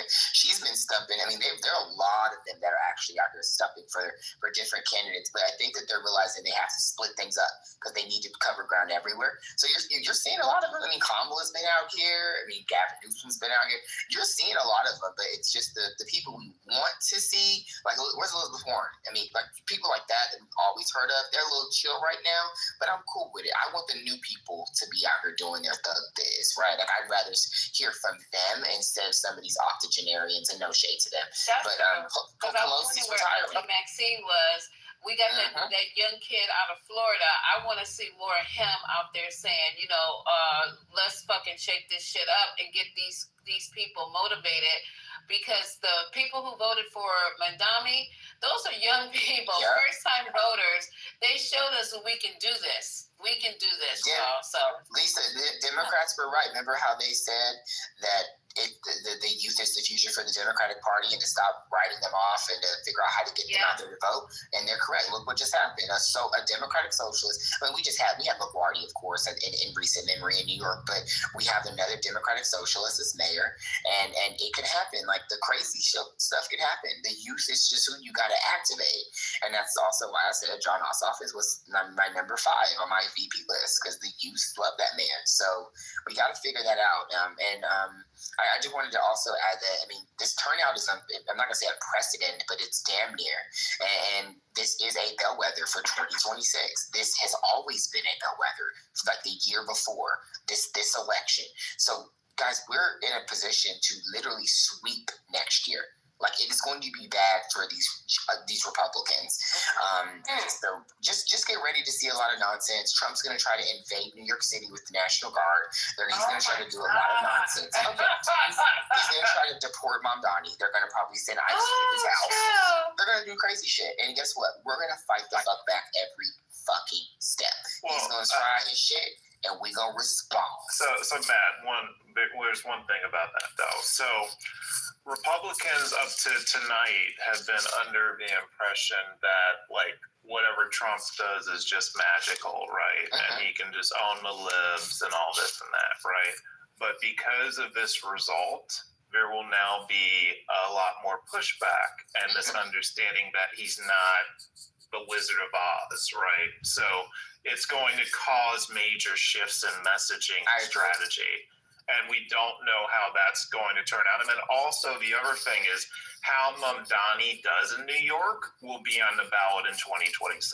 Because if there are problems, that will be the campaign. Correct. I agree with you. The only issue is that I don't know how that has anything to do with the National Guard being sent to arrest him, and also being sent to, ICE being sent to arrest him. And because I don't think, because I think we're going to stop Trump from doing something. They can't stop Trump from doing that. Trump will do whatever he wants. Kristi Noemi is not doing anything but sucking his dick with her filler. She does not care about moderating views. She is literally not an elected official anymore. She is an appointee. So no, she will continue listening to do whatever Trump says. No one will stop him from doing anything with ICE or the National Guard. That is legally not something anyone can do. I mean, a senator is going to say, Trump, I really think you should stop, but it's going to hurt some of the midterms. Trump can give a fuck less. He's not running in 28. He's rage baiting. He can't run in 28. So the issue is this. That doesn't matter. There are still things he's going to do. He tweeted tonight in all quotes. He said, and so it begins. I saw that. What is the cryptic? What is going on? This supports all this supports what I just said. And that's why I'm like, I agree with CEO when it comes to congressional senators and all that, sure. But when it comes to John Trump, he will get worse. He said, we're not going to see some let up from him. We're going to maybe see some words from some of these senators, yes. We may even see some retirement, CEO. That's actually where I'm leaning towards. Go agree with me on that. But I don't think we're going to see any of these people that work for Trump in terms of his inner circle, his cabinet, doing anything. Well, I think there's one thing Trump is going to care about, though. And I know he's going to pardon like 100-something people. He's getting pardoned. He's bragging about it. But I'm not talking about in his administration. What? But don't go there again, Lisa. Let me finish. Okay. So oh God, you made me forget what I was going to say. Okay, so he's going to do like 100 pardons at the end of his term for his cabinet and all this. I get that, but he does not want to be under congressional investigation constantly. He's dying in 27. Yeah. He needs to get an MRI, bro. He's gonna die soon. He doesn't give a fuck about any of this. I disagree. That's fine. Lisa, in prison, all the prisoners who were in community with Diddy there have said he's bragging that in the spring Trump has said he is going to pardon him. So Diddy will be out by some. What the holy hell? Oh, it's just more ammunition for us. I don't care. You know what I'm saying? At this point, man, I do not care because they have calculated this so wrong. This is a job for Trig, and they're doing basic pre-algebra. This is crazy how they fucked this up with this shutdown. This really was the worst calculation of how it was going to turn out that I've ever seen. unbelievable. So Lisa, remember we always been saying that Donald Trump doesn't really care about anyone but himself. He doesn't care about the Republican Party lasting past. He doesn't care. So what? He's gonna just continue to be who he is. He doesn't care if the Republicans lose after this. He got his second term and he's happy. That's it. I don't think so. And like Matt said, he's sick. So therefore, what does he care about? I actually agree with that at some point because he didn't go out campaigning at all. He didn't go out campaigning for none of these people. Like, he was in the Middle East. He was in the Middle East 90% of the time. He talked about jack shit Torelli, but he didn't even say Winston Sears' name. So it's just ridiculous. But sidebar, I'm actually starting to like Omari. What's going on? Omari's been don't worry, it's not gonna last too long. Omari been playing MAGA. He really been flip-flopping. But it ain't gonna last that long. Because he's seeming like he really is. Over to me too. Yeah, because I'm like, is he smart? Because he's really smart. Like, oh my God, this man actually. I know what it is. I'm just not saying. Don't mess up my I know what it is. I think I know what it is. I figured it out already. Tell us, Alan. What is it, Alexander? Nope. I'm keeping it a secret, but I know what it is. Is this? Yeah, because I think you might really be a liberal for real, bro, because you were really actually cool. So. Hello? No, he's not. No, Matt, he is not. No. Yeah, y'all doing a little bit too much right now. Matt, you were doing the most, Matt. Well, I'm being real. I'm just being real because I ain't trying to lie to nobody. I'm saying he's the best MAGA I've talked to. I mean, I've talked to many, obviously today, but in terms of in general, who've been talking about what happened today or what was happening today, he's not. You know how the kids say cope.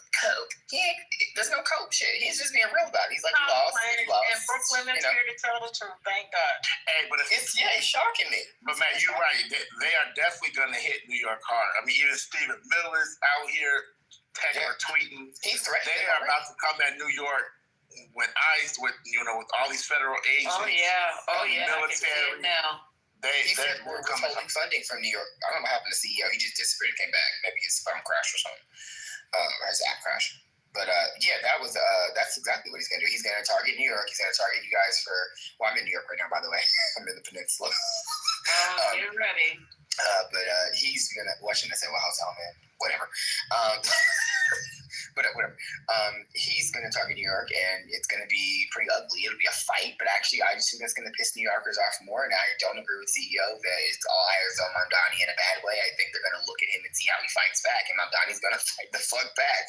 So will Kathy Hochul. So I think that because our election's next year, so I actually don't see this as being some big. Oh my God, we're going to lose because of Mamdani next year. No, honey. He is going to be fighting back with Kathy Hochul. You are going to be looking at him and saying thank you, and he is going to be popular as fuck at least halfway through his first term. That's kind of obvious. But you know what, Matt? I think the more that he comes after New York, the worse is going. He doesn't understand that. The worse is going to be for him as far as visually and whatever else the case may be. The harder he tries to snap, because even if Como would have won, he didn't like Como either. No. That's why he waited to the last minute, him and Elon, to try to run in there and say vote for Como. But they didn't put no money behind him. They weren't supporting him like that. So that was just to stop Mandami. But I think the more that he tries to penalize New York, and the more he comes in there, because he's going to send everybody in there now. He's going to send ICE, Trice, FBI, CIA, QMZ, TMZ. Everybody's going to be in there. All the alphabets trying to shake it up and make it horrible. And Lisa, but why don't you see? And that he doesn't care, right? Like I said, he wasn't out campaigning. To your point, look at what has happened now with what he has done in the first 10 months. People had enough, and this is why we're seeing the results we're seeing today. But if he goes out even harder now, what would be the point? And the point is because, it's because he doesn't give a shit. I think we can't, I don't want to, turn this into a rabbit hole, but we can't forget his nefarious thoughts because Trump isn't running on trying to get reelected. He don't care next year. Yeah. And also, JD, this is something Lisa touched on. This is what people don't understand. When they start fucking with New York, sure, you're going to have your redneck hicks in certain states being like, fuck New York, fuck those motherfucking elitists. And then you're going to have the people who actually have an education who go, wait a minute. He's threatening to take away federal dollars from New York. All New York's going to do is say we're not going to pay our taxes from our state. New York is a surplus donor state. If New York doesn't overpay the taxes they don't need to be paying that they are already still paying, right, our fucking red states are going to go bankrupt. That is who's funding these red states. New York, California, and the rest of the blue states. This is fucking going to be horrible. And if he wants to play this game in California, he's going to get hit hard as well. This country is going to be fucked. The GDP is already shrinking. It will shrink further. A recession will hit harder and it will hit more states. Do you guys know there are 13 states already in a fucking recession right now? If he does this shit with this war with New York and Kathy Hochul and Mamdani say, cool, we're not paying taxes, then fuck you, we're not doing that shit anymore. Do you not know these red states are done? They know it. They're fully aware of it. So to CEO's point, they're going to try to reel him in and moderate him, but no one can moderate Donald fucking Trump. Wow, this is going to be some year. Try to bring up Dr. Jen. I've tried to bring her up like 4 times. I can't bring her up. No, I don't think she wants to come up. Okay. Yeah, because she told you. Thank you, JP. Okay, she's not. Oh, never mind. Okay. It's okay. No, I just want to thank. I'm tired. I had a personal trainer try to kill me this morning, and I've been at the beach all day, so I just don't have much. My words aren't coming. But I'll sit up here. I love you. Check your back channel. And this is a reinvigoration moment for me. I was like, like I said, I was having a good day anyway because I know that Prop 50 was going. I assumed that it was going to pass. I didn't know it was going to be passed at that big of a margin. And then we start getting all these results, and I just said, "Whoa, Lord have mercy, Jesus." This is what the Democratic Party needs right here, right now, today. Is this kind of upset? And the MAGAs were so mad. I knew it was more than what I thought it was when they went crazy in here. Wait, they were in here? I missed it. Oh my God. They were in here and they went absolutely crazy. MAGAs I ain't seen since the beginning of the oh my God. The replays are on. Oh, I gotta listen to this one. Yeah, you gotta go back. You really do gotta go back. I've seen MAGAs I hadn't seen in months of Sundays, and they were in here just losing their shit for no reason. I love it. But this is what it looks like when we fight back. And also, Lisa, just back to our Gavin Newsom point, in Prop 50, it outran Kamala Harris last year in California. Yes. See, this is what I'm saying. It won Orange County. It won in Orange County and San Diego. Orange County of all places. In Orange fucking County. In San Diego, which, by the way, is a Republican. It's not Republican, I'm sorry. It is a bellwether, quote-unquote, district or county. If you look at San Diego to know, like, who won or by how much, that's typically what you'll get. And it heavily won there. That's crazy. Yeah. President Newsom. Yeah. Okay, so I'm going to let some of these any MAGAs want to jump in and talk about how this is such a great night for, I don't know what you're going to say at this point, but you all want to keep crying more MAGA tears, I'm here for you. There's no more MAGA. We might need to celebrate tonight. Because overnight, we don't know what that man is planning. You know it's that's true, because Trump is not going to go well. A lot of y'all. Yeah, it's not going to go well. Something's going to happen. He's going to make y'all pay for voting for Mamdani. Y'all going to pay through the nose, because he petty as hell. Y'all ain't going to get them damn stimulus checks. He's going to do another Muslim ban. Yeah, he's already saying that it was, what did he say? He said it was because the government shut down, and yeah. He's going to do a Muslim ban. I'm living proof for that. But Matt, I wanted to know what you thought about. You mentioned her name. Was it Stoffen or? She's in the Senate. It starts with an S. Oh, it's a Slotkin? Thank you. Yes. What do you think is her future in politics? She's going to run for president, not even get past New Hampshire. She's going to do it for name ID, for her recognition to be higher, so that next time she runs for re-election in Michigan in 2030 in the midterms, a Democratic midterm, more than likely where we lose seats, she'll have enough of a margin to beat whoever her challenger is, because she barely won election. She won on the margins. So what would likely happen is she'll do this to make sure donors like her, to make sure she's not APAC, and that we know she's not APAC or J Street or any of that shit, and to basically make sure she's a beloved member of the Democratic, circle of the people. We say, yeah, she's young, she's a millennial, she's fun, she's smart. I know she didn't win the primary, but I really like her. Like, she's there to the people to where she becomes a national favorite. It's actually a brilliant strategy, and this is actually why I don't agree with the CEO who doesn't know what he's talking about, because AOC doesn't need to do that. All she does is, guess what? Run for Senate, babe. You're already popular. We already fucking love you. We know you can't win swing states, but we don't give a fuck. Our goal for you, AOC, right now is not winning presidency. It's becoming the next senator of New York State, and joining the Senate and bringing that energy you brought to the House to the Senate, because we want it and need it desperately. We're tired of these horrible, some of these horrible establishment figures. So that's Alyssa Slotkin's path, in my opinion, and based off what I see in the tea leaves. Yeah, I know AOC knows she ain't ready for that, and we need to stop letting the right put up who they feel we should be. Like, who said that? Was the CEO who said who's the head of the Democratic Party? Yeah, right now. He makes no sense. And he goes AOC or Gavin. Gavin. Come on now. It's ridiculous. I'm sorry. It's literally, tonight proved AOC is not the leader. I mean, okay, cool. Mamdani's not AOC, so that's stupid. So it's like, no. Tonight proved the leader of the Democratic Party is Gavin Newsom, or one of the leaders. I mean, he's going to be president. I mean, I agree. The astrologer, I think I mentioned before, who predicted 2016, 2020, 2024, that she predicted Newsom is the winner in 2028. So she's never been wrong. She beat every other astrologer that kept saying Kamala was winning. So I just think we gotta.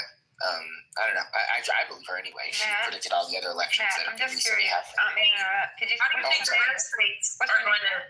Man, how the red state's going to receive Gavin? Because that's my thing. I feel like everybody else is. He won't win, but he will win the blue wall. He will win. He will help us win the blue wall again, and it will be chipped away at, because guess what? Next year is Shapiro's re-election in Pennsylvania. Shapiro, the same one who won by over double digits for governor when he first ran, he's going to help us sure up turnout in midterms in PA and help convert some of these retard independents that said, I'm going to vote for the Republican in 2024. He's going to help us win back some of them, and you're going to have a lot of them who, fortunately, today showed pretty much said, I'm not doing this again. They re-elected the 3 liberal justices on the Supreme Court of Pennsylvania tonight overwhelmingly, right-handedly. And then one of the counties that held up the state because they said in 2020 that Biden stole the election overwhelmingly voted for a Democrat. Trump's done. So I think Gavin Newsom, because Gavin Newsom, think about it, is going to take credit for Prop 50. He's going to take credit for us winning the House. He's going to say it was because of me. He is going to win. He is going to run on the affordability. He's going to run on California. It's the 4th largest economy now. We were the 5th before he got in office. Now we passed Japan. He is going to put up all the numbers. He's doing a lot of stuff right now to button up his governorship. He's going to win. So, okay, but one thing he's going to really have to work on, and you guys don't take it offensively when I say it, they're going to try to nail Gavin Newsom dealing with LGBTQ. Watch. Because he's from San Francisco. I mean, what the fuck? What do you think he's going to... This is his home, and he definitely supports them. So how do you think he's going to be able to maneuver around that? Well, Lisa, the November, 10th or 11th, the Supreme Court's going to be hearing a case to potentially overturn same-sex marriage. I'm a fact. So, y'all, guess what's going to happen, y'all? Every queer person in this country is going to rage and go for all the Democrats again. You are about to see a queer Democratic... Yes, this is what we've, in my community, this is what we've been talking about. We are seeing the gays for Trump go, oh, I'm so sorry I was wrong. So if they overrule Overthrow, and we go back to what we had before, where it's up to the states, Bye-bye. That's not a factor anymore. All this trans shit, no one cares. Here's what we also saw tonight. Winsome Sears ran on trans everything. It was all about trans, right? Y'all all saw the fucking commercials. Y'all all saw the talking points. All of us talked about it, right? Here's what happened tonight. When they brought up the top 5 issues that voters cared about, transness was not on the ballot at all. No one gave a fucking exit polling. The number one thing they cared about... They don't care about any of that trans shit anymore. That was a 2024 blip. That was a brilliant combos for they, them in a moment to where we had dumb shit like this. People have realized that no one cares. So Republicans just heard that video. They said, we're going to stop talking about culture war, identity politics. That was what that meant. We're going to talk about things that win elections. That was what that person just did to recalibrate his party. Because this trans shit does not win elections anymore. Go ahead, Dr. Jen. Hold on, Tifa. Dr. Jen, go ahead. You after Dr. Jen, Tifa. Yeah, I didn't say anything. I'm sorry. I asked Matt earlier. I was just curious as to the astrologer he was referring, but I didn't say anything, ma'am. Star Hill. Star Hill? Mm-hmm. Thank you. Go ahead, Tifa. I was just going to say, okay, I think Gavin Newsom got a real good chance. Like you said, the blue wall, but are the numbers working out in our favor, whereas the red is now outnumbering us when it comes to the seats that they're still trying to steal and try to add to their states and stuff like that?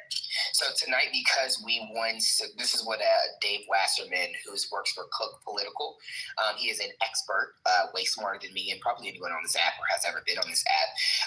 Cook Political is, if y'all know Cook Political, just look it up. He had to bring up the estimate based off of history. So his projection was if Democrats could win 60 of the House delegates again, we will overwhelm all of the gerrymandering Republicans. If we could just get to 60, we won 64 tonight. We flipped 12. It's done. So all the data shows that, just real quick, all the data shows we are going to be in a D+11 or D+14 year next year. What does that mean? In 2018, when we netted 40 seats in the House, we were only at a D+8. It's done. Fuck these Republicans. We are going to pick up more Senate seats. That whole theory, we might not. We might just get Maine and North Carolina. No, we're going to get Iowa. It's going to be Josh Turek and Ashley Hinton. He's going to win. He's in a Trump plus 20 fucking seat in the House in Iowa. And this man, this paraplegic Paralympian, is polling ahead of her already. She took over, by the way, y'all, for Miss Joni. We're all gonna die earnest because she's not running for re-election. So they put up Hinton, who also voted for the One Big Beautiful Bill, who also just got heckled at her most recent town hall. They threw food at her. It's funny. It's on YouTube. The next seat, Potomac. She's our Alaska, a quote normie Republican, but honey, normie Republicans are over too. She was the former congresswoman who represented the House at large in Alaska. She's running for governor. What does that mean? That means she's running for Senate. Schumer recruited her. That will be the next seat we flip in the Senate. The next seat I think we're getting back is Sherrod Brown. He's getting back in the Senate. It'll be a tilt D. He'll probably win by 1.5 points to 2 points. I don't know if he gets to 2, but I think it's going to be 1.5 points that he beats Husted. Husted is former Secretary of State, former lieutenant governor. He has been back and forth in Ohio politics for about 2 decades, and he was a normie Republican. He'll be somewhat hard to beat. He's done nothing but capitulate. Fuck him. Tim Ryan is going to be running for governor with Allison Russo as his running mate in about 3 weeks. That will help us with down ballot in Ohio and with turnout. It's done. I'm sorry, it's done. And then the next race, she beats every Democrat in polling in the primary, but she loses to Paxton, the presumed nominee, by about 15 to 20 points. That much? So, you think? Yeah, you think Paxton, even as a convicted felon, he loses to Allred, and she loses to him. Correct. That pisses me off too. What is the lingering issue that's making people switch over? Is it the deportation? Is it Trump trying to gerrymander? It's the economy. It's democracy. It's immigration. It's ICE. It's all the things they're saying. They have no net positives. Yeah. They have no net positives under a Trump economy unless you're a billionaire. No one has. Give me the biggest one. You say it's economy. It's the economy. Number 2 and number 3. What's the top 3 issues that really people that Republicans are saying? Okay, I can't. Republicans or Democrats are saying? Which one? I mean, who are you referring to? Is just the general? I live in California right now. Well, I'm in California right now. I'm watching some red counties that just flipped over. So obviously, some Republicans are saying, it's the economy. That's what how they said the old saying is it's the economy, stupid. It's the economy. That's how Trump won. It's the economy, stupid, right? Not you being stupid, Tifa. I'm just saying that's the idiot, right? So it's the economy. That's number 1. Cost of living, right? That's number 2. Number 3, I would definitely say is immigration/ICE or border security, whichever of the 3 you want to coalesce it into, right? Number 4, I would definitely say democracy, right? 5 is probably crime. Crime is not even up there. Crime is what Republicans want to talk about. That's what they fear monger with. But I don't want to get into the nitty gritty because I don't want to filibuster too much because I already am filibustering. But that data is going to be in exit polling. I recommend in 2 weeks you just go to any of the reputable sites and look at their exit polling, and they'll show you what they cared about and why they voted blue. And unfortunately, these are all the things Trump is destroying. And there's no net positive under him unless you're a rich white billionaire named Elon Musk, Zuckerberg, that ball-headed fuckers at Bezos. Peter Thiel. So I just Midwest on all these farmers. The soybean thing that's going on in Brazil, and then Trump just got back from China, which it was less growing democracy through the authoritarian plays. You have that idiot Pam Bondi. I'm sorry, I don't want to. I can go on. Idiot Pam Bondi. You got this troglodyte over here going after Comey and Letitia James, who just, if you go pay attention to the viewed on TV, jurist 1 and number 3, this person is going to be this person right now. This the person that's going after Comey. She's got to get a lawyer. My partner is a former prosecutor in state and fed, and she was breaking it down to me today. There's all kind of folks, and then for those who don't know, Pam Bondi's brother is an attorney who is trying to get a position in the DC bar area to monitor to see if she is going to lose her bar license in Florida. Because she won. There's a whole lot of stuff going on. You got Peach Hegseth, head chief. It's just the ridiculousness of this person. And I'm a former military person. This guy, thank you, is a clown. I'm in California, shuffling between San Francisco and Los Angeles every week. I walked in there, someone asked, I just came in the room, they asked a question about the LGBT thing with Newsom, because he's in San Francisco.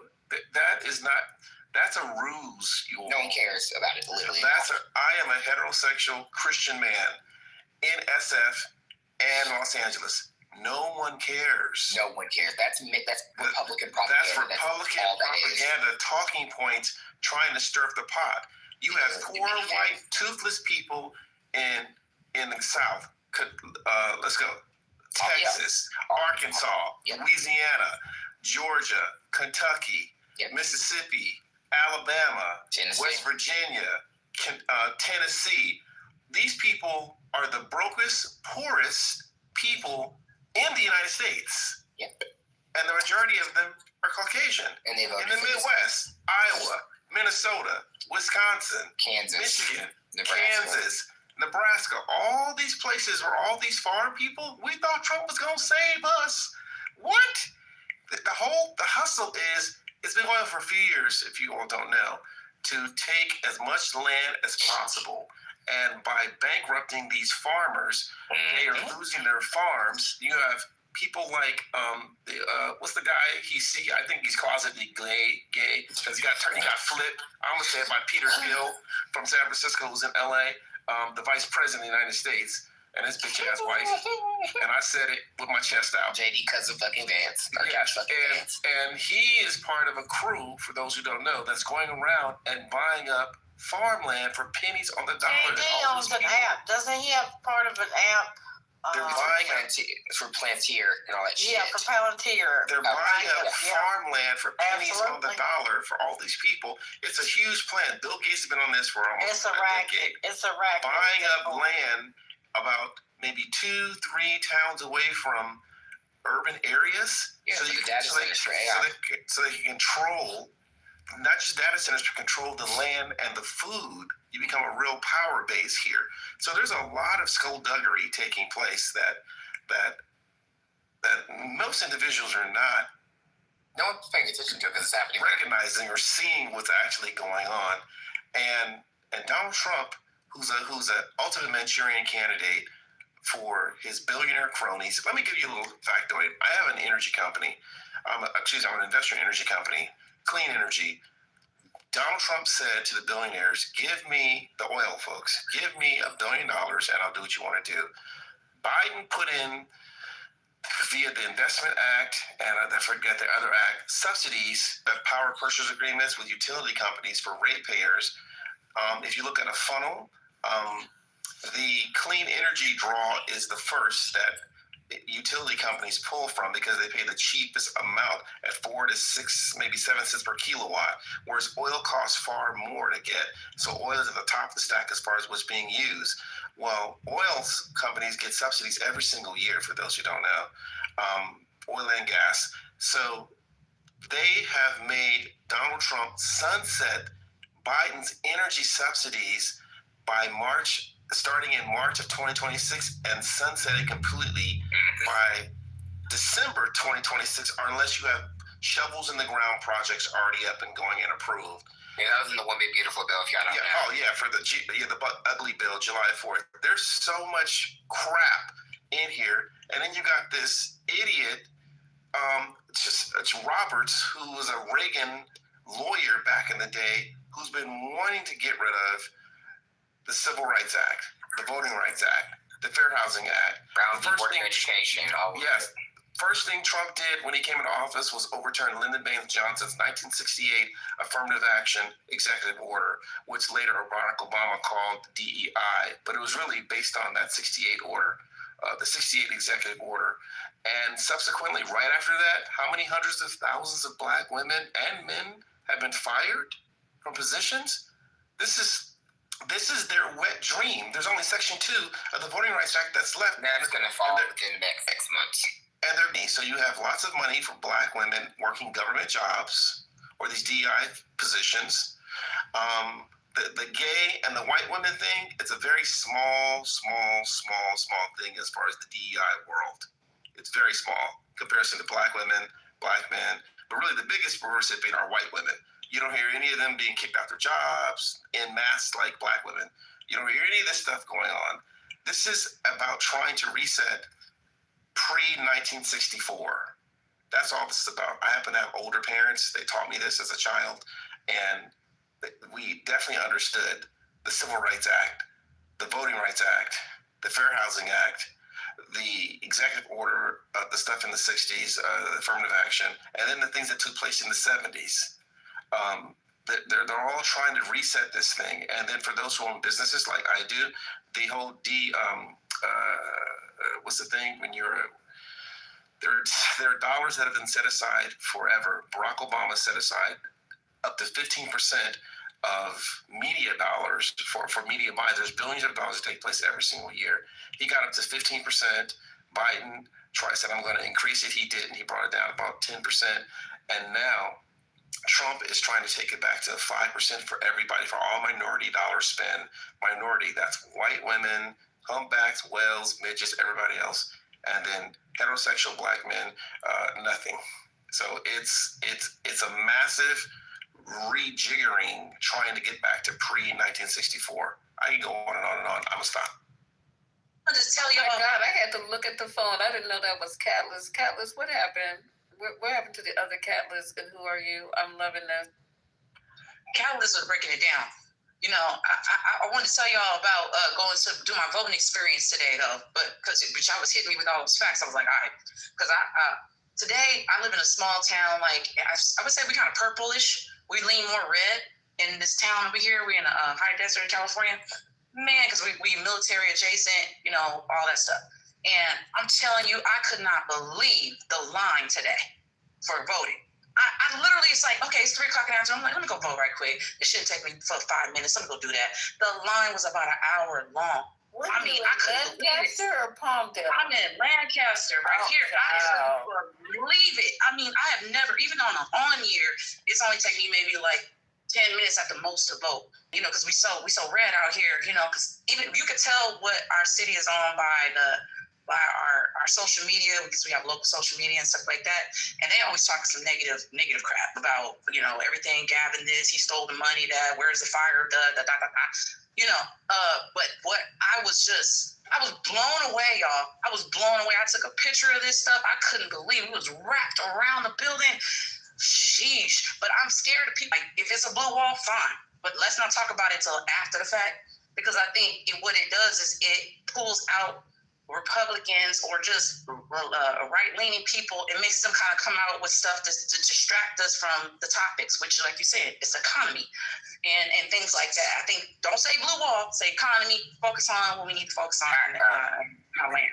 I respectfully disagree. I'm gonna still call it the blue wall, but I only say that because people know what that means. When I'm talking about it just in conversation, I agree with you. It's more of the purple wall. It's not really a blue wall anymore. But we can get it back there, right, with smart campaigning. I do still think that Newsom can win that. But I don't know if you were here earlier, though, Tifa, we were talking about who his number 2 should be on the ticket, and I was explaining, I think number 1, he should look at Gallego. But if he looks at, if he doesn't want Gallego, or for some reason Gallego declines, then Gretchen Whitmer makes the most sense because she's the popular governor of Michigan. Those 3 states have voted with each other in concert since the 60s for the same win the blue wall, and you'd win. And it would be a blue wall if she's on the ticket. But I get what you mean. I just colloquially that's a girl, I thought you meant the blue wall. I know I said blue wall. I said that, but I was really meaning to say the blue wave because I think it's just it distracts people from what was meant to be focused on. Like, you know, it's like boasting before you actually win is what I'm trying to say. Electoral votes are out of Michigan. Oh God, I don't have those memorized.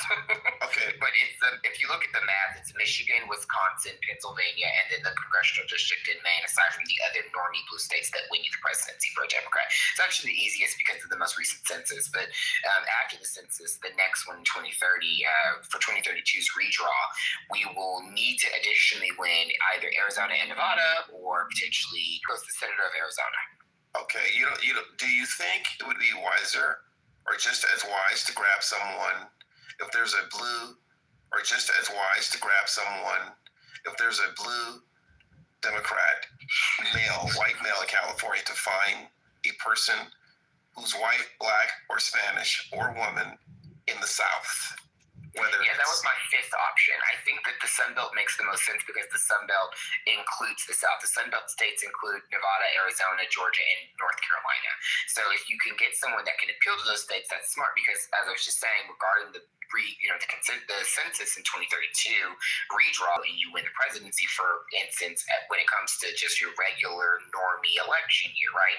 But after the redraw in 2032, you're going to need to be competitive in the Sun Belt. Now, who can be competitive in the Sun Belt? Ruben Gallego, he already won Arizona. That typically Arizona and Nevada vote together, so it would pretty much help you win your midterm as the incumbent president, right? And you're already going to have an advantage based off whatever your war is, your wins above replacement. So you're already going to have an advantage going into it, but you're going to be at a disadvantage in some respect because all midterms typically are worse for the person that's in power, right? Like President Trump's about to be destroyed next year.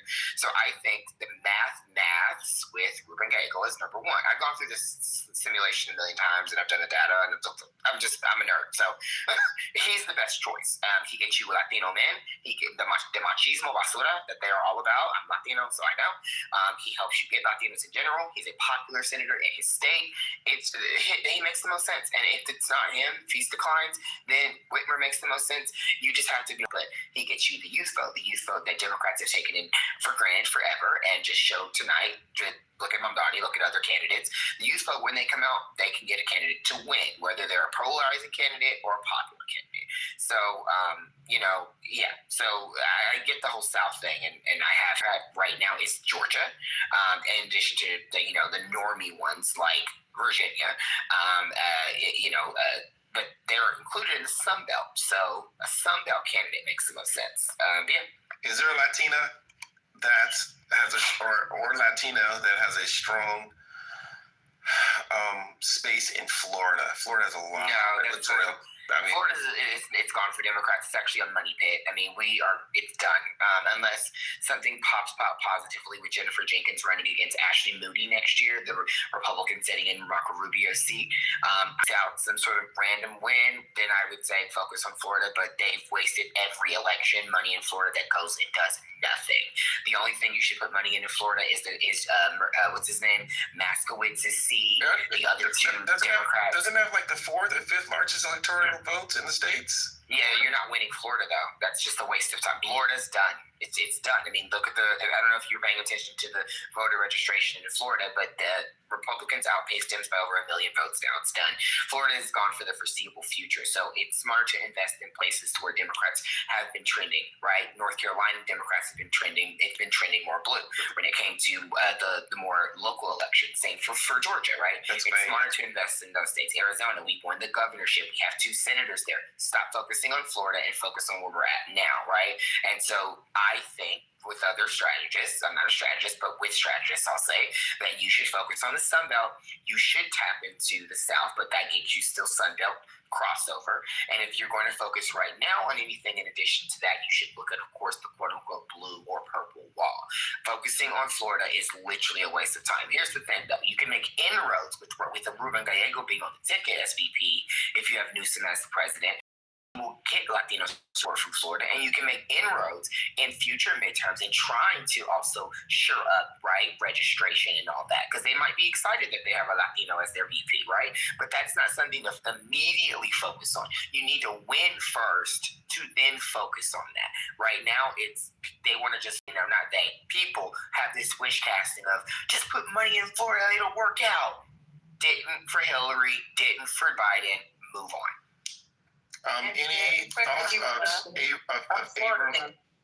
Any thoughts of Abrams out of Georgia being someplace in the cabinet? Yeah, cabinet. She should not run for governor again, but in the cabinet. Absolutely not. Unpopular opinion. I think that right now America does not seem to be prepared for a woman to be the leader of this free country right now. And it doesn't have anything to do with her expertise, her skills, or nothing like that. It's just, I just feel like people just don't trust a woman. They feel like something is wrong with us, emotional, and we can't make decisions. I think this country is just very misogynistic.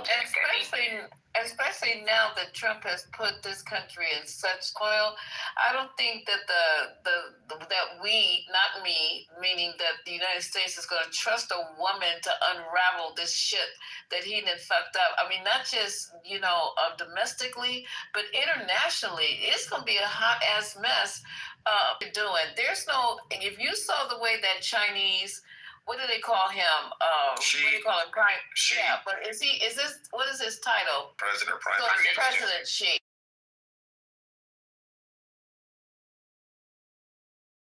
That his actual title. It's president. Okay, president. President? If you guys saw the body language, now this, I didn't even listen to the words more than the man he's standing next to. He was not kissing up. He didn't present no gold statues. He didn't give him no fucking plane. He didn't even give, I have just as much power as you do. And that's what it looks like when you go in power to power. Them other people, they got to give you planes. They got to give you a gold statue, a jacket, some rings, a crown, everything they can think of every time in a parade and this, that, and the third. None of that happened, as y'all can see. That's only President Xi. None of it happened. That's only Donald Trump. That didn't happen with President Obama. That's just him because he is a bought, sold, and paid for clown. I heard an interesting. Last week or this week? Wait. So you don't think that he wasn't okay? Because just by the way other people are moving, you don't think that she was just meeting him where he was at? You know what I'm saying? No. Donald Trump is a clown.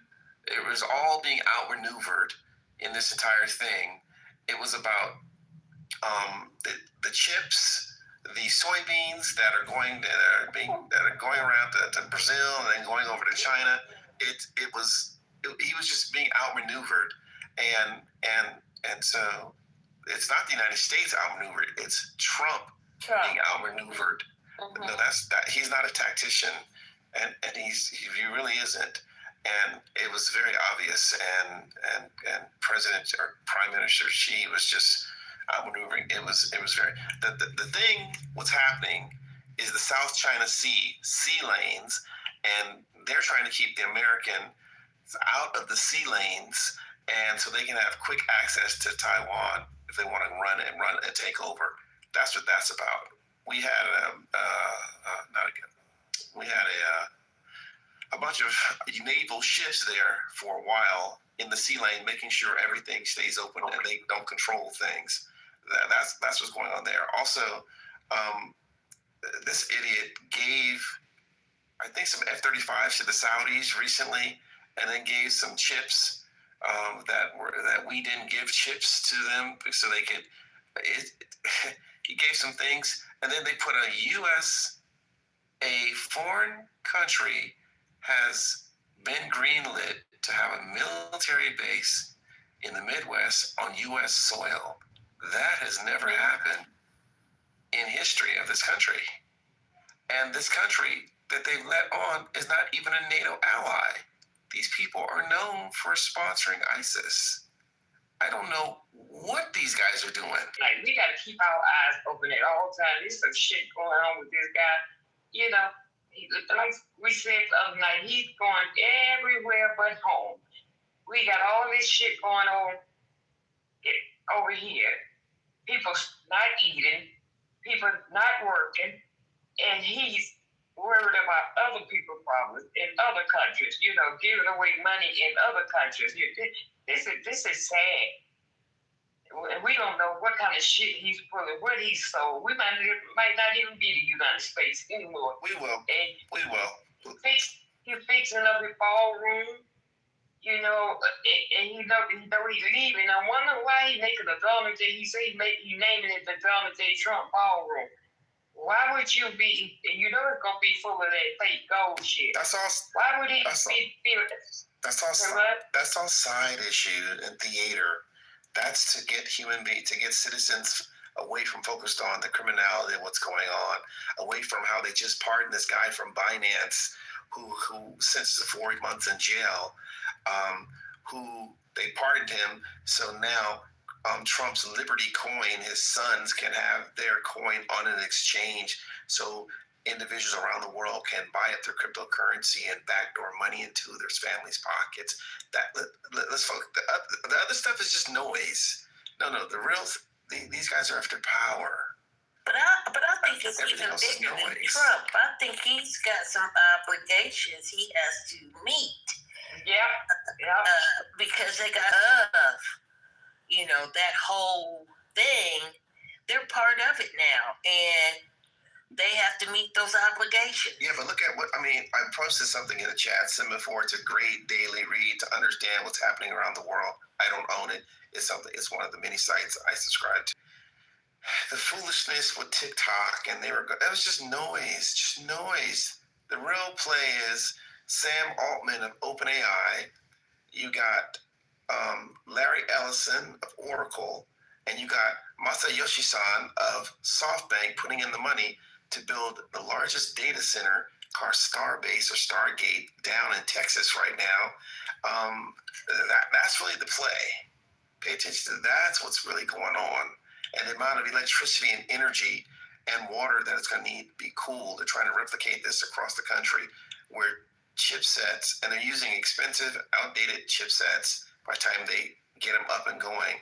Look at the NVIDIA deal where for the past 2 years consistently, where 7 stocks control 30% of the S&P. Microsoft, Tesla, I forget, they're called the 7 stocks. Yeah, go look them up. 7 stocks. That's a problem. Did you hear that crazy number that people keep conflating the economy? It's a magnificent 7. Thank you. Barometer as to how the country is doing. There are many people that are hungry. There was a line in LA over the weekend at the sports arena, or the one in Inglewood, where it was maybe a few thousand people getting free food on Saturday. I got a phone call saying I was like, what? I'm like, okay, are underpaid or jobless. And when you have military vets that are receiving SNAP benefits because their benefits are not paying them and they've served their country, that's a problem.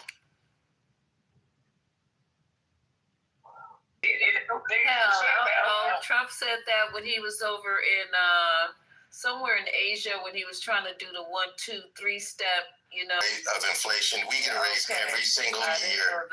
And all he's saying is what we already know. We always get a raise every single year without fail. Can I mention something I forgot to earlier? Hakeem said it's been a big night for America. It's been a big night for the Democratic Party. We have smoked them fools. Who said that? Again, noise.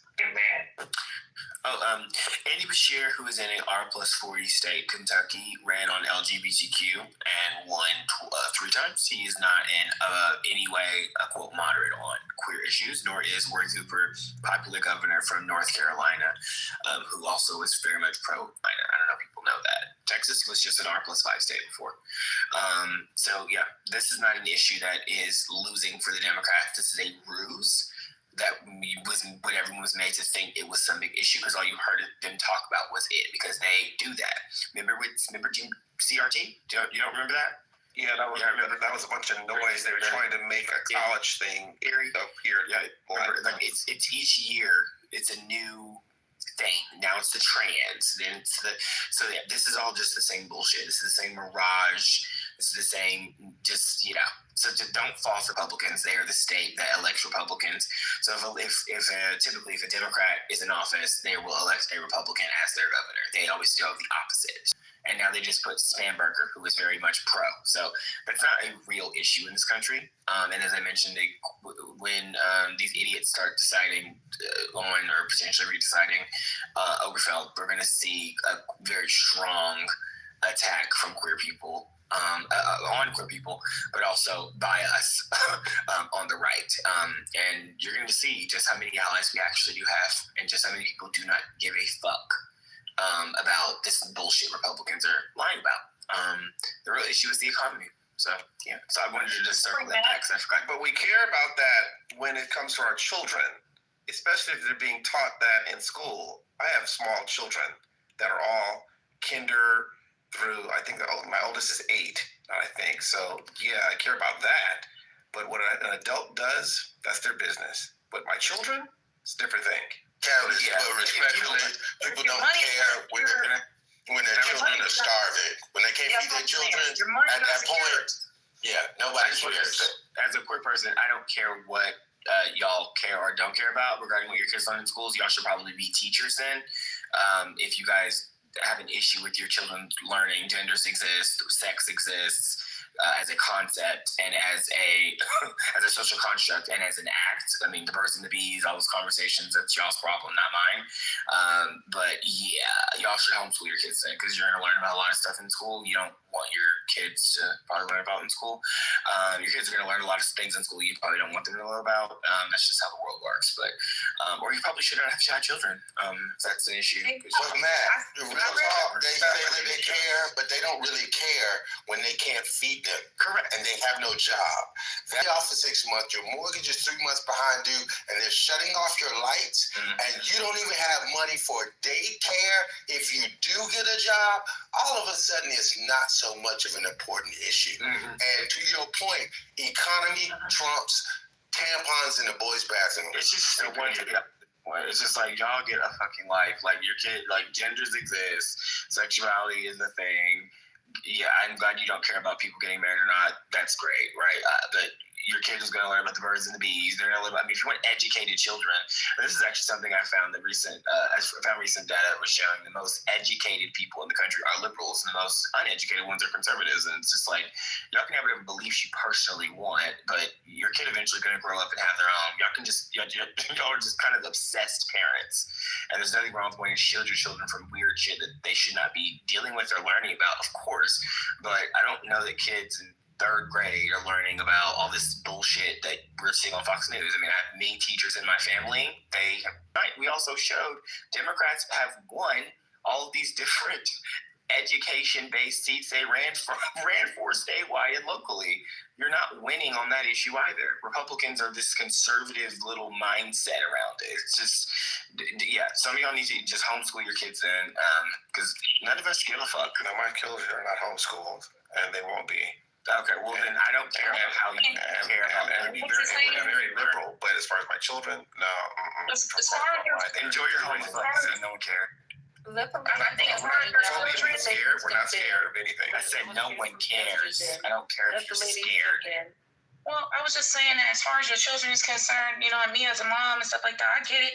But at the same time, if we cannot pay for the food, right now, it's supposed to be winter time. We're supposed to be switching over to our winter blend where we save about $1 on a gallon. Right now, the gas is going up.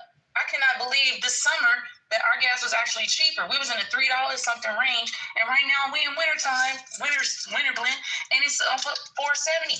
And I'm saying, for real, this is a problem because it takes. What state are you in? More people cared about trans issues though, and learning about trans. Shut the fuck up and move on. No, we're not actually an issue. We're not homeschooling. Yeah, that's the world we live in. That's actual. Hey, there's nothing wrong with homeschooling your kids though, for real.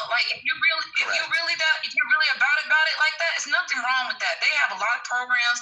My sister homeschools her kids. They can send all your little materials to you. Yes, you're gonna have to sacrifice some time. Yes, you're gonna have to pair with other parents who might have some expertise in some subjects that you don't. But if that's what your real deal is and you really want to sequester your child with the information, that's your duty to homeschool them. But if they're going to be out here in a wild, wild world, then you're not going to be able to keep them from all the information, all the different family styles, and all that. You're not going to be able to keep them from it. And even when they do get out there in the world, unless you're going to keep them so we always had, or they're going to stay out there in the world. And what I feel like me being raised as a Muslim child, who had a pretty sequestered kind of life, something I was not exposed to at all, okay? To keep it real with you. And it was like, whoa, when I got to college, it was like, wow, this is all happening? Reach a certain type of age, you're going to need to take out the time to sacrifice to sequester them in an environment where they're not exposed to this information, period. And that's your right, if as a parent, do your thug thiz. That's what I'm saying. And if it sounds mean, it's because it's just y'all complain. Y'all know the world will not be what you want because that's not actually how the world works. Y'all want the world to work in a way where it just doesn't work that way. And so logic and reason step in to where it's like, y'all are not logical. Y'all are just emotion based. And it's like the world, no one cares about your feelings. We care about paying rent and we care about basic shit. And the party that supports what you believe in that particular arena, they don't care about any of the other things that actually matter, aside from things that, as you just critiqued, fluff up and staunch up billionaires. So either homeschool, it's not going to change. We definitely talk about it because the other side talks about it consistently. Always push back. We're on a slippery slope here. You guys are on a slippery slope. Y'all just go run for the school board. He's just deranged. Do whatever. Yeah, he is deranged, this guy. Do whatever you guys. I'm smarter than you, and y'all don't have to. Y'all don't have to do the personal tasks. I don't think so. Another dumbass bigot on Clubhouse. Y'all don't hear Lisa talking. I'm just saying to you guys, if you are upset about what's going on in your district, because really, to be very honest, homeschooling is not a choice for the majority of parents. It works for some, but it definitely doesn't work for a lot of us. I mean, just run. Just go in there and run for your school board so you can change things that way around. And because I don't really agree with telling other parents how to raise, discipline, or mold their children. You know what I'm saying? So I also don't agree with telling parents or anyone that they can't learn something in school because you particularly don't like it. I absolutely do. That's called being a parent. No, it's actually not how the world works. When you become one and you build a legacy. Y'all don't hear Lisa talking? Seriously. No, you guys are having an argument between the two of you guys for everybody. And I think that it's an individual thought process. Public school is public school. Correct. Y'all? So that's why it's public. So if you want to fine tune and cater things, what your children are learning, then there are other options. And then if you also want to change the whole curriculum, like those other people do, what do? They run for those positions, and they have these committees where they change things to reflect how their community feels and what they want their children in that community to learn. And that's what we should be doing instead of, arguing, through each other on Clubhouse. We need to change our curriculums in our schools to reflect what we need, and go run for something. Go volunteer for something. Go be a part of the parent-teacher association. That's what we need to do, because all this lip locking and jaw jacking is not doing anything for our community. Not a damn thing. And Lisa, tonight, many people did run and do that, and they won tonight. A lot of the liberals, so it shows in general a lot of support for. I see. So I'm actually coming from a place of just. Yeah, we can affect change at that level. We really can. Shut up. You shut up. Wait, come on, y'all. Come on. We don't cuss all of you out. Hey, you guys. Push that narrative. I don't agree with that narrative. Okay. Well, yeah, that's all right. Well, Lisa, Lisa, you don't agree. Lisa, I wanted to hop in and say Thank you. I'm going to talk about me and nobody else. What I chose to do with my children, because I'm a fan of CRT. I wanted my children to learn that. So seeing how as my tax dollars mingle with other people's tax dollars, and they didn't want their children to learn about critical race theory, or they didn't want their children to learn about Black history the way it was at, and I sucked it up and we made the money to do that. That's a third option. All three options will apply to people different ways because people are at different points. Some people can't afford to do what I did. And they may have to go run, and they may have to go to the PTA meeting.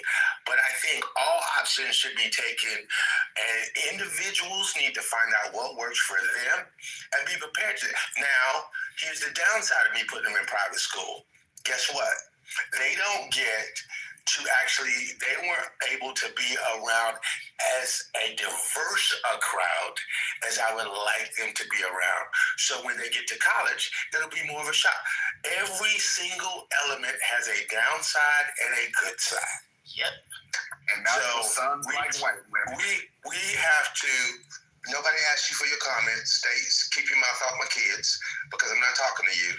Lisa, what I actually did was I actually parented my kids so they would know that this is the downside of this, but I want you to know the full breadth of history. And this is the downside of this, and I parented them in the way that diversity wasn't going to actually show them. So in that sense, I think every parent has to make that decision and fit what your wallet says and what your values say. I agree with that. I love that because also parents, you are the parent and you can make the decisions. If there's something that's not included in your curriculum, you can't run, you can't volunteer, you can't whatever the case may be. How about this at that level?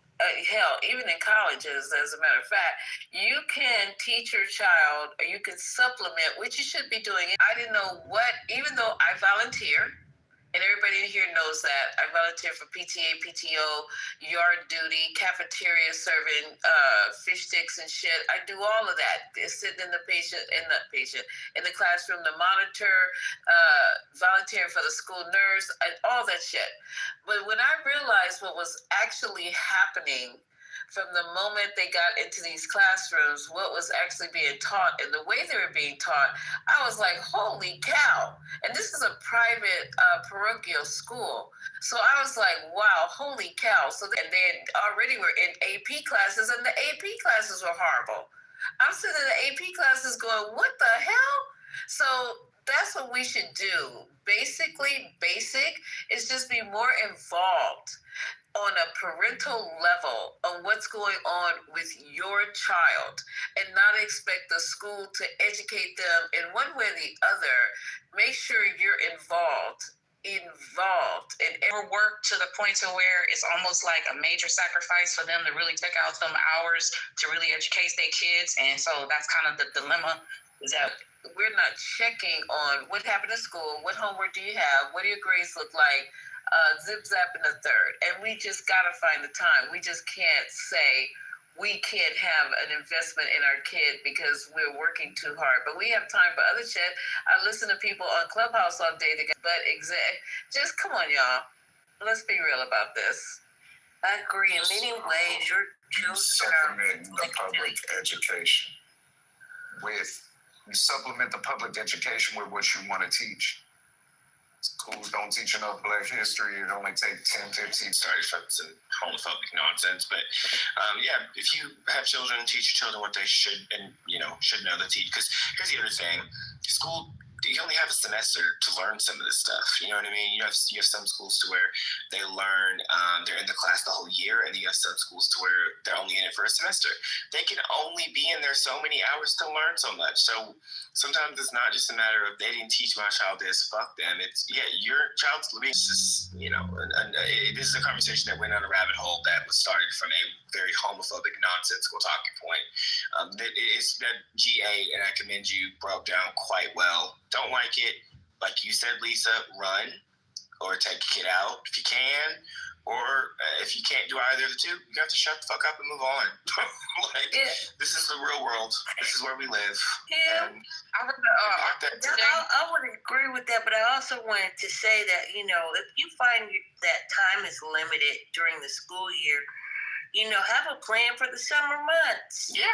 I mean, it doesn't necessarily have to be after school or, it doesn't have to be entwined with the school year. That education should be happening every time you do something with your children. If there's an opportunity to educate them on something, I mean, take advantage of that, because these kids are like sponges. Even very young children are sponges. So, just wanted to say. Babies. Today I read an article. People in Kentucky was writing to the Secretary of State complaining, talking about why the voting ballots was not put on, why they couldn't vote for Mandani and the Prop 50 and all that stuff. And the Secretary of State, it was ABC News that published it. They said, Secretary of State said we had nothing on the ballot. So what is y'all talking about? So people outside of this areas want to get involved in this. It became a nationwide thing. I think that's kind of interesting. And it shows you Kentucky's education level, that they don't realize that a prop in California is not available to vote on in Kentucky, and that Mamdani, a mayor in New York City, cannot be able to join Kentucky. That also shows you we have a fourth grade reading level and a comprehension problem in this country. No shade to Kentucky, but too much Mountain Dew and incest. But we also need to be more responsible, in which I'm going to try to be more responsible in just civics. A lot of people did not get that for what we talked about education again. Yep. So, being more responsible on breaking down how the government works, just starting from the basic. I mean, it might sound hilarious to us in here, and it might sound like it's a little, maybe demeaning and underestimating, whatever the case may be. But I think if we just throw a little sprinkle of it, like every time we mostly open, because when the people first get here in the middle of it, just so people can understand how the government works, plain and simple, and maybe they'll be more interested in being a participant in it or more civically involved. Government, but unfortunately, a lot of people are just not interested in learning about it. Like, they don't care. So there's an apathy in class. There's just to memorize this answer for the test and not retain it, right? It's kind of like when people say they learn Spanish in high school and don't speak. But we have to teach them how.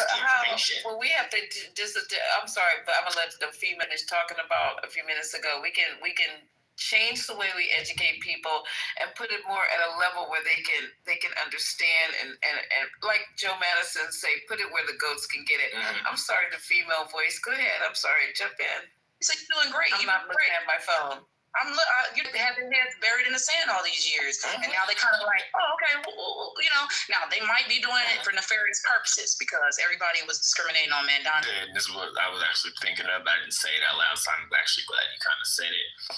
I was thinking that too. Like, these very well could be, no shade, very, very idiotic Republicans who are just dumb, who want to vote against Mamdani and against Prop 50 and just and don't realize they don't live in the right states.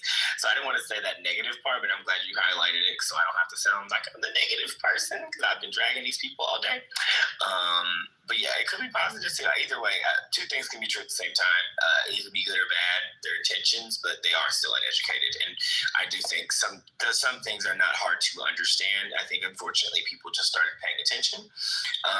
And sometimes high school was a long time for a lot of people. They don't actually care about politics. They care about what Fox News hosts say about politics. So I'll just leave that there. The corner, but again, I was nervous. I was like, maybe they're coming out because they're so against it. Like maybe this is the Republicans' backlash. We can digitally manipulate things. Not saying it was for sure, but after the fact, Kamala did come out there and say there were some irregularities, but nobody's gonna visit that. That's fine. That's fine. Hope y'all can hear me. I'm outside.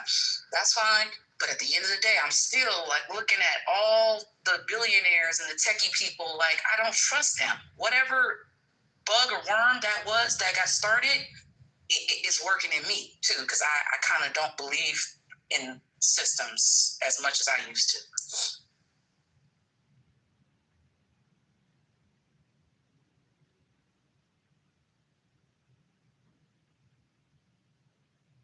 The lady who cast her ballot, right? So she cast her ballot, and then she pulled the ballot out, and she walks away, and then the poll worker had to tell her, "No, you've got to put the ballot back in the machine." I was like, "Okay, I would have did that same move too. I'm not gonna lie, but I'm just saying, just little technical problems, or just even homeboy coming in and doing the Doge system, and then getting all the databases for everything, and then me getting a letter every month telling me my data's been breached, from Target to my doctor's office to you name it, saying, and then sending me a little check in the mail for cash settlement that to prove it that my data was breached. I'm just keeping it real. Like I'm a little skeptical now. Sound like you walk in a bad neighborhood.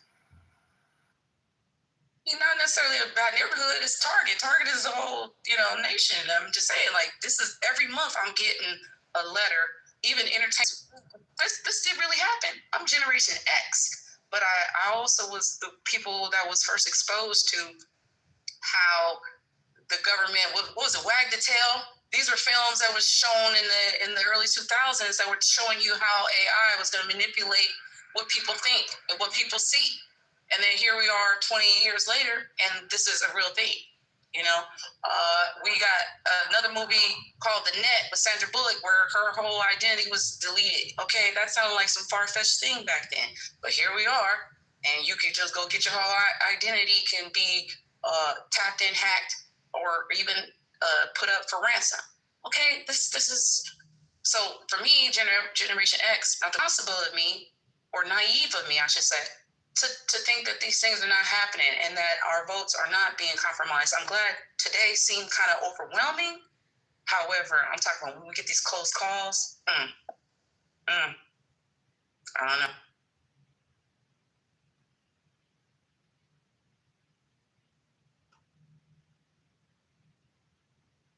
Age the movies out too. I have to go for Enemy of the State. Did I have to go there? Where they was where they could see? And the Enemy of the State came out at the same time. Do I have to go there? These maybe the babies was the babies at that time, but this was like, whoa, for real? Yeah, right. And then here we are. Everybody on this stage is old as shit.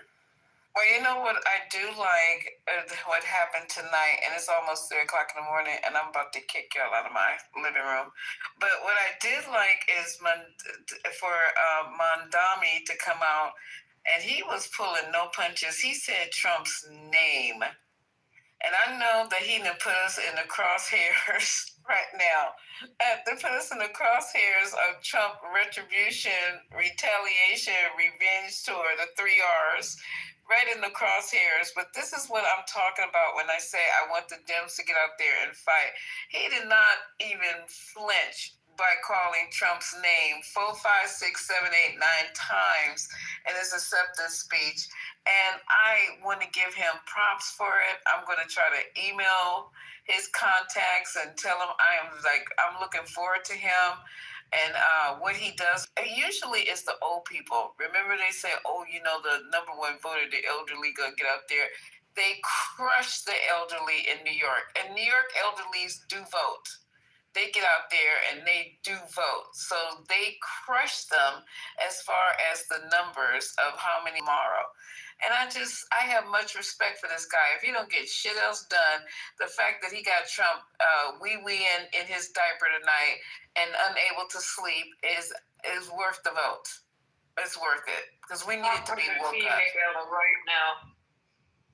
They try to talk about he didn't pay for a house. They're gonna try to do a Letitia James on him that he bought a house in somebody else's name. It's gonna be all kind of shit gonna be coming out on Mandami. Yeah, absolutely, 100%.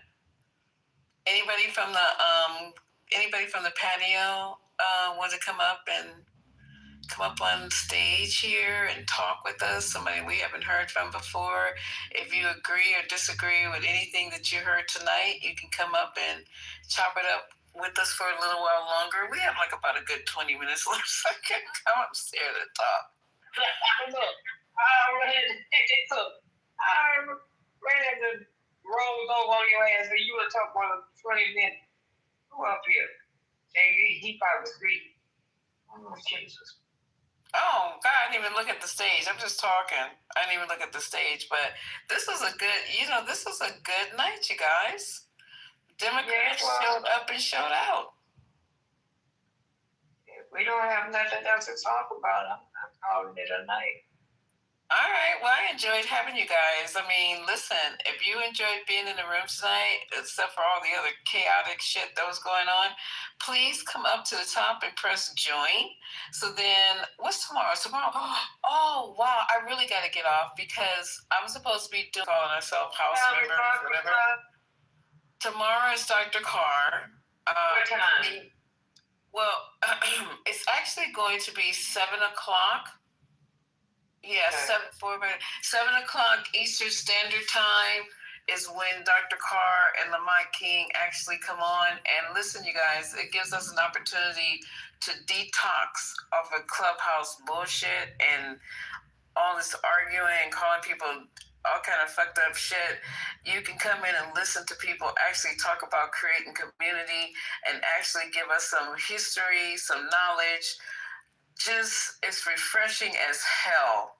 So we're going to do that tomorrow. It's only going to be like an hour to 30 minutes. I promise I'm going to open it up because we've been waiting for it. And we missed last week. So, y'all, get y'all some sleep. If you're available at that time, please look for us in the hallway. I don't be doing a lot of pinging in the morning. So just look for us in the hallway and come in and get fed. Get fed intellectually. You just really are gonna enjoy it. That's all I'm gonna say on it. Anybody want to add anything? No? All right, you guys. So remember, the struggle continues, and to God be the glory. I'll see you guys in a few hours. All right. So peace out. Bye.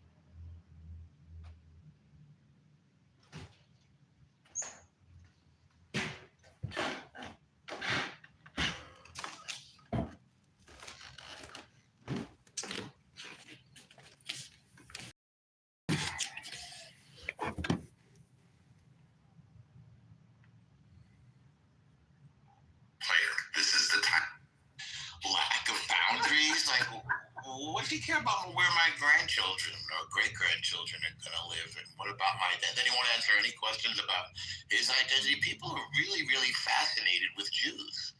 I think it's weird. It's like that's so fascinating. It's like a precondition to having this conversation. I must know your grandchildren's name.